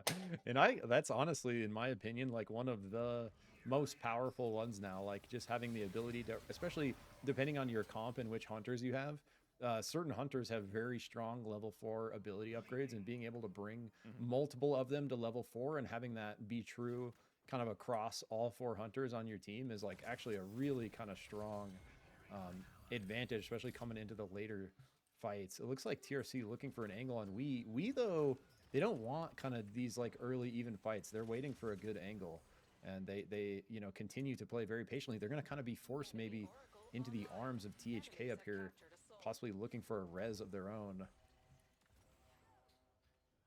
This is the angle. They are on the res beacon. Wispenders starting to push. Hachi has been able to throw down the rain of arrows, but here comes True Combo. They've got the gold, and they're looking for the play. With the shield already broken immediately, it could be the Homie Kissers been a bad spot, but QTS are now flanking the flankers as True Combo realized there's another team to their west, so they decide to peel back instead, not wanting to get sandwiched between 2 squads. Yeah, but we look at armor, we look at kind of levels, equipment, like TRC off to a very strong start here. I don't know if QTS actually want this fight. Unless they can find a good opening. They're picking health bars pretty low here. Oh, missing the singularity for Fade Strikes could be bad. A nice punch back with the blast up, but look at the heals. It took so much to take down Fade Strikes that the Homie Kisser show up. The third party, True Combo, taking their spot and pulling back in QTS. They ain't getting out of this one unscathed as they lose Choi P, but it's only the one so far. Looking to see if they can confirm the kill onto Mr. Fluffy Fish, but the pull nearly connecting there onto Meki Mech. Barely did the Homie Kissers not get that, so they'll clean up as they look to get back towards base. Yeah, I thought Homie Kissers played that very well. They were the ones rezzing, remember? They kind of wait for these 2 teams to duke it out. They come in over the north, find a really good angle. Honestly, QTS played that really well, kind of holding off this force of TRC that's kind of just been running at people. And now, like, the tables have completely shifted. All those golds are gone. Just one left here on Akalinks, and gonna be in a pretty, you know, decent spot to hopefully get that res off, but not gonna have a ton. Oh, no. Yeah, he doesn't Look have at many that. Look at options. It's where that the- one, it's the shop. Might have to wait a bit here. Depending on how much gold, maybe you can go and build up the other one, but they are not in a good spot here for True Combo as PDF. They had suffered a couple of losses earlier in this game, and now they are suffering again. Cicada taken so low, barely holding on to their shield as they want to get back to the town, but it is nighttime. It is not safe for you, but the Stormbreakers might break open the fight and make it easier for PDF to get away. But they have to be careful on how TBF are playing into them, and almost were able to take down Shin, healing back up a lot. But still, that phase 4 SB will make it a little bit harder for TBF to actually play aggressive. Yeah, you know what's something interesting that Stormbreakers are really good at is playing with their fire. They're almost always carrying this fire with them, throwing it down as soon as violence looks to break out. And it really, you know, that something as little as that can really pay off at this level of play, because every time you get a little increment of power, you can actually realize that by turning the gold into item. Whereas TBF looking over the top, he gets spiked though. And they do go for the teleport onto the base, but now it's going to be a double Abyssal Breaker from both Oaths. But look at QTS waiting. They're biding their time. They want them to suffer. They want them to struggle. And now they look to strike. But it's going to be the knock onto Aiden on the other side. As TBF now realize there's a third party. But SB realized a little bit too late that Barek is down. QTS have been able to find the play. Mega Avalanche might be able to resurrect Gecko. Then they are getting the bunny to grab everybody. Making sure SB are not done just yet. Even taking down Campo while PDF have reformed, regrouped, pushed back to TBF. But TBF are making it hard for SB to escape easily. Throwing out a couple pock shots on their way back to town. Really nice recovery there from Stormbreakers. Was looking rough. I think they were down to 1 member. They get the Oath Res on the Izuna. The Izuna backpacks the homie out. And so they're back to 3, looking for an easy res here at Copas, but they do have company. TRC looking to mess with them a little bit, but not gonna. Oh, and they TP the heart out, so they do successfully mess with them. I don't know where it went, but it's out here somewhere. There it is. There it is. It's all the way over there. So, actually successful messing with. Completely. Oh, and SP. Oh, wait. Fate Strike's missing the singularity. The ring saved that right barely, but an Abyssal Breaker onto Shin, chasing down the Shiv. And with that Izuna and now having a broken shield and no escape, TTV can show up and they're going to look for SB. That's the team ahead of them. But instead, they're taking down every kill possible. They've got a lot of damage on it to Gecko, but Gecko throwing out the emotes, spin dashing into the middle of everybody. SB gone so early. There goes your first place team. Yeah, that's like basically a big win for every other team in the lobby that's not SB, knocking them out very early here at 8th. And QTS actually having a really big game themselves kill-wise. We've seen them in multiple fights, getting multiple knocks across the board. A little split here after another one in Vanegrove, but really the real winners of that whole kind of situation are TTV coming in, double soul, XP and damage being one of the dirtiest combos there is. But QTS not out of it. Campo, I think the only Jewel player left, is able to get that stomp and proc the crown, so they're all back in it. UTS, they're not done. Like I said, these teams at the bottom of the standings, we have seen a lot of life out of them. Our top 10 teams here for the SCT Breakpoint are all ready to battle, and they are throwing everything into this one. But still, we are looking at our top teams. One of them already eliminated, 8th place. Going to be big for every team that's trying to catch up, but TTV are still in this one, and they are looking close to that 90 mark. But it's going to be PDF that are suffering still, as the homie kissers were getting a lot of damage, but PDF still have 3 left and barely able to escape the clutches of the homie kissers, while TTV have their backs up to the storm. Wisp Enders, who won game 3, are keeping them at bay and hoping that it's going to be raining on the party of TTV so far. Yeah, and we're getting into the... Oh!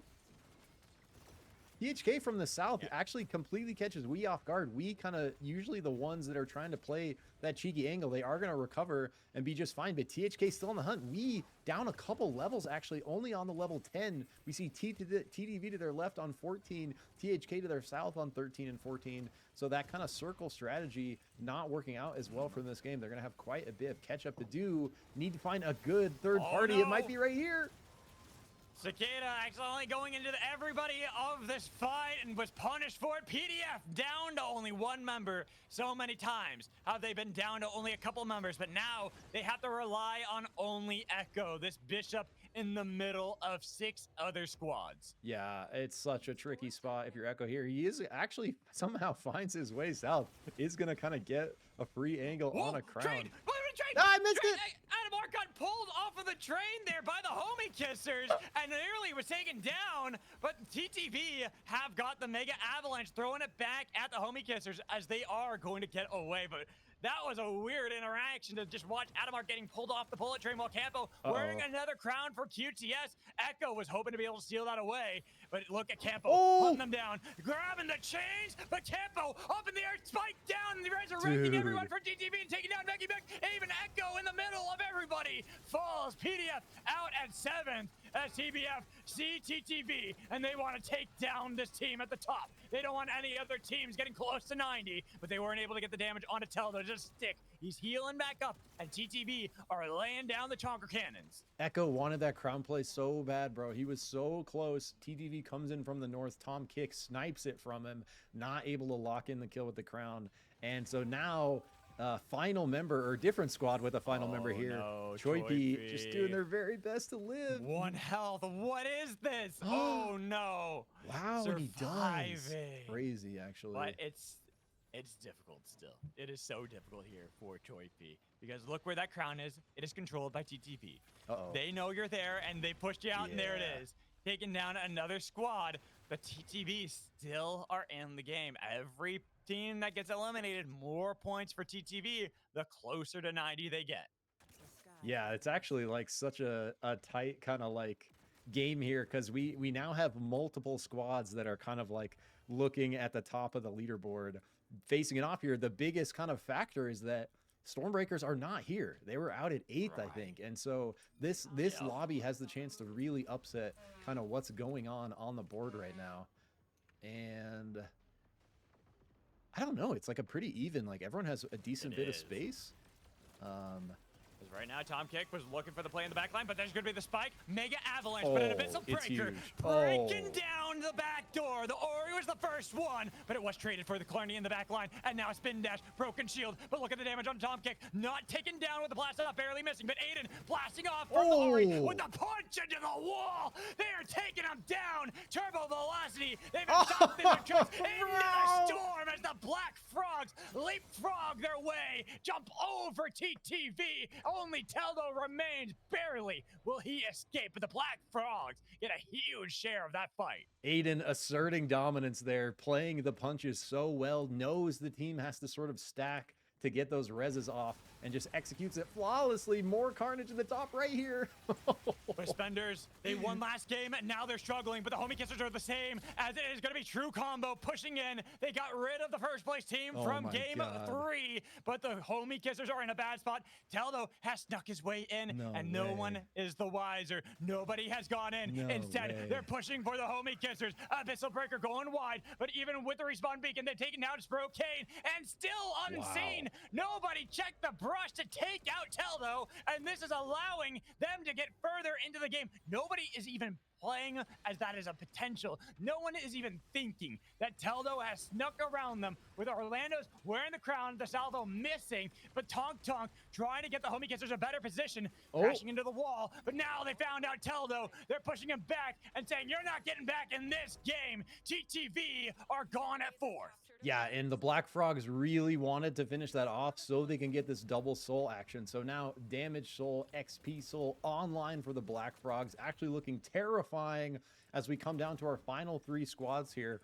But TRC taking a couple lobbies in our taking a couple matches in our first lobby, and the Homie Kissers putting up a monster performance all day. It is still going to be a spicy final 3 here. Aiden looking to ship it in early on the last 2 Homie Kissers, looking for the angle on Orlando's, gets it with a Look at tree. that! He punched them back in every time, dodging away from the Tonk Tonk too, and he wants to get rid of Arcane, but still Orlando survived. He was able to get away, putting down the Zeep 2, but Arcane was the sacrifice for this Bebo to live, while the Black Frogs now chasing down a Bebo, saying, get rid of him, get him out of here, I don't want no Bebo in this game anymore.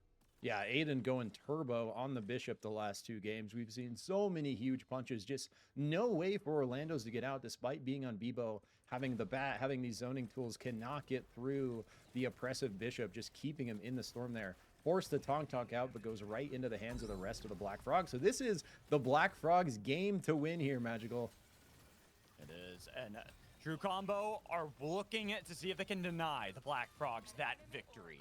Black Frogs took first place in Group B, or Group 2, for our lobbies of qualifiers, with True Combo right behind them. But True Combo did win 2 of them as well. They're pushed back to the Silent, but they're not done just yet. That's going to be the Cannonball. Aiden starting it off, because they already got the pick on a Greninja, but Fluffy Fish still alive as they get a chilling finale, trying to punch him back over to the storm the best they can. The swamp around, getting into the back line of the Black Frogs, but it's not enough unless Acklinks can get the damage on a Trinity, and he is juking him portal after portal after portal, staying away from him. The crowd pops for the Black Frogs as Fluffy Fish is gone, and the Black Frogs will take game 4. Dude, what a crazy game from the Black Frogs. Their tempo the whole time, bro, just nonstop.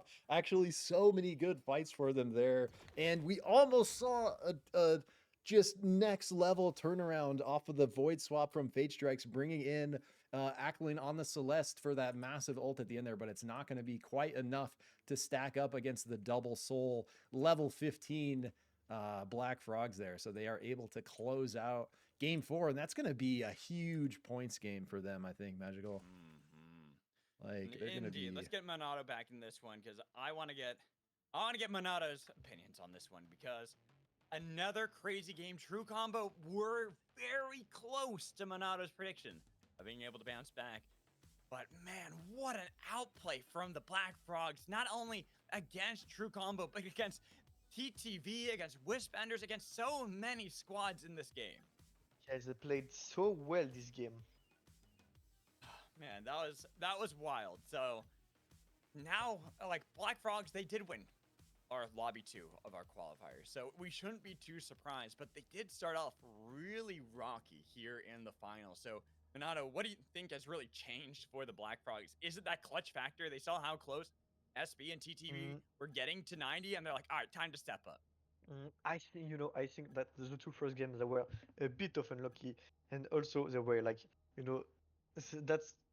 are very good player, and they adapt very fast to the gameplay of the other team. So the 2 first game was a bit of unlucky, of no luck, and a bit of time to adaptation. And no, I think they're looking like they have understood how the other team play, and they're more looking, and they want to. They're mad. They're mad about the 2 first games. So no, they're in land mode, and they just want to win. I think that's what makes the difference. Yeah, I mean, right now we are waiting for the points to be added up, but I do believe I think Luca said that SB are 1 point away from 90. They're at 89, I believe is what they said. So we have one team so close to 90, but not quite there. And I feel like TTV are probably going to be very close on that. But I'm looking at the Black Frogs. So after, game 1, they got 3 points. Game 2, they got up to 12, so 9 points there. Game 3, they bounced all the way up to 41. And now they win this game.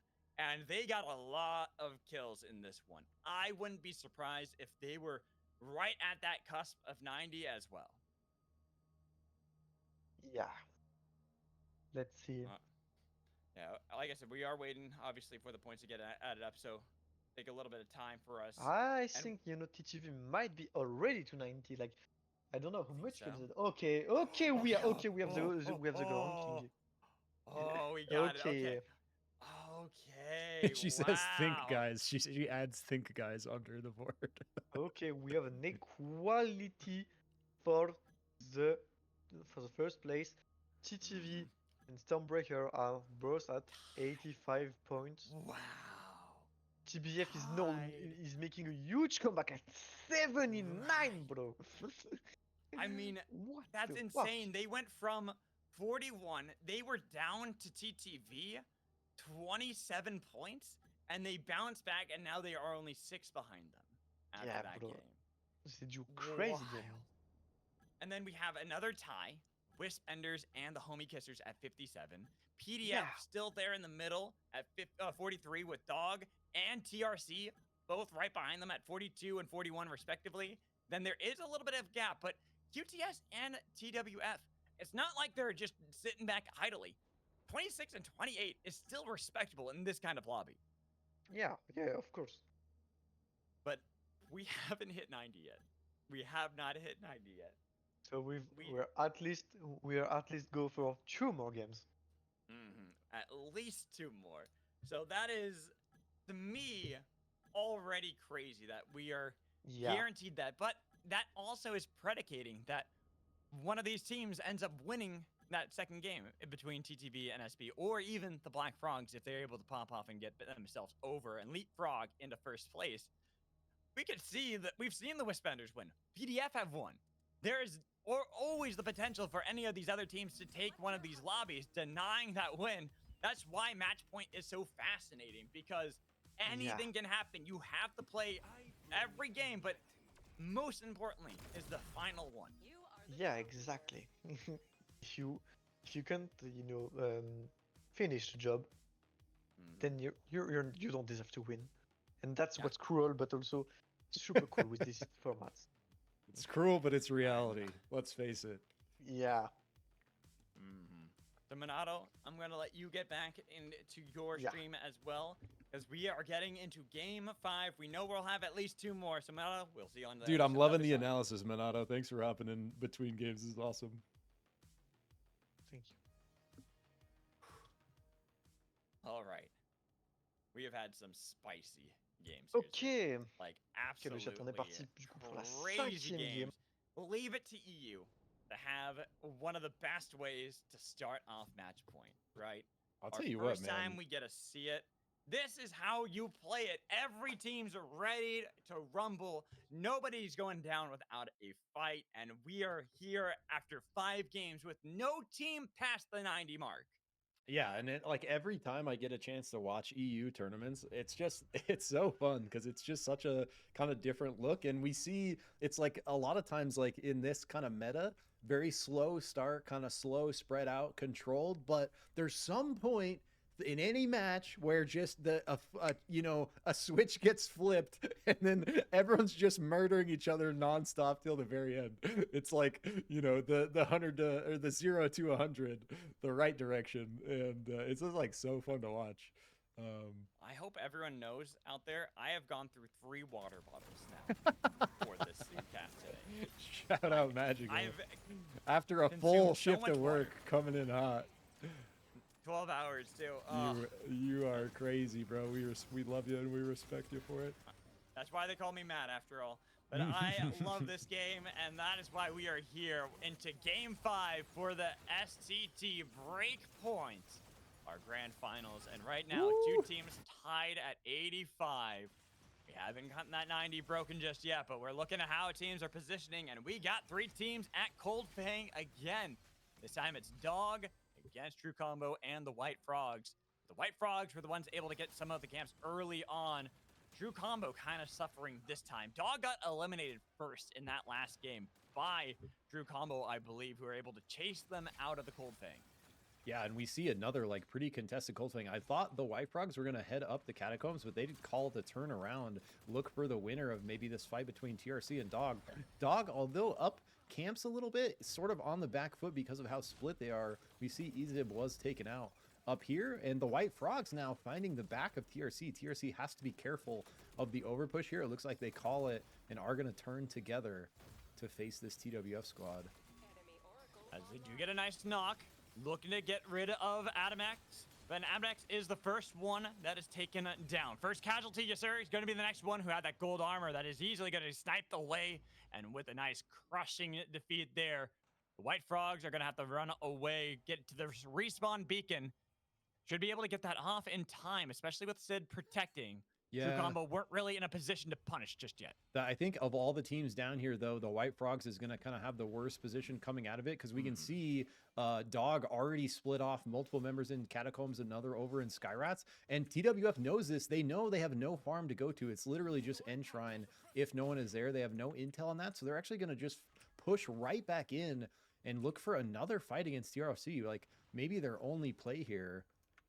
But going to be very risky with this level disadvantage now, and TRC having the ability to buy. But we see SB, multiple knocks coming through on QTS up here. As now SB pushing back onto QTS and stomping out some more Wisp, but could have gotten a little bit risky there for Detberex as he almost was into the town, but they still take out Campo. But because it's Kobayashi's, QTS are not done. They'll be able to easily resurrect their team, and they could go towards the north, towards Shards of Fate, They're but looking at him. it's going to be difficult for them to get out there. Yeah. Wait, no, the cards! The They cards have just been shifted. activated! This could be bad for the Stormbreakers! Toypi doesn't have anything to revive, to get any health back, though. I don't even think, no gold to spend either.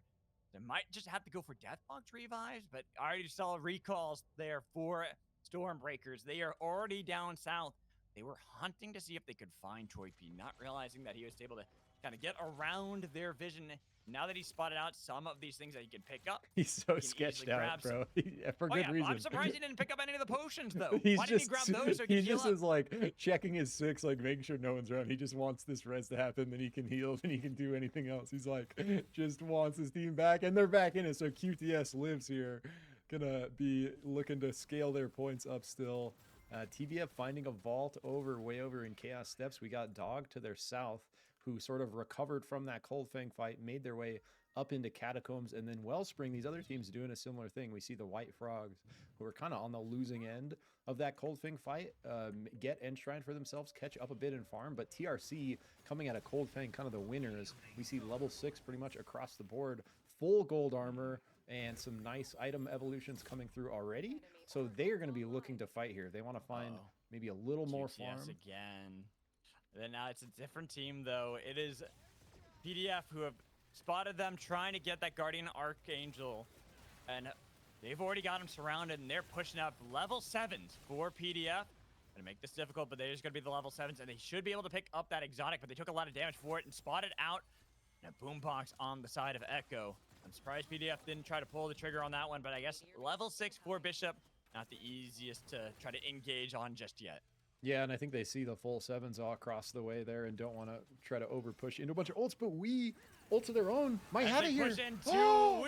and it's a new Felix. This time it's Mauku who takes the reins of the pilot and the Fox, burning down PDF, who are now down to only Lancelot, but QTS are pushing we back and making sure the Wisp Enders are struggling to actually see if they can capitalize on the play. What? They got a lot of damage onto Hachi, but he took the rings away. Eye of the Storm pop, putting down the avalanche to make sure there's no dash to punish that low health myth. Man, Wii is so kind of crafty. You gotta check your bushes in this lobby. Like, they're so good at sticking together as a team, playing edge of circle, finding teams kind of caught off guard for that. If it wasn't for Lancelot getting out here, that would have been almost an instant full squad wipe onto PDF.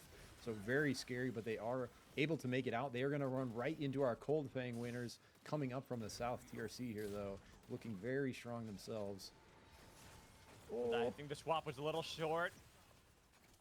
Rakia now pushed back, barely holding on to life. As Cicada might be able to defend. A nice body block, and they got a lot of damage on Akalinx, who gets blasted back with a charge. They should be able to resurrect, but Lancelot is saying, no, not going to be too easily. Throwing down the Singularity to make sure they can get the revive off with that charge again. Landing, pushing back Akalinx, and even the swap wasn't enough as they almost got the damage, but they split up, and you got to choose who you want. Missing the dagger, but getting pushed back by the frozen barricade. Still sniped down by Greninja and Akalinx. So now, true combo, they re-engage. They look for PDF, who are down to 2 members, but the Stormbreakers, they've gotten back up. They've resurrected, and they're ready for a different fight against true combo. I was going to say, Lancelot is doing some work to kind of split up the backline of TRC, but right as I was about to say that, he ends up getting taken out, sort of picked off, and I was trying to find Rakia on the myth here. It looks like they're going to be right in the middle of 2 teams.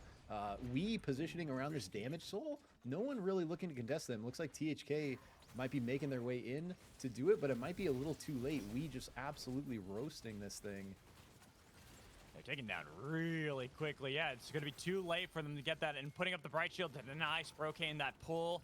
The B-bomb not actually doing any damage. Another good block there from a Simmery, making sure that there isn't going to be that possible steal onto their soul that they rightfully earned. Yep, so they're going to get out of that. Looks like pretty much scot-free. And that's like, usually we're seeing, though, at least damage soul pretty hotly contested. So we kind of getting a little bit of a freebie there where everyone was kind of busy. Homie Kissers almost making it up in time, but not quite. And we see TRC continuing their northern migration as they look for kills. Going to be running into QTS way at the top of the circle now. Especially with the golds, and guess where Akalinx is to try to catch them on retreat. They've gotten the zap over the wall, but it's going to be the Eye of the Storm away from Campo, and OC15 has to ride the rings to safety and keep QTS alive. TTV in it on the bottom as we see them continuing the chase. They're looking for the Black Frogs, our team that won our last lobby and have been starting to rise in the standings, getting close on the heels of both the Stormbreakers and Team Turbo Velocity. Yep, and going back to this fight up north, they're going to find the flank of Wii as Wii makes their way in with that damage soul. looking at TRC. TRC backs out, knows that QTS is still here, doesn't want to over push, but almost find a good angle there to get a quick kill on Campo. Not going to be quite They're enough, hoping but to be able to PDF is swap here. that back, yeah.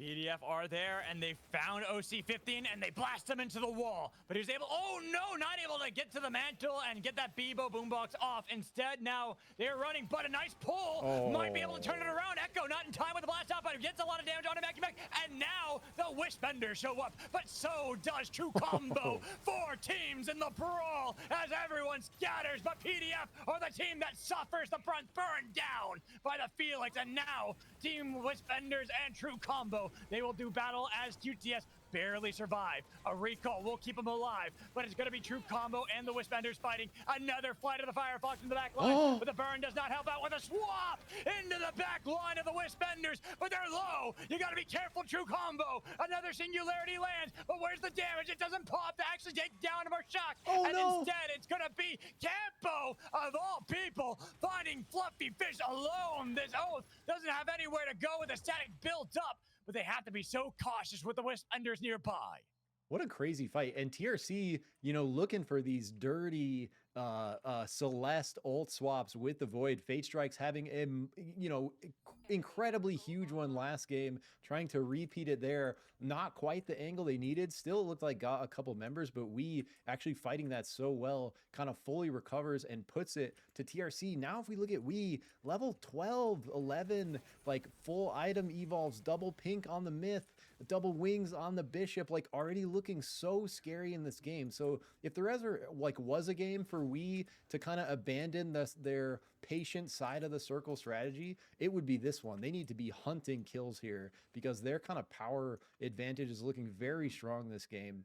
And I don't know if anyone else is really close to where they're at this point. We see a ton of scrapping to the south here between 4 different squads.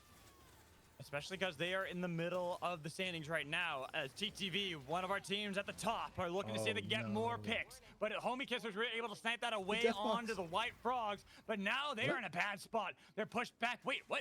How? Huh? I don't know. I actually Did nobody don't know. realize that? How did they get out of there? That's what I'm wondering. That's what did no one pay attention there to the Black Frogs right there that they could have been punished, but instead we have to talk about the questionable tactics squad taking down Dog, taking down Cookies, but there's continued chase for the Black Frogs and the Homie Kissers. It was the other way around, but now who's caught who in the net? Is the Black Frogs pushing back the Homie Kissers with the swap away as they are trying to get the portals out of there for QTS, taking down Baroof. And even with QTS getting a snipe on one side, they got sniped on one, but Maggie Mac, no, not landing the pool to find any more. QTS playing this so scrappy. I actually can't believe they're still in it. They have been down to 1 member multiple times, able to get off multiple reses, actually finding quite a good angle on that fight there, getting a couple of kills to come through for themselves. The Black Frogs, though, continuing to kind of be the winners of these team fights, finding some really good kind of looks on some different angles. It's like TRC is able to recover off the back of Fluffy Fish, keeps his team in it, everyone right back up. Nice. So they lost a bunch of their gold armors, but they are still in it, still have the item evolutions, still got a couple powers, nothing too crazy. But coming into, 12 minutes, still 9 squads. Still 9 squads, only PDF have fallen. Unfortunately for them, they were able to rise up in the standings, but have been suffering for quite some time in some of these lobbies, getting caught out and really unfortunate spots. Like that last one was just a full 4-team fight where they were in the middle of 3, and it's hard to get away from that as we see 3 teams are contesting the sport of life. Looking for SB to get into the back line and look for TWF, but True Combo taking a bit of the brunt of the damage, trying to body block, but not able to get away from the arcane railgun. And now Wisp-Benders are showing up. They're burning down, but the White Frogs unable to get the chilling finale on anyone. Train doesn't take down anyone. Almost was able to get one, but we see that the White Frogs aren't able to get away from the Storm Breakers, breaking down the Frogs, making it hard. And with an abyssal breaker like that, they have just destroyed the Frogs. Up in the air is only the one Adam X, and you cannot get away from the Storm Breakers. They'll break you open. They'll take another team down. Stormbreakers right back in it after just the a mishap last game. Wasn't supposed to happen. They're proving that they are one of these top squads, absolutely belong here. And their fights are just looking so clean, Magical. Like even these kind of multi-way fights between multiple teams, like they're playing really well together, and they're playing off of the back of that Izuna. Like you mentioned, the Izuna Oath combo being so good, they're really just following the Shiv and the Bishop in, letting them delete, and then kind of fully recovering off the back of the Oath and the Izuna. And just like that, TRC out very quickly by Dog on the bottom as well. So instantly from 9 to 6 squads, right as I say it. But we had, we had 8 to 7 because we lost the Homie Kissers as well, and then losing another team in TRC, and we're about to lose another because right now QTS are not able to get out of this one. Meki Mech is spiked. Only OC and Campo are left. Campo will surge in, but guess what? They knew you were there, OC. You can't be sneaky this time, but with almost a spike for the team and no crown for Campo. Doesn't matter if you're stomping that wisp, you're going to be stomped back as they found Aiden, but the Black Frogs are pushing TTV because they want to claim victory. Campo, how are you still alive? Dude. There you go. Get out of here. Finally falls. QTS in this game for so long when they maybe shouldn't have been. Just so scrappy. You'd love to see it. Campo finally gets taken out there, but I think TTV maybe overpushed that a little bit, looking for those kills, because the Black Frogs find a beautiful angle behind them, really able to take that kind of fight victory for themselves. TTV gonna have to recover now. We see the other 3 squads up at the top left of the circle kind of facing off. We continuing the patient play, not even though we look at their powers, their item evolution, still, you know, they were at this phase even, you know, early on where they're significantly ahead, I would say, of kind of the curve. They're not going to, you know, sort of risk that advantage. They're going to continue playing it slow, cautiously. And if there was a time for that circle play to really come in handy, it would be in cross country, which is what we're witnessing right now. Dog are struggling again. We've seen this before from them, and unfortunately, they're now down to EZEB only. Even though Flawed did a good job of delaying the inevitable, we knew what was in store for them. It's EZEB, this time you are spotted out. Fall from Grace, kind of playing with the food, but maybe actually allowing EZEB to get out of there. With the charge, it's not Teldo. Teldo is like, nope, we are not letting him get out of here at all. We need to make sure we're getting the points, getting the kills. As the pull, the Bright Shield was lowered too early. An Abyssal Breaker blast off combo, but somehow Gecko survived for a long time. Keeps going back with the rest of the team. That Barak still alive, and the charge did not take down Gecko. You can't stop the lizard just yet. Bro, how does Gecko live there? He literally gets grabbed by one Kingpin, then another team of 4 engages on the top. Somehow gets out of there. Doesn't get dunked, like just right on the lip to not kind of get slammed into the abyss there. But really kind of good control from Gecko to get out of there. Tom is sad that he wasn't barely over the abyss for the dunk. Not quite going to go through. Teldo over the top of Wee, grabs the crown, but Wee sees it. Going to ult his way out. Same with the Stormbreakers. They noticed that Teldo's there, and they're taking out TTV. Their threat, their competition at the top. And now they're down to only Tom McKick, the team captain for Team Turbo Velocity. And I've seen Tom do crazier stuff than this. Can never count this man out. Gonna be playing it patiently, gonna be looking for very likely a crown angle when it pops, or, you know, a deep res if everyone else is kind of occupied. But I think we, you know, kind of lost a little bit of that tempo, because now Stormbreaker is on the full level 15. We see Detbarak on a full pink evolve. You know, the Shiv shortly behind him. Shin been looking very strong on those Shiv pushes. So, you know, I think while we did maybe have an advantage, not quite so much anymore, as Stormbreakers and the Black Frogs looking quite strong on their own. But they're going to fight over here. And that's the thing. People are looking at the Stormbreakers. They're looking at Team Turbo Velocity as the teams at the top. But the Black Frogs have been clawing their way back all the way to the top, trying to see if they can leapfrog over everybody. Detbarak went a little bit too far as the punt misses. Aiden was not able to get that push into the wall. And SB will survive once more, with now the Black Frogs reigning control of this cross-country storm. Oh, they recalled right above. They got split, though. Fall from Grace wasn't able to get back quite in time, so after what was a really nice peel... Oh. Look at the Wisp-Benders, as the Wisp-Benders are pushing north, and SB aren't done. Detbarak held strong, even though they did lose one, and no pushback this time from Detbarak. Might be able to see if they can go for the box revive. Yeah, they're going for it. They've got the bunny on the call. And guess what? Tom Kick this whole time trying to rat his way to success for TTV. Get him that points, make sure that they are comfortably over 90, or even maybe deny SB from winning because they've got one back. Teldo has been box revived. Yep, Teldo box revived, and I think, you know, honestly, a little bit, I think we could have had a much different position here if they would have kind of kept up the tempo. They've still just kind of been hanging out on the edge of the circle this whole time, not really wanting to overcommit. Tom Kick, looking to make his way up through, was able to get Teldo back with the box res before he kind of looks in that direction. So TTV not out yet. Another cracked player looking to keep him in it. But at that same time, oh, Teldo, hover wings, but it's going over to SB. He notices now Deborek has a crown. He wants to take that, obviously, but he's got to be so careful. And with that charge connecting and not able to get the blast off himself, he's punted into the storm, taking a lot of damage for it. But he might be able to get the punt back. Deborek having to use their own and the blast off missing. So TTV are gone. Yes, they will pass 90, but they got to hope that it's not too much for SB here. We're able to get their crown and get the team back online. yeah, and I like Stormbreakers there, kind of giving them the Bishop 1v1. They're like, all right, let Deborek try to get that Teldo kill. We'll kind of hold the flank here, and in the end, really just nowhere for Teldo to go, trying to make it happen on the crown, but not many options there. So Deborek locks in that kill for our fourth squad out. TTV, you know, one of our top squads, probably got some pretty good kill points that game, but out at fourth, not going to be taking the most of the placement points. Fourth still, you know, nothing to kind of shy from, but Stormbreakers really the ones we got to watch out for here.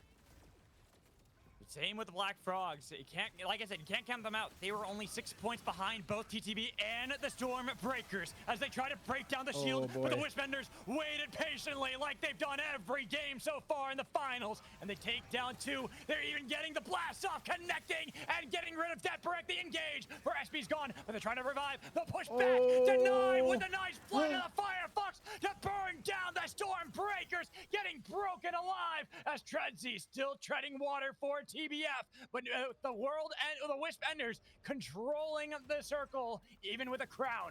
On to TBF. It is going to be another from the Stormbreakers over the abyss to try to survive. And they have the storm. They have nothing on their side. But a Mega Avalanche might help out the Wisp Enders. But they're pushed into the storm and almost having to push back again. But the boom box denies the damage, denies the pick with a nice flame shield. But still, somehow, Treadsy and Aiden survive. That was a good boombox, bro. I just gotta say, that was a good boombox. Sometimes you see some questionable boomboxes.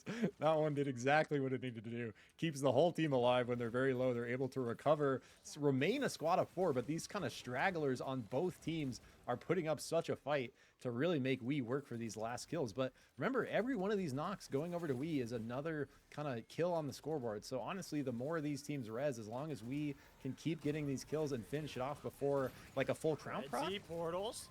Treadsy's just playing, he was trying so hard to outplay them with the portals like we saw earlier, but that time it didn't work. And Aiden, the only one alive, same I love for that for the Stormbreakers. They only had Shin, and now Aiden, he realizes the writing's on the wall. No kill points? Oh, they still get it. He gets it. He still gets it. But the Wisp-Enders will take another game, and that gets them higher in the standings as well. Dude, Wisp-Ender showing up big at the end of the tournament here. Actually so patient, like playing it, you know, I called it out a couple times during that game that I thought they maybe should press their advantage, but what do I know? You know, the patience coming through huge for them, actually coming away with another victory after a very kind of calculated finish again that we see from we. So very nice showing from these guys that, you know, I think of these guys, Mershak is the only one that I, you know, kind of know or recognize as an NA player that I've seen around. So it's just like, it's so cool to me seeing, you know, from an NA perspective, seeing new names, new teams, new faces coming out and taking, you know, not just one first place, but actual multiple first places is like kind of wild. I have seen this team for Wisp-Enders be around for a bit, at least with Mauku. He's more of a recent one. And Hachi, I think, is a fairly recent one too, but Simmery and Mershek, I'm kind of used to seeing on this team, and definitely some names that we've had for quite some time. But still, even with how these games have gone, I mean, we've had a lot of old names that we recognize through and through. We've seen so many times in this in games for EU, whether it's scrims, tournaments for Battle Hub, or here for the Sprocaine tournaments that he likes to put on. but we also have a lot of these new names, and I like that you're calling those out here, Zik, because a lot of these new names are really showing up. Like, Rakia is looking really good with PDF. The fact that they were able to win one of our lobbies. We look at the Stormbreakers. Of course, they're going to be like the big highlight here of teams that and players that we haven't seen too much of that are now really contending with our top of the table for EU. So Minato, I mean, you are our resident EU player here. For you, seeing these teams, like, you have more of a familiarity with some of these players. So Yeah, how would you I kind of know, I know describe? every one of them. So how would you describe how the tournament has played out so far with SB being at the top with TTV? I mean, TTV at the top was you know pretty expected. Like that was logic. I put my I said they're gonna win because they always win. They, not always, but often win the scrim. That's a very solid team. They win very often. They play together since a while, so that's pretty expected. But SB is like I think that's a recent team. I think made for recent scrim or for the Sprocaine tournament, especially because I think every player of the team already has a scrim team. So that's pretty unexpected to see them already because of course they're a good player, but playing together often is an essential thing to perform in a good way, especially in scrims when the level is as high as here. So that's pretty unexpected to see them here, honestly. Yeah, I agree with you. I'm glad to see it. It is a lot of fun to see them at the top right now and doing so well, but definitely unexpected for them. And I can't wait to see how the scores are going to look for this next game. We are getting them all added up so that we can see how like every team is now looking at the top of the standings. We expect two teams for sure are going to be past it. TTV and SB are for sure. I think TBF are also guaranteed past it as well. Now, the other question I have is going to be whether or not Wispenders, with this victory, if they had enough points after that to be able to get over the finish They have to line. lose 33 points to get the match point. And yes, they got it. They did. That's why I was wondering, because I'm like, they get 20 for first, and then all they had to do was get, I think, what, 13 kills on top of that?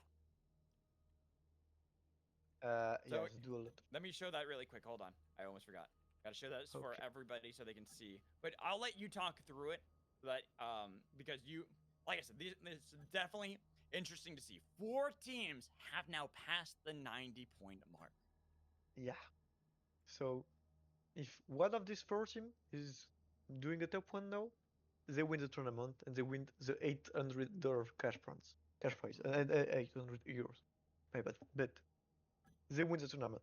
So that's pretty expected because we almost always see those 4 teams, or at least the three first team in the top 4 in the late game, top 3.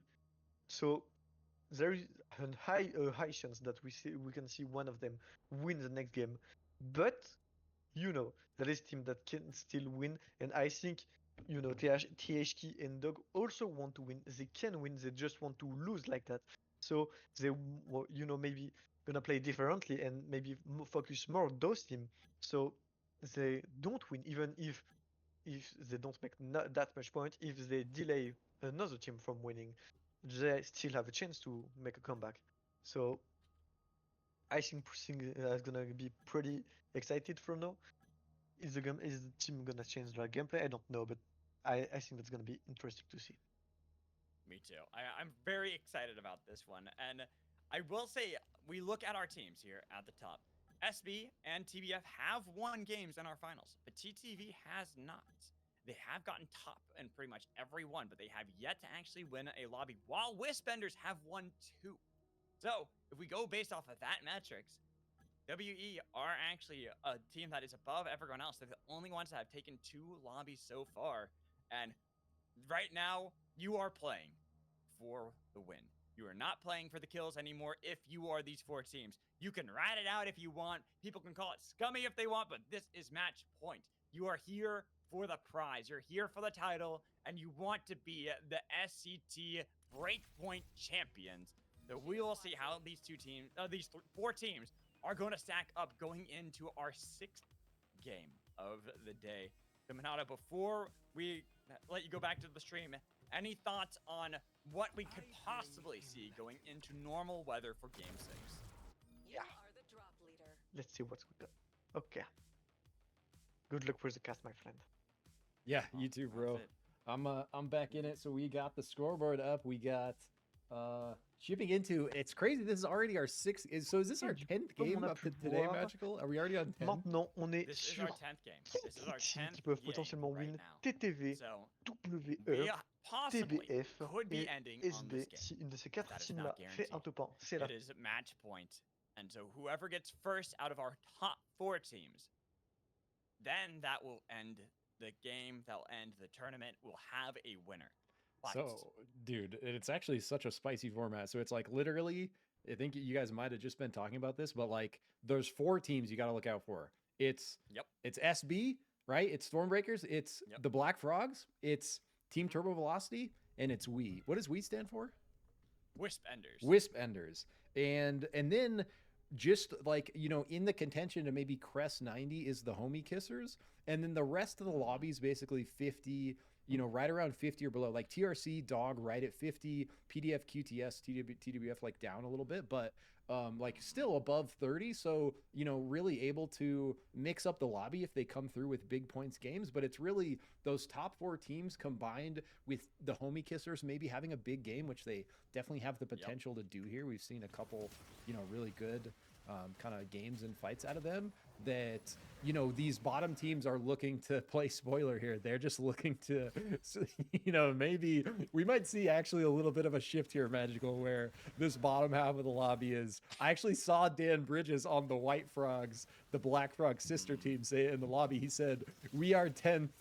Like, you should be afraid of a 10th place team." You should. In match point, Yes. you 100% should, because they have nothing to lose. Nothing to If lose. they see a top team, they have everything to gain by attacking you with everything they've got.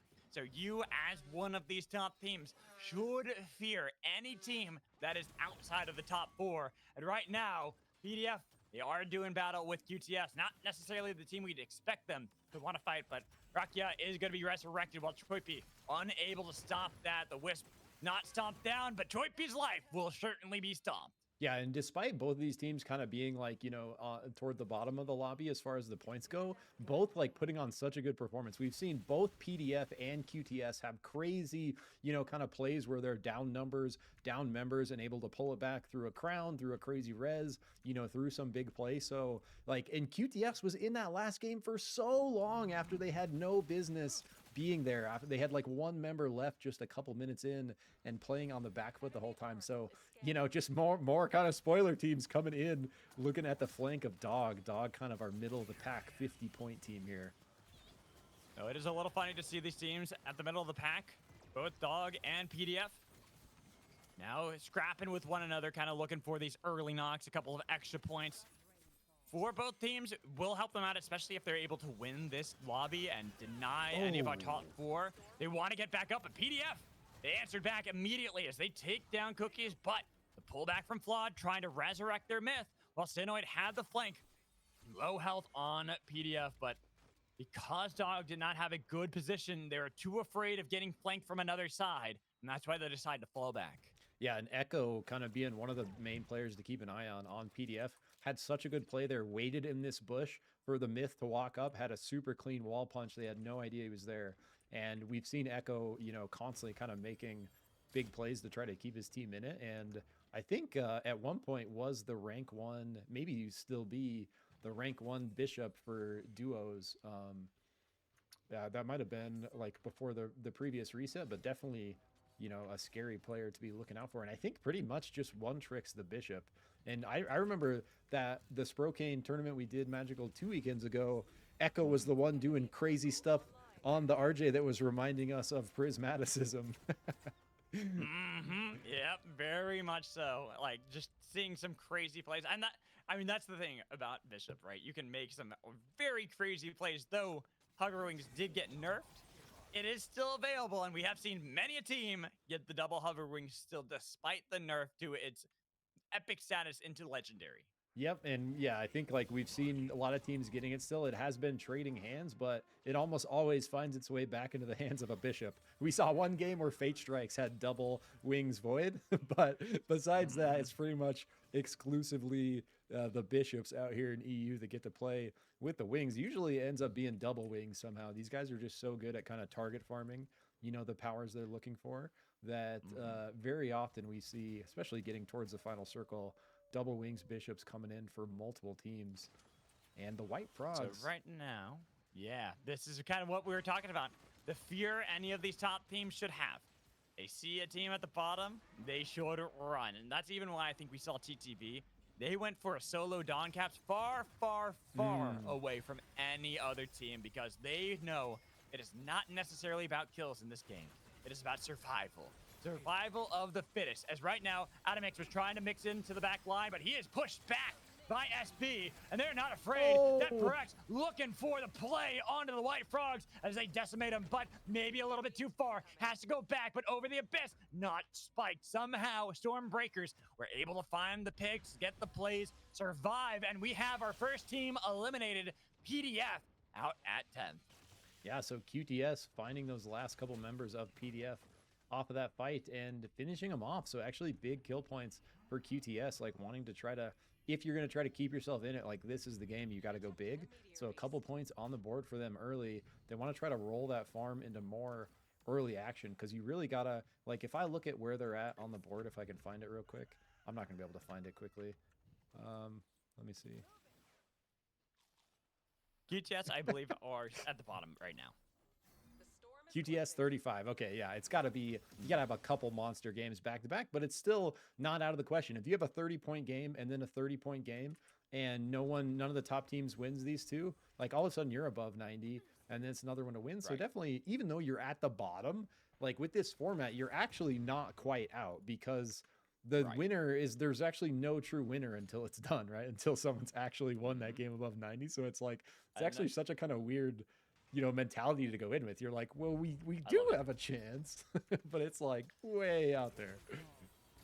And speaking of that, we see that the White Frogs are looking for a play onto TTV, but they are controlling the Armor Soul, not wanting to forfeit that to anybody, and having the level lead over TWF. I don't know if they actually want to play that aggressively for it, especially with how Tomkick is defending, making it so no team can easily enter and almost find the pick, but barely missing that one. He's been pushed back, but look at the damage coming in from Telda with the charge, landing onto Yasser, pushing him back, and here's the blast up. Pulling the trigger to take down one member immediately. They say, screw the soul, we want to get the kills. We want to go for the plays in the back line with a slam down on the chilling finale, but it's going to be a pullback despite that, because they want kills. They're out for glory and blood, and Sid is taken down, even though TWF do survive again. Yeah, so TTV, nice kind of just fending off that fight. They call the turn, everyone turns together. They're able to get 2 picks, push them off. Hopefully going to have time to turn around and get that soul. It looks like they are. We saw a couple knocks from QTS in the kill feed as we were looking at that. We come down to him kind of split here. Campo on the south side of Dogs with Mecky Mech making his way out of the storm. Trying to look like maybe recover from that previous fight. Dog wants it though. You see the beacon. Trying to deny it was the respawn beacon. Tonk misses OC, but it pushes him off the respawn and then pushing him with a baseball bat into the corrupted zone. While Mecky Mech might have lived, he is battered and bruised. OC2, the pull's there saying no going anywhere. The slug wave, you can't outrun that bullet. And even though OC somehow outdoes the damage coming in from one, but now he's got to be careful because there's still 3 of Dodge that are there and ready to play with a baseball bat, almost finding the home run bat onto QTS. Yeah, so they get over there, they anywhere but here. Somehow they anywhere but here in the same spot. What is that, RNG? So lucky, actually. QTS just totally jukes with a double anywhere but here, landing right where they wanted to be at the south end of the circle still. It looks like Dog did just recall right above them, so something to be looking out for still. There are a lot of teams here at Shards of Fate. Yeah, Shards of Fate. Every team but QTS and Dog are here, and they are fighting. As right now, TTV dealing back. They're still trying to get those levels. They want to make sure they're as healthy and as strong as possible for these upcoming fights. Yeah, and something happened to Wii along the way. They must have got caught somewhere down to just a single member. Mershak trying to live here. Can maybe make it to buy a crown at this shop. I think that's probably the option he's looking for. But we can see Dog over the top, you know, gonna maybe see that and Wait, look go- to close go back in. to So the- much violence up here, though. Yeah, the Homie Kissers are struggling. They're pushed back by True Combo, who are now pushing on to Turbo Velocity. With the nuke going out and making sure that everyone from TTV is now pushed back into the mountains. And with a huge flight of the Firefox into the back line, they're burning down TTV, only needing to get these members who are now over the abyss as they're burning down TTV down to 2 members who somehow get out alive. TRC, like that's the TRC we were seeing earlier in our first lobby. Actually, such a strong team when they get together in team fight and have a clean look there. They are able to successfully push TTV all the way out of that, but now in a rough spot themselves as the Homie Kissers fully recover from TTV on them and able to push up. It looks like Teldo going to be the last member left here for Turbo Velocity. Does have those double wings somehow, always having him. You gotta look And to Wee's back. see where the wings are. But yeah, we are back. They're not done just yet. Still surviving, and Hachi getting away, finding a spike too onto QTS. Dude, everyone's just doing a really good job of recovering here. Instantly, QTS is on this Kobayashi's res. They're going to have all 4 members back right away. Looked like TRC trying to get some intel. Oh, Oh, pick. Oh, but Necky Mech. Nice try. Nice try. But not quite enough there. So even though it was almost the play, it does get spiked. It's Campo now holding on to Kobayashi's, but it is nighttime, and you only have about 10 seconds Oh. left, and gets taken down before, while the rest of the team do get the instant revive onto Campo. So even though we are about 5 seconds away, the pull's there, Slam. Can you burst them down in time before the soldiers are here? And they have been wrong, they Oh, know, see. but they're targeting QTS. Not the team I would have expected, but True Combo are on the heart, and they should be able to get the resurrection. Same with QTS. Well, we see TTV finally fall, and they fall at 9. wow. Yeah, so we actually finding Teldo able to get them completely out of here at 9th, which is actually huge for these other teams. We looking for engage of their own onto the Homie Kissers. Sprocaine kind of But split look up at over the Black top. Frogs. Black Frogs have been able to find the back line, and they have already separated this. They're ready to push back the Homie Kissers and deny them any avenue to take away victory from one of the top 4. Mershak takes down Orlando's, and now the Black Frogs Oh. take down Mershak. The Wisp-Benders are getting ended as they are pushed back to the storm. Have a Dude. teleporter. They can take that. That's been activated, and they get out. But they go over to the Homie Kissers. That's not where you wanted to go. Right into their arms as they will collapse. But now a True Combo can do the same to the Homie Kissers, pushing them back, looking for any damage possible while the Black Frogs are still rotating down. But here come the Stormbreakers as they rotate up. See True Combo in their sights, but everyone holding off for now, waiting to see who's going to be the target they want to go for first. While Baroof was able to get around Fate Strikes, tries to feather, but Oh. there's the spike from Fate Strikes. Well, into town, Sprocaine barely survives. Yep, and QTS in the violence with Dog down here, just knock after knock across the map. Dog actually going big down here. That's 4 knocks for them off the back of that fight. QTS now completely on the back foot, just Campo alive. Uh-oh, Campo. Not looking oh, good, gets and we the did bump. see on the kill feed, one of our top 4 teams has been eliminated. Wisp-Benders as well joined TTV onto the bench. We only have the 2 now, the Black Frogs and Stormbreakers. Dude, this is a spicy final circle too. The way this is coming in, Campo really needs to live here. Just trying to play these rings with the crown. Going to be probably his best option on the jewel. Just continuing to go back and 10 forth through those seconds. rings, but does not really want to run into Sprocaine. anyone. Surge. Then there's going to be the blast off. Who wants to get the team back? Says, come back, my homies. Let us celebrate, rejoice, as we have another chance to get into the top 5 to get past the 90 mark. Poor Campo just dreaming of an iframe there. Wishes he was old Jewel. Wishes he was Jewel from 5 days ago. I literally think he's the only Jewel in the lobby. Such a sad story for the Jewel mains out there. But not going to be able to immune that one. They are going to get taken out at 7th here. And going to be like a really kind of spicy final circle here in game 7 and normal weather, so nothing really extra to kind of account for. It's going to be more of the kind of raw power, raw evolves of these teams coming through. We'll kind of take a look at the different items on Well, each here as we See, look this our is way what I wanted around. to talk about. If you're talking about raw power right now, Storm Breakers have double soul, and their items there are looking good. A Masamune for Deparax, and that is going to be a difficult bishop to get with the double hover wings again. Man, so many hover wings. They made it legendary, I thought. I thought it was supposed to be rare now. That's what I was saying. These guys still able to just get plenty of upper wings. Literally 4 on the side of Black Frogs, 2 for Deprak. Like, if there's a bishop without 2 wings, she is missing out because they are everywhere. Flawed's got one over here. Taking a look at Dog's gear. Dog not too far behind, honestly. A little behind on the equipment evolutions, but they do have Radar Jammer. No one knowing they're down there. Flame Shield. As now, the Homie Kissers, they've been pushed back by True Combo, but Sprocaine has survived, and Dog have pushed up, but this is not a position they really wanted. They're now going to realize that this is a difficult one to hold on to. True Combo are behind you. They've sent out the cluster nukes, and while you have that Bebo escape route, you can look for, you're kind of put onto this little bit of real estate, this little land. They're putting up the white flag saying, not us. We need to take out one of the top 2 teams. We need to look for either the Black Frogs or for Stormbreakers. Yeah, and it's like this is kind of where you're getting down to like the tournament meta, like the very first time you've ever experienced match point tournament meta in SUPERVIVE is now. You gotta kill these 2 teams, Magical. You cannot let Stormbreakers win. You cannot let the Black Frogs win, or it is GG. The entire tournament is over. They walk away with 800 euros.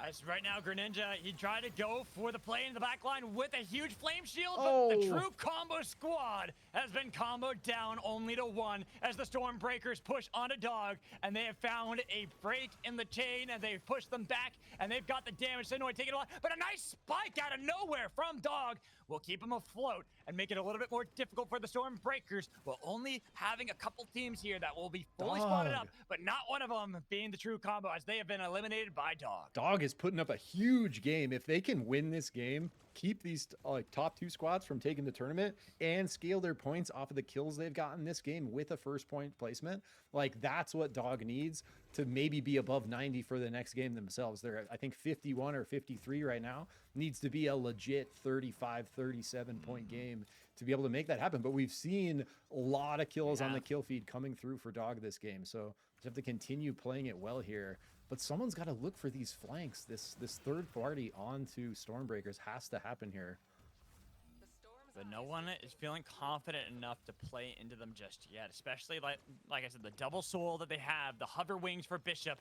On the other side, we're looking for the Homie Kissers and who to target into the storm. Missing, and it's going to be Gecko, who decides to go in with a missile breaker. But Sprocaine, out of nowhere, was able to get the haymaker as they try to get the punt back in with a blast off, getting a lot of damage, but not actually getting any of the knocks they need to. Arcane now pushing in, but look at the Black Frogs. They've been waiting this whole time. A little bit of damage from Sprocaine, but nobody from Stormbreakers has fallen. They all survived, and even with the revive on the plot on the other side, Dog have been reformed, and they can look for one more fight, but they are waiting it out as well. Wow, if there was ever a time someone needed to collapse into the back of Stormbreakers there, they don't do it. Stormbreakers live, cannot sort of punch through the recovery coming through from the Oath and the Izuna together. And they're going to walk away from that with double soul, continuing kind of their, aggressive positioning, holding kind of dominance of space here in the bottom left. And the Black Frogs, their other top squad, doing the same thing at the top of the circle, kind of playing off of their fire vision, holding their position very well. And it looks like Shin may be looking for a little cheeky pick there on this last member. Sprocaine tournament host here, last member of THK. Oh. Another team that was hoping to hold on and be able to get a top finish as well, because they are getting close. Same with Dog, but right now it doesn't seem too likely for Sprocaine as he falls, but just a little bit over the abyss. And one less team. 4 remain. Half the squad of our top 4s are in this one. There's a 50-50 on whether or not we get another game or if we have a champion. Yeah, this is actually so spicy. We really want to see Stormbreakers and the Black Frogs fight, because that's what's going to give Dog and the White Frogs, who are 10th place spoilers, by the way, still in it, looking to spoil. But here comes the cluster nuke, and it is going to make it hard for the Stormbreakers to get away. And here come the White Frogs. They're ready to play spoilers. Breakers. They push back the Storm Breakers, but nobody's dead yet. Now, finally, 2 instantaneously for the Storm Breakers. The Fall from Grace might be able to revive them. They have the Oath as well, but it's going to be the spike down from Cookies. The Rain of Arrows make sure that it's going to be the spin dash in, and only Gecko remains, but they might be able to get the revive. No, they stomp on the Wisp, punt them out, and say it's only down to the Oath, and that Oath has been broken. The Storm Breaker's gone. It's up to the Black Frogs if they want to get the championship. Now it is the time to strike. You got to take down both your team of the White Frogs, but also the Dogs that are still competing for the top. Yeah, and we don't want to, we don't necessarily want to see like teaming here, but everyone knows that Dog and TWF should team up here and sort of take on the Black Frogs together. The White Frogs, though, are the sister team to the Black Frogs, so maybe some unspoken camaraderie there gonna override the Dog synergy. We'll have to see how it ends up playing it out. TWF 3 members do have Crown. Oh, Yeah, but if you're TBF, you're just hoping that you can find any stranglers, get any sort of advantage right now, and that is why they're holding on to their circle. They're holding on to their base camp. They will have to start playing into the territory, and look at this circle. Not only is it Abyss you have to play with, but you're having to play with the frozen water. It is icy cold down there, and teams are not going to have much space to play with. and I think the Black Frogs kind of knows now that there might be a little what do you want to call it? Like team. I don't want to. I'm just gonna knock. If you're being real, it's match point for a reason. Yeah. This is what you can do in this format. You can work together. It is free for all. There's no rule that says you can't work with your opposition to take down the team that would otherwise win. But that is assuming you're able to beat them. The Black Frogs have got themselves in a decent spot. They're holding up, they're putting down the fortress, they even have themselves this teleporter, but the cluster nukes have been sent down, and they're trying to break down some of these walls that have been resurrected by Black Frogs, and it's gonna be Dog who try to push in first, but it's gonna be the Black Frogs fighting the White Frogs on the other side. 10 seconds remaining on their crown, but unable to find any of the targets they need to. DBF survived the first onslaught, and with that bungee shot denying them the engage, a bomb has been placed down to make sure the Black Frogs stay over in their territory. This is so funny. So now we have a legitimate 8v4 about to happen here. Dog and the White Frogs completely on the same team, right next to each other, not shooting each other, looking at this Black Frog team, wanting to get them out of here to keep the tournament alive. And the Black Frogs, they see the Euros magical, they see the payday. All they got to do is take out these 8 players. I was about to say, if you're gonna win, this is the time to do it. In a 2v1 scenario, 8v4, but you've already lost Aiden, your primary engage. And what is this storm shift? Is there even any land to be had? These Abyss shifts are crazy. This is just normal weather, bro. They can, I guess, on the very thick part of the wall, way far away. There's nothing they can go to. Yeah, there's actually no land, pretty much. It's wild. Like legit none, actually. What? We have had the weirdest circles, and the Black Frogs, We really they're have. going to say, this ain't no normal weather. What is this going on right now?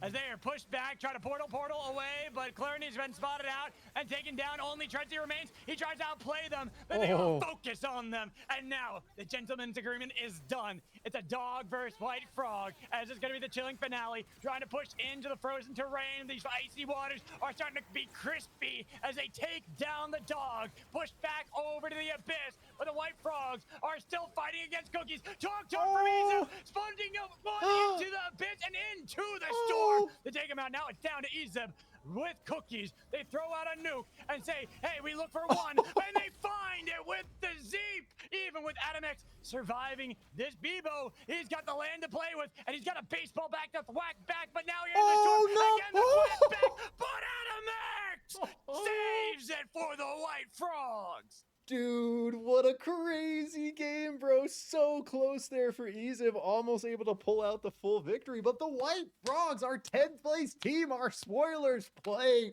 spoilers to perfection. The Dan Bridges call comes through from our previous lobby, and they actually get the W. So let's go, White Frogs, keeping the tournament alive. Fear the team that has nothing to lose, because there they take first place. deny all 4 of our teams that victory. And of course, we will add up the points to see how things are going from here. But while we do that, I'm going to let you and Minato talk. I need to get some tea. I was starting to cough during that last game.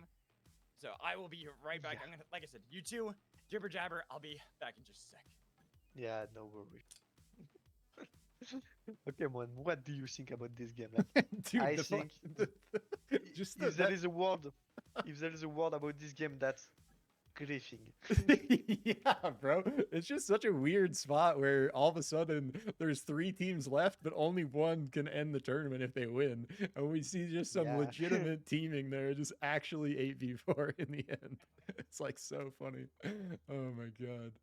Yeah, but you know that's the rule. I mean that's the rules. If there is a match points, that mean you can focus everyone. That's unfair, but that's not against the rules. So I know, and it's so interesting that just like this format specifically like encourages that almost like it's almost like the only tournament format that I've seen so far that actually would put you in a situation where that's like cool or like that's what you're supposed to Yeah. do, right? yeah. It's actually so funny.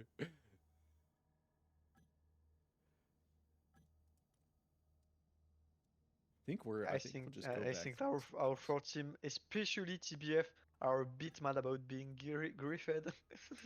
Yeah. Treddy, You could tell they very were happy like right now. yeah. They did not look happy at the end there. I'm gonna check and see if we cycle back through the original storm ships here. Mm. What the fuck, bro? I think that Bridge just say he has fire in his house. Oh, what? Yeah. I think I have fire in my house for Dude, I free. so Okay, hope no. he's joking. Okay, he was Jesus. joking. I didn't read it all. Okay. I was like, I really hope he's joking. That would be. Oh my god.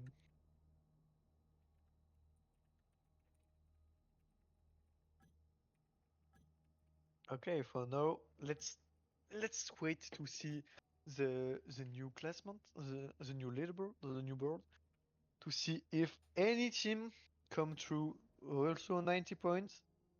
So there is a new team that can win this tournament. I don't know. Let's check it out. Let's check it out. So totaling points now. It's literally Okay. like I think Dog may be in a position to get close to above 90. Maybe they're having a pretty good game. Yeah, nice. Maybe THK the world they not have they didn't get such a good game, but they were already not that far away. So Yeah. maybe Definitely could All right. happen. maybe. I've got myself some tea, and now we have an updated score as well. Do we? Yes, we do. I will show it off. So we have our 4 teams that are still above 90, and no one joins them. Dog are at 80, 10 points away with the Homie Kissers at 76.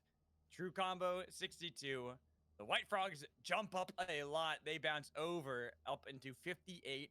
PDF at 47 and QTS at 45. But still, only those 4 teams at the top. I mean, we still have every opportunity for more games of SUPERVIVE, especially with 6 of these teams still competing to get above that 90 mark. 2 of them are within striking distance. 1 not too far off.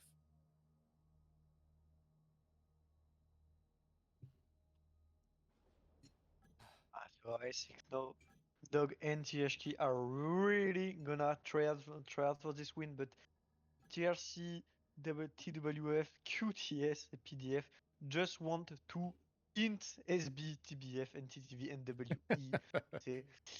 Professional in strategy. That's gonna be a 6 versus 4, bro. That's not battle royale. That's That's massive. That's MMO Warclone. Like, is that not just the solo queue experience? Hello? Yeah, you're right. That's like, is that not just the solo queue experience? I'm pretty sure this is how every one of my solo queue games goes. People see my name and they know I'm gonna int anyways, so they just target me more. So they're just like, easy target. So now, Nah, bro, they gotta don't know say how that. You're I the feel. goat.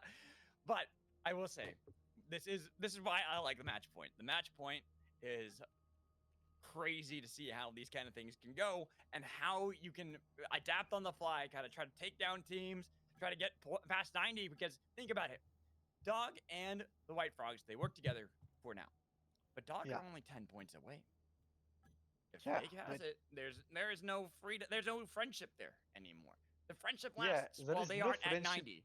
There is no friendship here anymore, but you know, even if there is no friendship anymore, there is also a bigger enemy. So until Mhm, they get at 90 point, and mhm. honestly, I think if they are see if there's a possibility to play together, Dog probably gonna get already his 10 point.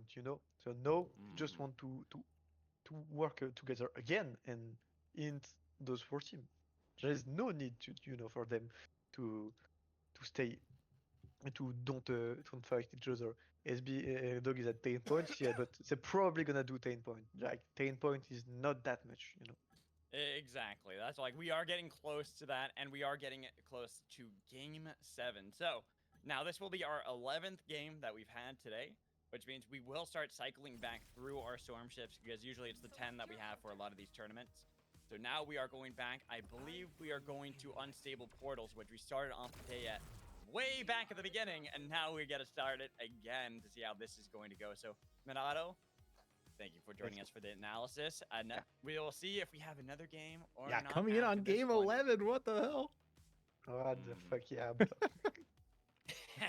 All right, Minato, we'll see you in a bit. Nice in a bit. All right. Yeah, it is, My this is voice- the marathon format here, bro. It is. I got myself tea. I put honey in the tea. We are ready for this game. Getting into another one. My voice is definitely getting tired. My body is willing, though. It is willing to push past the pain That's what we and like to get hear. into more SUPERVIVE. So I hope you're all ready for some more excitement here in our match point, our first one ever, the first look, the potential of SUPERVIVE for some tournaments later down the road, as we have 4 teams still at the top, looking at our Stormbreakers, Team Turbo Velocity, the Black Frogs, and Wisp Enders still have every opportunity to end it now here, Zikrik. Yep, and so it's basically four out of 6 teams can end it, and we have Dog and the Homie Kissers basically at that threshold where if they have another decent game here, they will also be above 90, next game looking to contest. So if we don't, if Stormbreakers, the Black Frogs, Turbo Velocity, or Wispenders don't win here, then look to Dog or THK to, be above 90 and kind of be in the running for that next game. But, this is starting to get scary if you're not above 90. These are like, it's going to take a lot to stop one of these top squads from winning. And especially, if they can get off to an early start with some good momentum. Speaking of, we just see everyone and their mom dropping down here at Skyrats, looking to make their way over to Coldfang maybe. But multiple picks coming through from TRC. It looks like Dog maybe on the back foot. Adamar kind of caught out. Yeah, I was about to say TTV are actually caught out because It's just only the the Ari Ari. was able to get away, and he, thankfully for TTV, has been able to get quite some distance away. He was able to kite way far away from everything, and he should be able to get the revive. Right now for TTV, that is not the way you want to start off Game 7, especially with so much being on the line. But it's not the worst thing in the world. Like I said, they are still there. They haven't fallen. They aren't eliminated just yet, and having to watch from the sidelines already in day 1.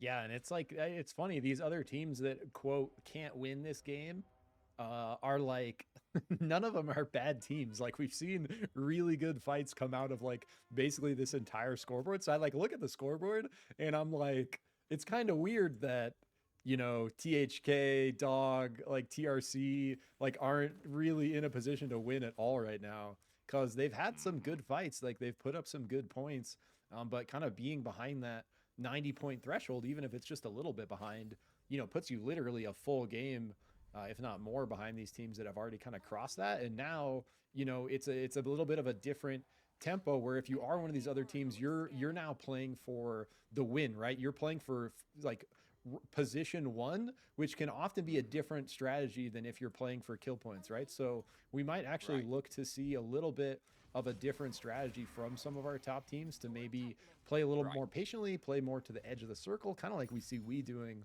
you know, in most of the games where they're much more kind of patient and deliberate, you know, with the kind of engages they're looking at. Exactly. So I'm looking at how teams are right now. We do see Wispender's way off in the academy. Nobody near them.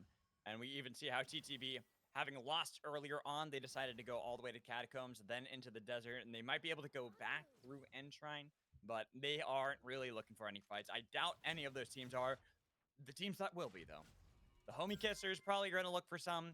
Dog can look for some as well. They are teams that are getting close to that the cusp of the points.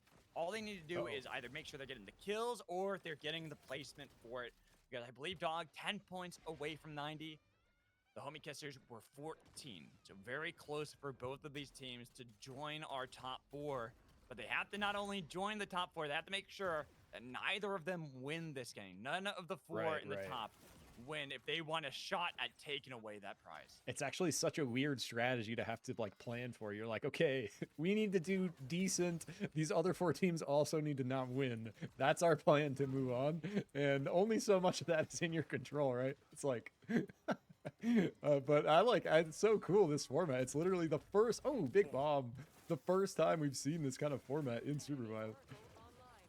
Echo a little bit far there, but we see that QTS, both them and PDF, trying to see if they could move up in the standing. We see on the kill feed that was that snipe into the back line, finding one member, and now Campo into the back line too. Was almost able to get some damage onto Echo, but they were able to get away. That baseball bat not working that time with a home run because they all moved away, but the grab certainly does as they get the slam down, and Lancelot was the target. So another one gone for PDF. This time, they're not going to be able to resurrect that Wisp. Yeah, nice look there from Sprocaine. Gets the Abyssal grab to come through. They lock in another kind of kill point here. And the Homie Kisser is one of our 2 teams looking to crest above 90 this game. So they just have to have, like you said, decent placement, a couple kills, and they're going to be in a spot next game as long as one of these top squads doesn't take it away. And I think, like, just the way this format has worked out thus far, we're probably going to see, like, more of kind of a slow, patient game across the board from most of these teams. Because if you think about it, literally almost over half the lobby now doesn't really have to worry about kill points, you know? All of a sudden, half the lobby is almost 100% concerned with where they place over, you know, they could get 0 kills, place first, and win the whole tournament. So it's going to be definitely a different dynamic. Black Frogs losing Black Frog pretty early on, but we're seeing a lot of these early kind of plays that are going back and forth, not really netting anyone too much control in this game. Not like how it had in some of the earlier ones where we had early eliminations from some of our squads. Even seeing in this one, TTV were down to that one remaining member that Ari was able to get away from the team. Now we have a pull from Tom Kick, and Sinoid spin dashing away, gaining some distance. Zelda was not able to find that, but they got a lot of damage onto the Ari with a mega avalanche and rooting down one. But he's able to get enough distance back with the rest of Team Turbo Velocity that they should be able to go through Skyrats, run up the Scavenger's Bay, and then even into the grind. Yeah, and it's pretty much what we've been seeing, like teams trading like maybe a kill or 2, then kind of backing off, not want to overcommit, not wanting to over push. I mean, the scariest thing about over pushing is you put yourself in a situation where another team finds your flank, like maybe the Black Frogs here pushing onto THK. Wee is on their side. All right, and with Wee getting at least the knock on a Clarny, making it a little bit more difficult for the Black Frogs, but they were able to get Black Frog up, so the rest of them should be able to kite back. You see how this is... Man, we really are having some weird circles today, aren't we? Like, every time it feels like we are at the edge of the map. We have only a few that have actually been towards the center parts of it. And I will say that is so unusual. Yeah, it is funny. I mean, what a perfect kind of like format to have crazy circles, though. It's like such a kind of like fun like new format there. But I completely agree. We've seen so many. I mean, our normal weather circle last game had no land at the end. Black Frog. Hilarious. Yeah, I mean, it is weird. It is so weird how that last one had the icy terrain and then nothing, just absolutely nothing that you could utilize. Oh, what? Oh! Oh, yeah, now I see why. Oh, the B-bomb did not spot him out, so they had no idea that TTB were there. And unfortunately, only 2 for Dog remain. Sinoid getting back with Cookies, and they need these points. They need to stay alive if they want a chance at the prize. This PDF had to pick up a crown. Echo going to be wearing that. They aren't too threatened just yet. Going into night 2, getting into day 3. It's interesting to see how these teams are kind of battling back and forth, but everyone is being a little bit more cautious than we had seen, and especially that last game where we did see a lot more of these early skirmishes, really like with teams chasing down full kills. Yeah, and it kind of makes sense when you think about the format, like we were just talking about, right? It's like all of a sudden kill points don't matter. Literally, only final placement matters for the top 4 in the lobby, and even for the number 5 and 6, they don't need that many points to find themselves above 90 next round. So it's literally like the top 6 teams almost playing for like full placement here, kills basically not mattering, because it's just whoever is above 90 pulls out the victory, is the winner of the entire tournament, regardless of everything that's happened before that. And you know, I think one of the teams that could kind of play big spoiler is TRC here. We've seen a really strong day for them. Like they had a really strong showing in the matches of when the lobbies were split, and then coming into this you know, kind of more stacked lobby, have a little bit of a harder time, but still having some really good fights, like putting on some really good performances. And I think, you know, they do kind of have the potential mechanics and stuff wise to come out with a victory here. So I'm looking to TRC this game to maybe, you know, be our new spoilers after the White Frogs did it for us last game. And seeing right now the unstable portals that have been placed down, kind of interesting ones. Right here at the machine, that's going to take you all the way down to the Sky Rats run. Wisp Enders pushing back the Black Frogs. You have to pick up a crown, but they got a nice fan boost out of there. So it'll be away, and look at how that going goes all the way down to where the White Frogs and TTB are. This other one, not so great, but that one where we already have some fighting going on. TTB getting the first knocks onto TWF that will kind of force them away. They might have to take that portal if we were talking about that. But it's hard to get to. It's all the way back there in that scrapyard. And the Homie Kissers have pushed up, and they're looking for a pick onto anybody. Same with, we see there it is. The portal's taken away by the White Frogs. Wow, there's so much Get a up nice here, recall. too. They should be fine. And again, another dash away, utilizing these portals to try to get out of here. But True Combo now fighting up against PDF as a crown for the Stormbreakers, trying to go for the Missile Breaker onto Greninja, getting rid of the Sorrows, and then Fate Strikes, unable to get back. That's why Nice Gate will keep them alive. Back to Akalinks, as they have a respawn beacon already channeled. Might be able to get the team back up. Wisp Enders are on the inside. The PDF unable to execute and get them off of the respawn beacon. True Combo will respawn once more. Yeah, and thanks to that portal that you called out, Magical, TRC finds their way all the way back through that. Somehow doesn't get caught in the 8 teams waiting at the other end. And they are, looks like, going to be able to get that beacon off. So well played by TRC to kind of keep themselves in it here. PDF and QTS have been scrapping. Like most games, we see some kind of scrap between these two teams. Maybe like some kind of beef or just getting unlucky. They keep running into each other. But we got another cross map portal showing up right here. Coming over to the grind, it looks like TRC continuing to try to scale that XP soul. As soon as you have this thing, you really want to pump levels as quick as you can get them to get as many abilities to 4 and kind of utilize the value of that ASAP. And it looks like that's kind of what they're doing. Level 11s here across the board for TRC, pretty much with the curve, maybe a little bit ahead of the curve.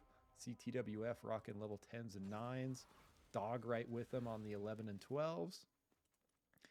But like we were talking about, pretty patient, like slow map play here across the board. As I kind of, you know, pan our way around, we're not seeing much action, you know, especially what we would expect. Like right around here for the timer on an EU game, Magical, this is like right around where like the dam breaks and the violence just sort of opens up for the rest of the match. We'll see if a similar thing kind of plays out here, but I think it might go a little differently just based on, you know, the format and everything we've been talking about. Oh, wait. TTV, a nice grab that actually pulled back the Ari to save them as this train coming in, and Orlando's too, with his own Tonk was looking for the explosive bomb into the back line. TTV have gotten away for now, but the hunt is still there for the homie kissers as they were looking for turbo velocity, but the Stormbreakers chased down by Dog over to this little bit of terrain outside of the tracks as we are having our circle go back over to terrain, and we see the true combo are punishing PDF. We're a little bit too far and too exposed, unable to get out of there too easily. Separated as Lancelot was trying to get the spike onto some members, but unable to do so. And then out of nowhere, the Black Frogs come and they rain on the parade of the PDF team. Now down to only Lancelot, who barely was able to get away with a nice clone dash, but it's only this Jin, and they should know that he's back there kind of hanging out. Yeah, still all 10 teams in it. They're down to 1, TTV down to 2.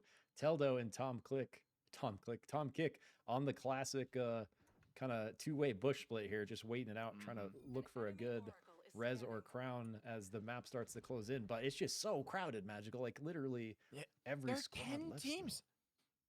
10 teams still left here. Like that is an insane amount to remain as we are into end game. Not one team eliminated, and every team still getting members back up. They're all afraid to go for this push, and this is where things can get topsy-turvy, where anybody can win. It's anybody's game, and we are in Game 7 of the Grand Finals. 4 teams on match points as there's a lot of damage onto the true combo side. Chased down because the homie kissers showed up out of nowhere, and they are third-partying this, making it hard for true combo to get away, and that's why Fate Strikes put down the singularity to try to survive, but he has to go for the swap away. PDF are down to a member again as Echo was taken out of the equation, and we can see now they're trying to get away, but same with TTV. They're hoping to survive for long enough, but Tom Kick is taking the long way around in the storm. He was looking for Death for X on one side. He's sneaking his way into the circle. Nobody has spotted this Kingpin somehow getting away, but I think now has to have been spotted by Phil. There it is. They now notice that Kingpin was behind them, and even with that pull, there goes TTV, the first eliminated, and then Death for X with the chart. Oh, not able to get it. Couldn't get the crown off as we have another team out of here. True combo. This is all blowing up. Everybody is now fighting Lancelot with a crown. They try to get the revive on the Stormbringers. Jukin with that, but now one more auto and takes back QTS back in the game as there's another spike and only down to fall from Grace for the Stormbringers. But Dogs are there to train on the parade of the storm while they get pulled back in by Mecky Mech. Oh my gosh, the EU violence dam just broke wide open there, bro. Everyone murdering each other. 2 of our top squads out. What seems like early, but we literally just got to end game with 10 teams, so it's not that early, but out pretty quickly there as we call that out. TTV and Stormbreakers out of here, bro. So now only 2 teams left in it to win it. The Black Frogs right here being one of them. Black Frogs holding on the best they can, but they have that crown, and they have to survive for quite some time on this one. So I'm kind of looking at how they're going to be able to do that, how long they can hold out against all these teams. Because like we said before, there are a lot of teams still up. I mean, we just had 4 teams eliminated in quick succession, yet still 6 teams remain. That is how crazy and compact this map has been so far. And looking at how the territory is still being, right there, Aiden barely getting away from certain danger. The homie kissers are looking to see if they can play up, I guess, any of these teams. Ooh, a little teaming, Being happening. Little hearts going they're out. teaming right now, but hey, that doesn't mean that the Black Frogs can't work maybe with one of their adversaries here of the Wispender's if they wanted to as well. But there's going to be the pull. Hey, they broke the treaty. They're looking for the fight against QTS with a crown pop for Dog. And now they are all back in, but they might be able to get the revive. No, pulling back in OC, but the double pull. Say no way as Dog push on the QTS to try to get them to go away as they are now back into the machine, barely alive. And Sprocaine still holding on to the base camp, surviving and still looking at all these teams with 6 squads still there. Aiden, 25 seconds remaining on the crown. Yeah, and I keep panning over here because these are our two teams that can win it. It's Wispenders and it's the Black Frogs, kind of holding the right side of the map. Wispenders doing nothing out of the ordinary. This is their normal strategy, playing edge of the circle, playing off of their fire vision, moving as a squad, playing off of bushes to find good angles on enemy teams. And they're doing the same thing right here, except it looks like they're maybe going to try to do it to the Black Frogs, the only other team that could really contest them for the victory here. And remember, we coming off some big kind of momentum, not last game, but the two before, back-to-back, wins, putting them in a really good position here.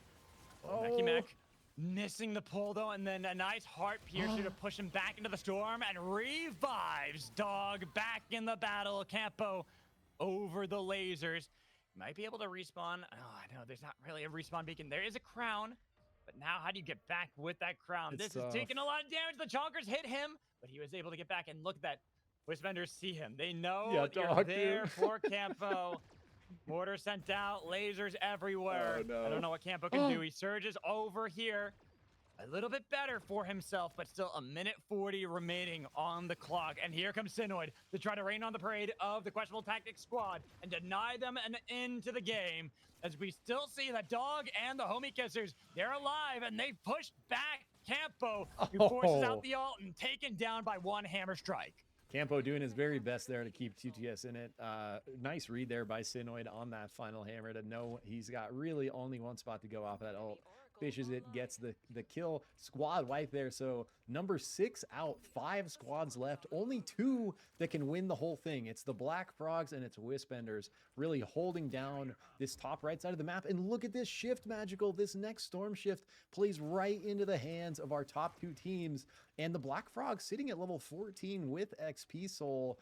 Like, kind of scary, honestly, when you look at, sort of the levels and powers and items of these other squads. Not too far behind, but also nothing too crazy, to where we could see another team really contest them. I guess Dog may be the closest ones here with Shrapnel. Pretty good item evolves coming through. Soul Stealer, Masamune. So maybe going to be looking to do work, but Seeing these two teams work together because it's so 5 weird. squads You're like remain. waiting for The something to White happen. Frogs are on the other side, and they're pushing in. And like I said, there's every possibility that Wispenders can work with their adversaries and try to see if they can take down these 3 squads that are looking to see if they can beat them. But it's going to be a TP into the battle against the Wispenders, not the ones they want to fight, but they are losing. Black Frog struggling. The Wispenders pushed back, but they have 4. They found the spikes, and with Black Frog still alive, the Black Frogs ain't done just yet. They're able to get Aiden back up and try to get away, but he wasn't able to get back. Now the White Frogs take out the Black ones, and they're dealing with the Wispenders, who still hold on to the base and still survive with all 4 strong. So the teaming has done a full 180, Magical, where now the Frogs are killing the Frogs. It doesn't even matter that you're sister teams. It's all down the drain here. We're just looking for the victory. And now we, the only squad left that can win this, like outright. And every other squad knows it. We see this kind of agreement across the board from these 3 squads looking at the angle. Oh, Ennui. Let me just say this. If we get to game 8, Dog and the Homie Kissers will both be past 90. Yeah. More than half the lobby will be at the match point. So there will be no truces after this one. Teams can't really work as easily together because everyone is gunning for the prize. And now the Wispenders with the Storm working against them, with teams working against them as well. Not looking likely that they're going to be able to push their way into this. Not against 3 squads, 4 against 12. Highly unlikely. Low key, bro. I want to see the White Frogs go completely like wild card here and just ship it into the back of Homie Kissers and just ruin the ruin the teaming. It's like it's not going to happen, though, as they just continue putting the pressure on Wee. Such a rough spot here, bro. Wee's gone. And there goes one of our last teams. Truce ended. My friendship with Dog, my friendship with the Homie Kissers, my friendship with the White Frogs is gone. Now it is any team for themselves as the Mega Avalanche onto the Homie Kissers. Dog try to go for the play into the back line. They want to take out Dog because they'd rather have a better spot in the finals and look to be the powerful team. While Cookies has picked up the crown pushed back yet again. Oh. And here comes the chilling finale. The last team to look for the engage as Tonk Tonk goes wide. Dude. But the White Frogs from last to first, they want to take another victory. The Homie Kissers cannot escape the White Frogs' wrath unless Orlando's can pull off an absolute mad lad play, but he can't. And the White Frogs take 2 in a row. Man, the Homie Kissers actually playing that last fight so well, like surviving the first push, almost living that second one, trying to pull out the victory against the White Frogs. But the White Frogs, full wild card coming from behind 2 games in a row now, no longer at the bottom of the board. Back-to-back victories for the White Frogs, completely upsetting the entire sort of bracket here. If there was kind of like a bracket or points that made any sense, we're trying to make some sense of it. But now with that game, we have very likely Dog and the Homie Kissers gonna be up above 90. And if we look at where were they at the end of that? They were at, why can't I see them on here? Oh, the White Frogs, 58. So the White Frogs need that would be what, 28 points to be able to, or 38 to be able to get above 90, 32 to be able to get above 90. That would have had to have been a 32-point game for the White Frogs, which if they got enough kills, it could have been. I don't think it was quite that violent. They're going to walk away with the 20 points for first place, but I'm not sure if that's going to be enough to put them in the standing. But regardless, I think it's very likely after these points get totaled, Magical, we're going to see 6 teams with the White Frogs being very close themselves to, you know, kind of being above that 90-point threshold here. All right, let's bring back Minato. So now, Whoa. game 8. We are into our 8th game, and we know for sure we will have 6 teams that are going to Yeah, be in For sure. match And point. maybe a 7. That is true. That is very true. I mean, there's every possibility, and that could be. Obviously, we want to see what the points are going to be first before we make that signal, make that announcement on how it's going to be. And I am pretty sure that this is going to be our last game. When you have more than Yeah. half the lobby Yeah, more than that half is of the now league, yeah. at match points, it's very unlikely that it's not going to be. If we go to one more game, bro, that's just for show, you know, for content. For content. They just really want to wear me out. That's what it is, right? Yeah, yeah. Yeah. Oh, I will say this tea has definitely saved me though. My Clutch. voice was starting to wear out a little bit, but now I've got the tea and I'm starting to feel better. I would be very, if we have literally 6 teams that can win this one and it's one of the other 4, I'm going to be very surprised. I mean, it could definitely happen. Anything can happen. Because we just It's saw, I match mean, point. yeah, Yeah, it can happen. we literally just saw that happen 2 games in a row. So I don't know why I would be surprised, because we just saw the White Frogs, who are not at the top, just win 2 in a row. All right. So, like I said, as we wait for the points to get added up, honestly, like, we don't even need to add up 4 of the teams. Yeah, we just right. need to know the other 6. That's Yeah. really what we need to know.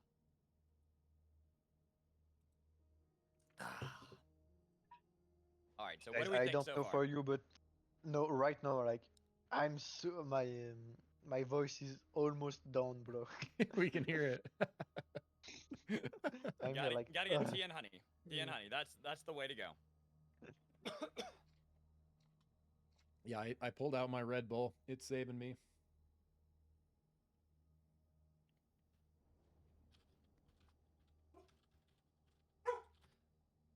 Yeah, that's like I already had the energy drink way earlier today, so I'm like way past that.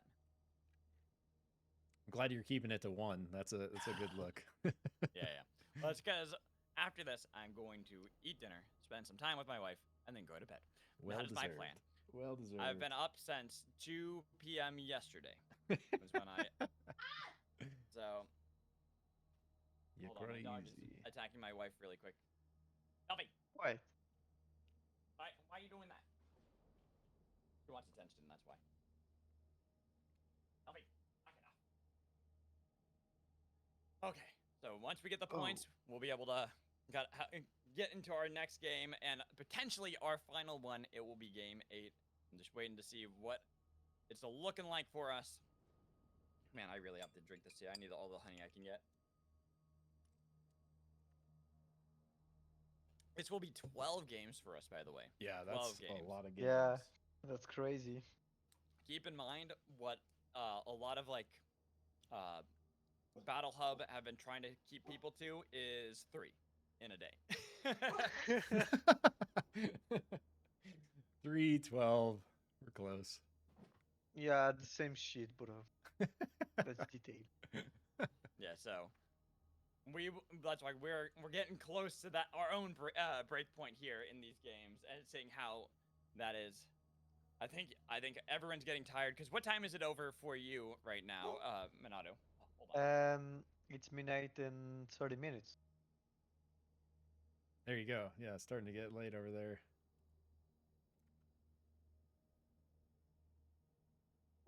I'm wondering what's they've been doing the points pretty quick. I wonder what's taken them so long this time.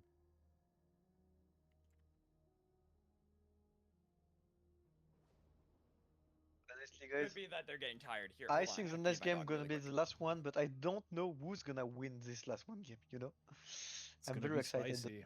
Definitely is gonna be spicy. Yeah, but like we see so many things. No, we don't know. Maybe it's gonna be first team to go on the top, or maybe that's just someone else this time, and they're gonna get scammed, so they're gonna get mad. But that's game, and that's the show, bro. That's for content.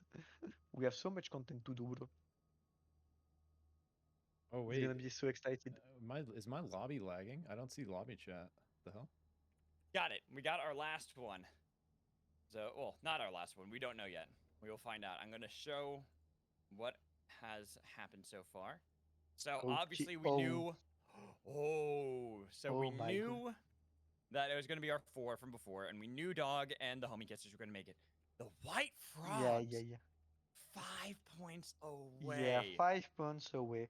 TRC Wow. 20 points away, bro. If the White Frog and TRC is winning the game both, they can't. It can be one more game. It could. It very well could. And right now, more than half the lobby need to win this game. It's Yeah. not going to be as easy to team up like it was before. Each team Oh, is yeah. gunning for the prize, and so we'll see how this is going to go. Because, I mean, we are that close. All right, we're I didn't going. think that on our first match point that we would have this many teams at match point, but you know what? EU likes to prove that they are one of the most competitive regions and that any Oh, team yeah. can win and that they are all willing to be as scrappy as humanly possible. All right, so Minato, Yeah. maybe for the last time we will find out if it is going to be the last time, but we will see Oh, you maybe on not. the other side to at least break down this game. Whether or not it is our last one, we will find out as we get ready for loading up onto the breach. Yeah. So Zick, wild. Okay. And how do you feel about match point right now? Dude, it's How do gonna you be feel a about it? spicy one. I don't know. I think like of the teams that are still here, or like that have a chance to win this one, of the kind of top 6, like Stormbreakers has been really surprising me all day, and I think they're like one of the scariest teams out here. And I don't know, if that's a hot take based on how they've been doing, but just based on what I've seen today, like Stormbreakers are looking so strong. And I think, They are. that they were in a couple tricky situations alongside with the Black Frogs the last 2 games where they were literally getting like teamed up on a bit at the end. But I think now that we have 6 teams there, Magical, I think we're going to see a lot less of that teaming, because it's very likely as we Yes. get towards that final circle that a large percentage of those teams are going to be kind of in our final group. So, I think it's going to be a little bit of a different look here at the end where, we're not going to see that kind of that kind of third party teamwork going on, which is hilarious. No, I expect this one to possibly have some chaos like we're already seeing right now between the Wispenders and Dog. Sinoid is going to be our first casualty in game 8 of the grand finals. It's such a if you're dropping like with another team like that, it happens so quickly. Like to win the level 1 on the camp and like force them off. It literally has to be, you have about 10 seconds to communicate that and get on the same page as a team. And if one person's not on the same page, it can like screw the whole thing up. And it's such an important level though, because we can see off the back of that, all of we staying together at 3, going to be the first ones entering into Cold Fang here, putting Dog on the back foot. Sinoid still level 1 down. They're left to find scraps across the desert as they make their way to Catacombs. Another team already in Entrine, and we just get a free farm on Cold Fang. So, that level 1, that kind of tempo you can establish from hitting camp first, getting those quick, little 3, and, stopping an enemy if there's just 1 or 2 enemies nearby from sniping those, just makes such a big difference in early game. And I think it's really like underrated, like especially in solo queue or just like playing on your own in ranked. That first 1 minute of the game is like arguably the most important, because it really sets up kind of the rest of the tempo. That Breck taking a lot of damage, was able to get behind the shield as Fall from Grace, the aggressive Izuna, finds the knock on to Campo, and then Choi P, the next target. OC15 might be able to create some distance, but this Izuna is hungry and wants to help out Shin to make sure they're taking down QTS, and only Meki Mek, separated from the team, will be able to survive. He can go all the way up to Kobas if he wants to, or can try to go for that risky revive right there. Yep, find his way out of there, and we see TBF making their way up into Chaos Steps. Gonna find the Homie Kissers actually. Oh, like really high spike. Yeah, wasn't really paying attention, but the thing is, they were just as high in elevation. Aiden was able to use the charge to get all the way up there with the Geyser too, so yeah, you're able to find that spike regardless as long as you're over the abyss. Right, and like not in the skybox, not expecting to be able to get hit, but if someone else is in the skybox with you, another Bishop off of the Geyser, you're like definitely can get spiked out of there still. Pretty even, like kind of spread across the map, basically what we would expect. Looks like PDF might find something here. Looking at the angle on TRC. Ooh, almost were able to get the root onto Lancelot, but with a knock, I think they'll take that even more so, and they can confirm that with stomping away the Shiv, not letting PDF have too easy of a time. I know these bottom teams too, they're competing for those points. They want to start moving on up. We saw how close we already have the White Frogs. They were 5 points away after 2 back-to-back victories. 5 points away from that 90. That is tragic. I didn't see that. So not quite in the running. If they can do it a third time, Magical, then we're in game 13, yeah, and then they just need to do it a fourth. Yeah, it's yeah, easy. that's the tricky part. That's the tricky part, because we are getting to the point where almost we are already at the point where the majority of teams are at match point. Yeah. Now, if we can get to the point when 8 of the 10 teams are at match point, I think that would be absolute chaos. And we have 2 of them right here. They're going to kind of, finding a really good flank on the TRC. TRC's been kind of split. We actually saw these other 2 members of TRC find that 2v4 pick against PDF, and that was the other 2 members we see down there kind of getting picked off themselves. So they're probably going to be able to recover, have a lot of space down there in the grind. I mean, and looking at how this circle is, it is starting to get our teams all the way over to Wraith's Row. And early objectives a little bit more important for these teams, especially with so many of them being so close to victory. 4 of the teams have been at that point for the last 2 games. This is their third one. Third time's a charm for one of them. Yeah. They want to make sure that they are going to be that team, and that's why you see a lot of them playing a little bit more passively. Stormbringers, even they having a good fight early on, didn't really want to chase too aggressively against QTS. They could have probably pathed someone north, trying to get Meki Mek in a solo, but that's something they would have done before. Now they're at match point. They want to make sure they're grouped together.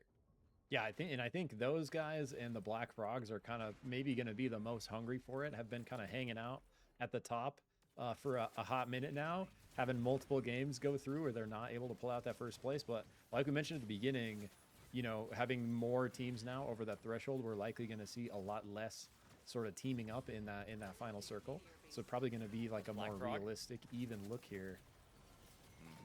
Black Frog getting a lot of damage. Blast off denied with a nice heart piercer from Rakia. Now trying to get back with the rest of PDF as they are down a member. The minions starting to tag and will help Aiden to find that knock, as we see on the kill feed that the Homie Killers taking down OC15. The PDF are not getting away from this one. Only Echo was able to escape the danger, the clutches of the Black Frogs. Should be able to get this revive all the way down here by the machine, but it is not looking good so far. Yeah, and Echo on the Oath, actually the first time I've seen him off of the Bishop, like ever. Since I've only seen him last Sprocaine tournament and this Sprocaine tournament, but he's always been on Bishop and on the Oath this game. So interesting look, actually, coming out of PDF. Something a little new. Ooh, Tom Kick in with the big Abyssal Slam there. I like that, but the Chilling Finale getting the root onto 2. A lot of damage onto the White Frogs, but they're turning it around onto Team Turbo The White Velocity. Frogs, bro. 2v2. Try to get the change once more, but this time it's the Ori pushed up aggressively. And now Tom Kick looking for Khyzaro with the Slug Wave connecting, forcing him away with the Phase Walk. But instead of chasing down these kills, TTV, it's that passive gameplay I was talking about.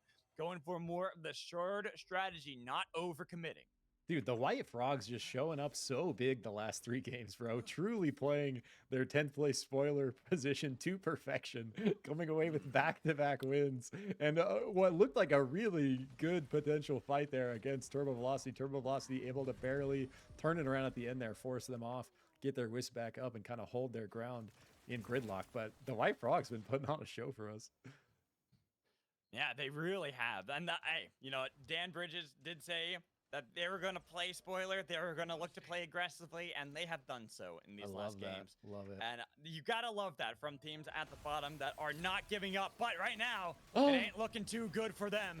They already got split up. They were able to find the knock on a follow from Grace, but 3 members are still there from the Stormbringers. And now, out of nowhere, True Combo could have played spoiler to the White Frogs and deny them 3 victories in a row, but instead, they want to play aggressively up against the Stormbreakers and look to push back SB the best they can. Phase Strikes was looking for that backline angle, has put down the unstable anomaly, but Gecko was able to get away with the portals, and Phase Strikes still swap, not getting near enough to Gecko, and he has been able to escape the clutches of True Combo. Yeah, he was looking for a downtown mortar there, not going to be able to charge it in time. Coming down to Dog, who's very scattered down here. Ezib gets picked off. Looks like it's just going to be Sinoid now off of the back of a scrap they were having with Wee in the bottom of the map. Sinoid does have the crown, so is going to be in an angle to maybe make his way out of there. But Gecko, one of 2 remaining on one of our top squad Stormbreakers here. We can see Shin way up in the top left. Yeah, I was about to say, you can see from the kill feed, too, that teams are still playing aggressively. We're getting the back and forth, the ebb and flow at the moment from all our teams. PDF, they had gotten a couple knocks, but there's been a couple of reses, and then it kind of turned around. Wispender's still trying to play aggressively up against PDF. Lancelot goes deep, was able to get the Fusillade. A lot of damage, but that flight of the Firefox from Cicada absolutely destroys the Wispenders. Only one to get away as Semery tries to get back up to the machine. Might be able to get that little orb away, some distance created. But this Oath now on a mission to keep the game alive and keep the hopes of the tournament for Wispenders going with them. We got a true pod race happening here, Magical. two pod racers getting after it. Echo on the chase here. Dog gets taken out. TTV and some action over here. Crown didn't work for them, and now True Combo up against Team Turbo Velocity, but Akalinx is the first one. Greninja could be the next one as True Combo try to get away, and we see that the Wispenders were ended. Their run now in the hands of a couple of teams that are at the bottom of the standings, hoping that any one of those 4 are going to be the ones surviving. With a pull back in from Tom Kick to land on a QTS, forces them to fight, forces them in aggressively. Kempo tries to go for the reset, but the static was just not there. They couldn't strike the lightning twice, and now they have to run away from TTV. With OC15 and Mecky Mech nowhere to see each other, having to go separate ways for now. Yeah, and PDF looking like they are able to recover after what was kind of a crazy fight. You mentioned it off the back of that monster Firefox ult coming out from Cicada, able to just roast multiple members. TBF able to lock in the Shrapnel Soul for themselves, and we saw TTV coming away with the Damage Soul. So both of our souls on the map in possession of 2 scary squads here. The Black Frogs, kind of, you know, the other team, one of the other big teams to be looking out for here. Having that Shrapnel is going to be, you know, pretty scary. Looking to, you know, really want to scale your items quickly with that. Look to chunk this armor like as much as possible, and just more violence on the right side of the map. continuing to fight over here in the gridlock area. We see the White Frogs. Now like a fan favorite, like one of my favorite teams after such epic comebacks. All kind of rooting for them, even though I don't maybe want to go another game. It would be sort of epic if the White Frogs did the 4P. It would be. Honestly, like as much as I want it to end too, I'm here for it, but now the Black Frogs fight against PDF, and PDF have been a team to be able to take victories here in the grand finals. They're playing aggressively up against PDF, but they're getting spiked. Turn 1 for 1, but they're looking for the revive onto Treadsy while they're unable to do so. PDF had already lost their member. The Lancelot gone, PDF now pushed back, but here come the Stormbreakers, ready to battle and take out a team that is contending with them for the top. They decide to fall back instead. Want to see if they can play aggressively towards a team that is down to the south. They noticed that QTS were nearby.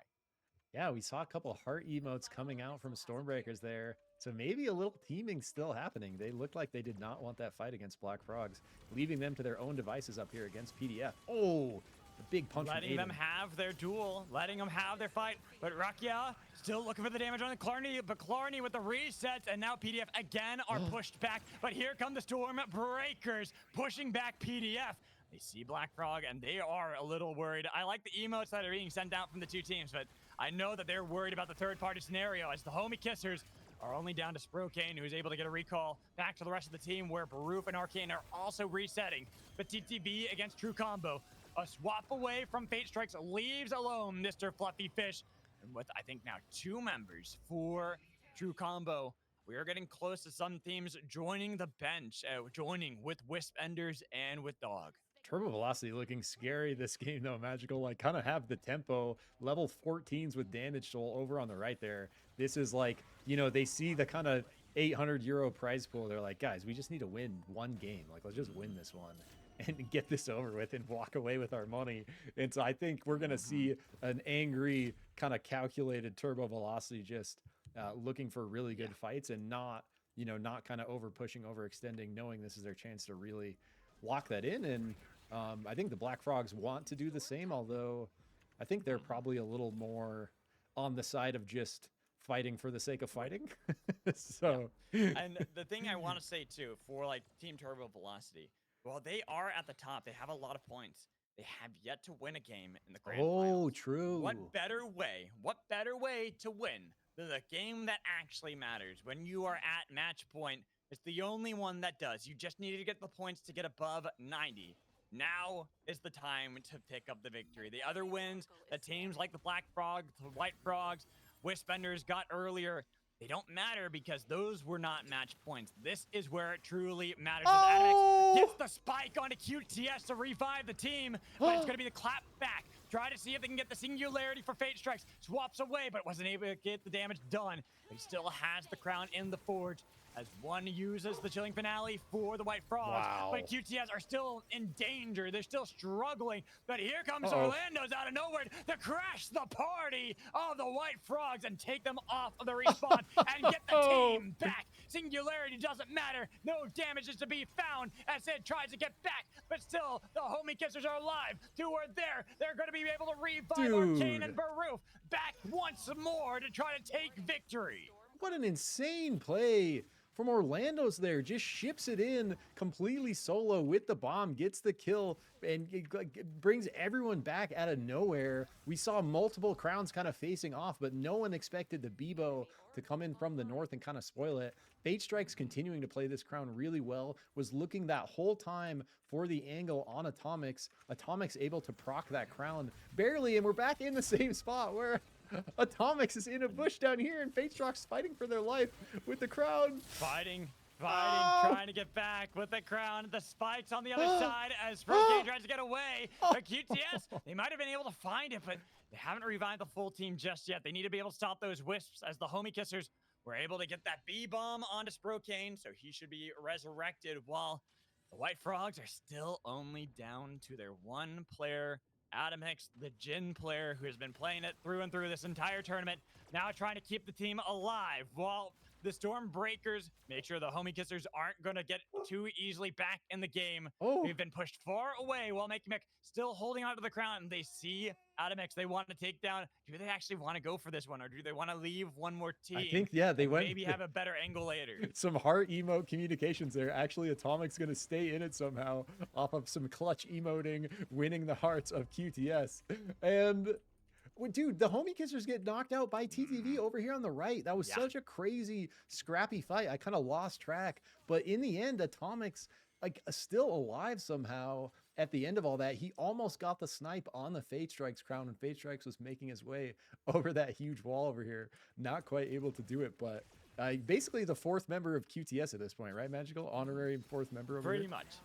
He is, but unlike the last times we talked about before, there are a lot more teams that are playing for the crown. Oh, no. They're He's stuck. playing for No. first place. Adamex is stuck, burn, Oh, it's so and there tragic. goes one more. No. It is all down to QTS. They have to win this to get us to Game 9 in the Grand Finals. Man, so the fan favorites, the spoilers, the White Frogs, end up getting taken out in the most tragic fashion possible. The unhealable, out of bounds top of the wall takes out Atomics.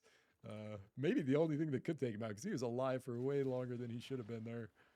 Oh, the pull from Mickey Mac, smashing down Tom Kick, the captain for Team Turbo Velocity. Now, no more, as they could pick up a crown. They got one pretty much immediately, but they don't have a good way to punish after that. And if Mickey Mac can land another hook like that, he's got Blinkstone this time. He's a lot scarier than even before.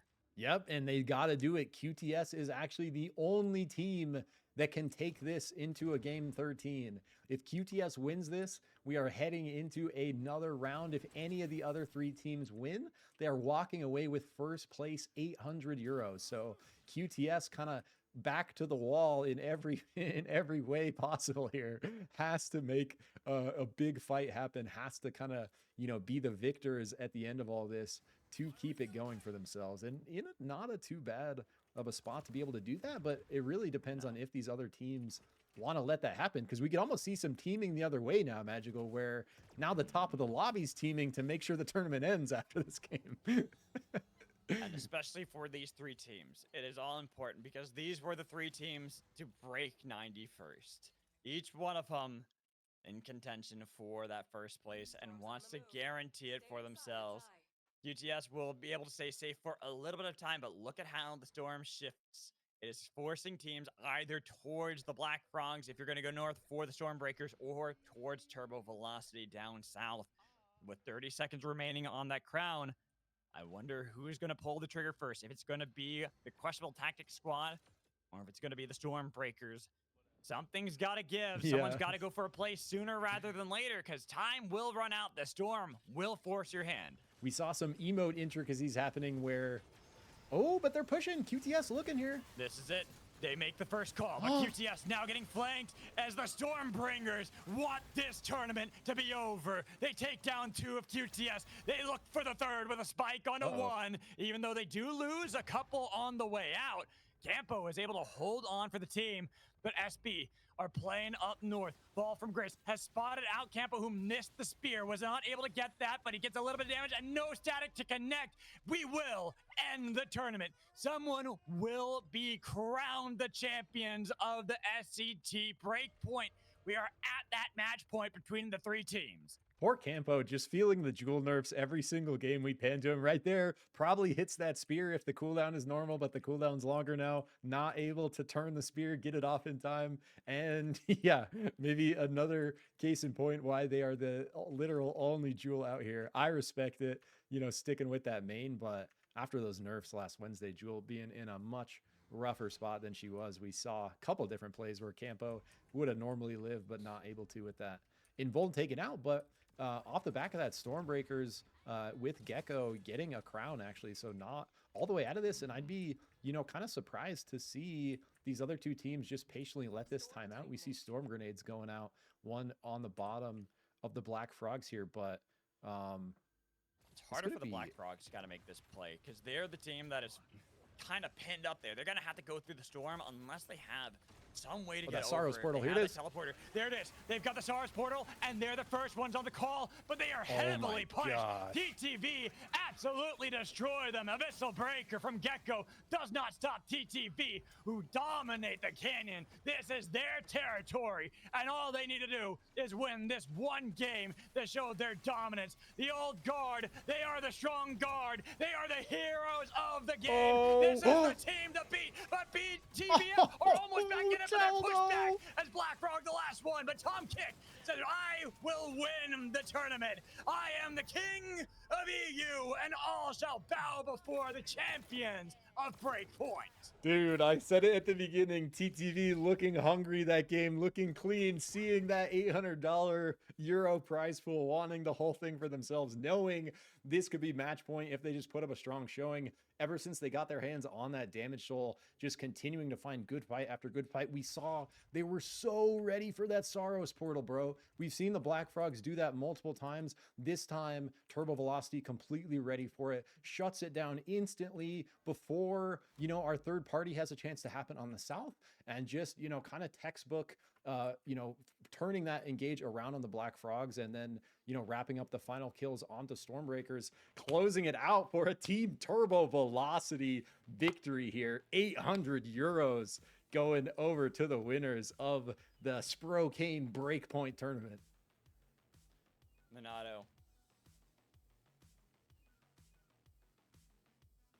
True. Yeah, it's going to be separated. They are going to get the lion's share. They are going to But get the first they place still prize. got like 480 euros. Oh, for some reason, I well- thought someone told me it was winner take all. I don't know why I got that in my head. My bad. No. Yeah, but it's well deserved. Either way, well deserved from Team Turbo Velocity. I said it. Yeah. They hadn't won a single game in the finals. All that matters though is winning the match point. It doesn't matter. You get the points, get above they 90 do it, and win. They do it. So I Minato. win my bet. They win. Yes. I was about to say, Minato, I Nice. want to get your thoughts on this format and like what you thought of it, like going forward. Like, I personally really like this format. I think there's a lot of potential with this one, and I'm hoping that we see more tournaments like this in the future.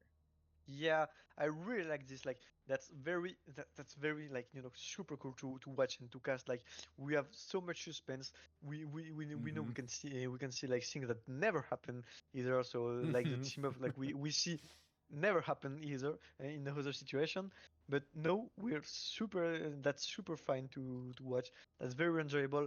The only problem I think is that because of the focus and the team up, with this format, that's maybe not always the best team who wins, but this time it seems like it. Like it seems like TTV. Remember to everyone, who is one of the best team in Europe, and they win this one. They win this one. Love it.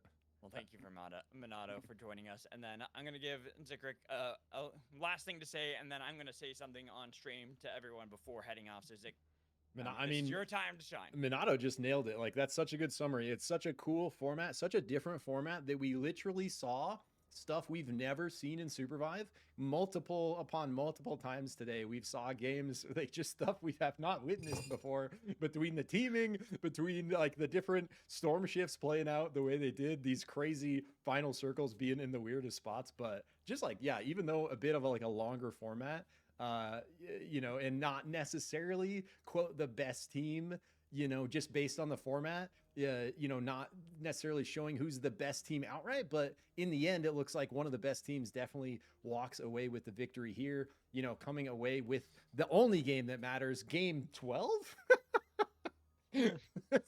Like, we're deep in it here, Magical, but I'm here for it. What a good time. GG's, everyone. Well, Yeah. Minato, Zikrik, thank you guys for joining me. I'm going to say something really quick to the stream, so I appreciate you both joining me. And make sure you, Minato, where can everyone find you and your Twitch?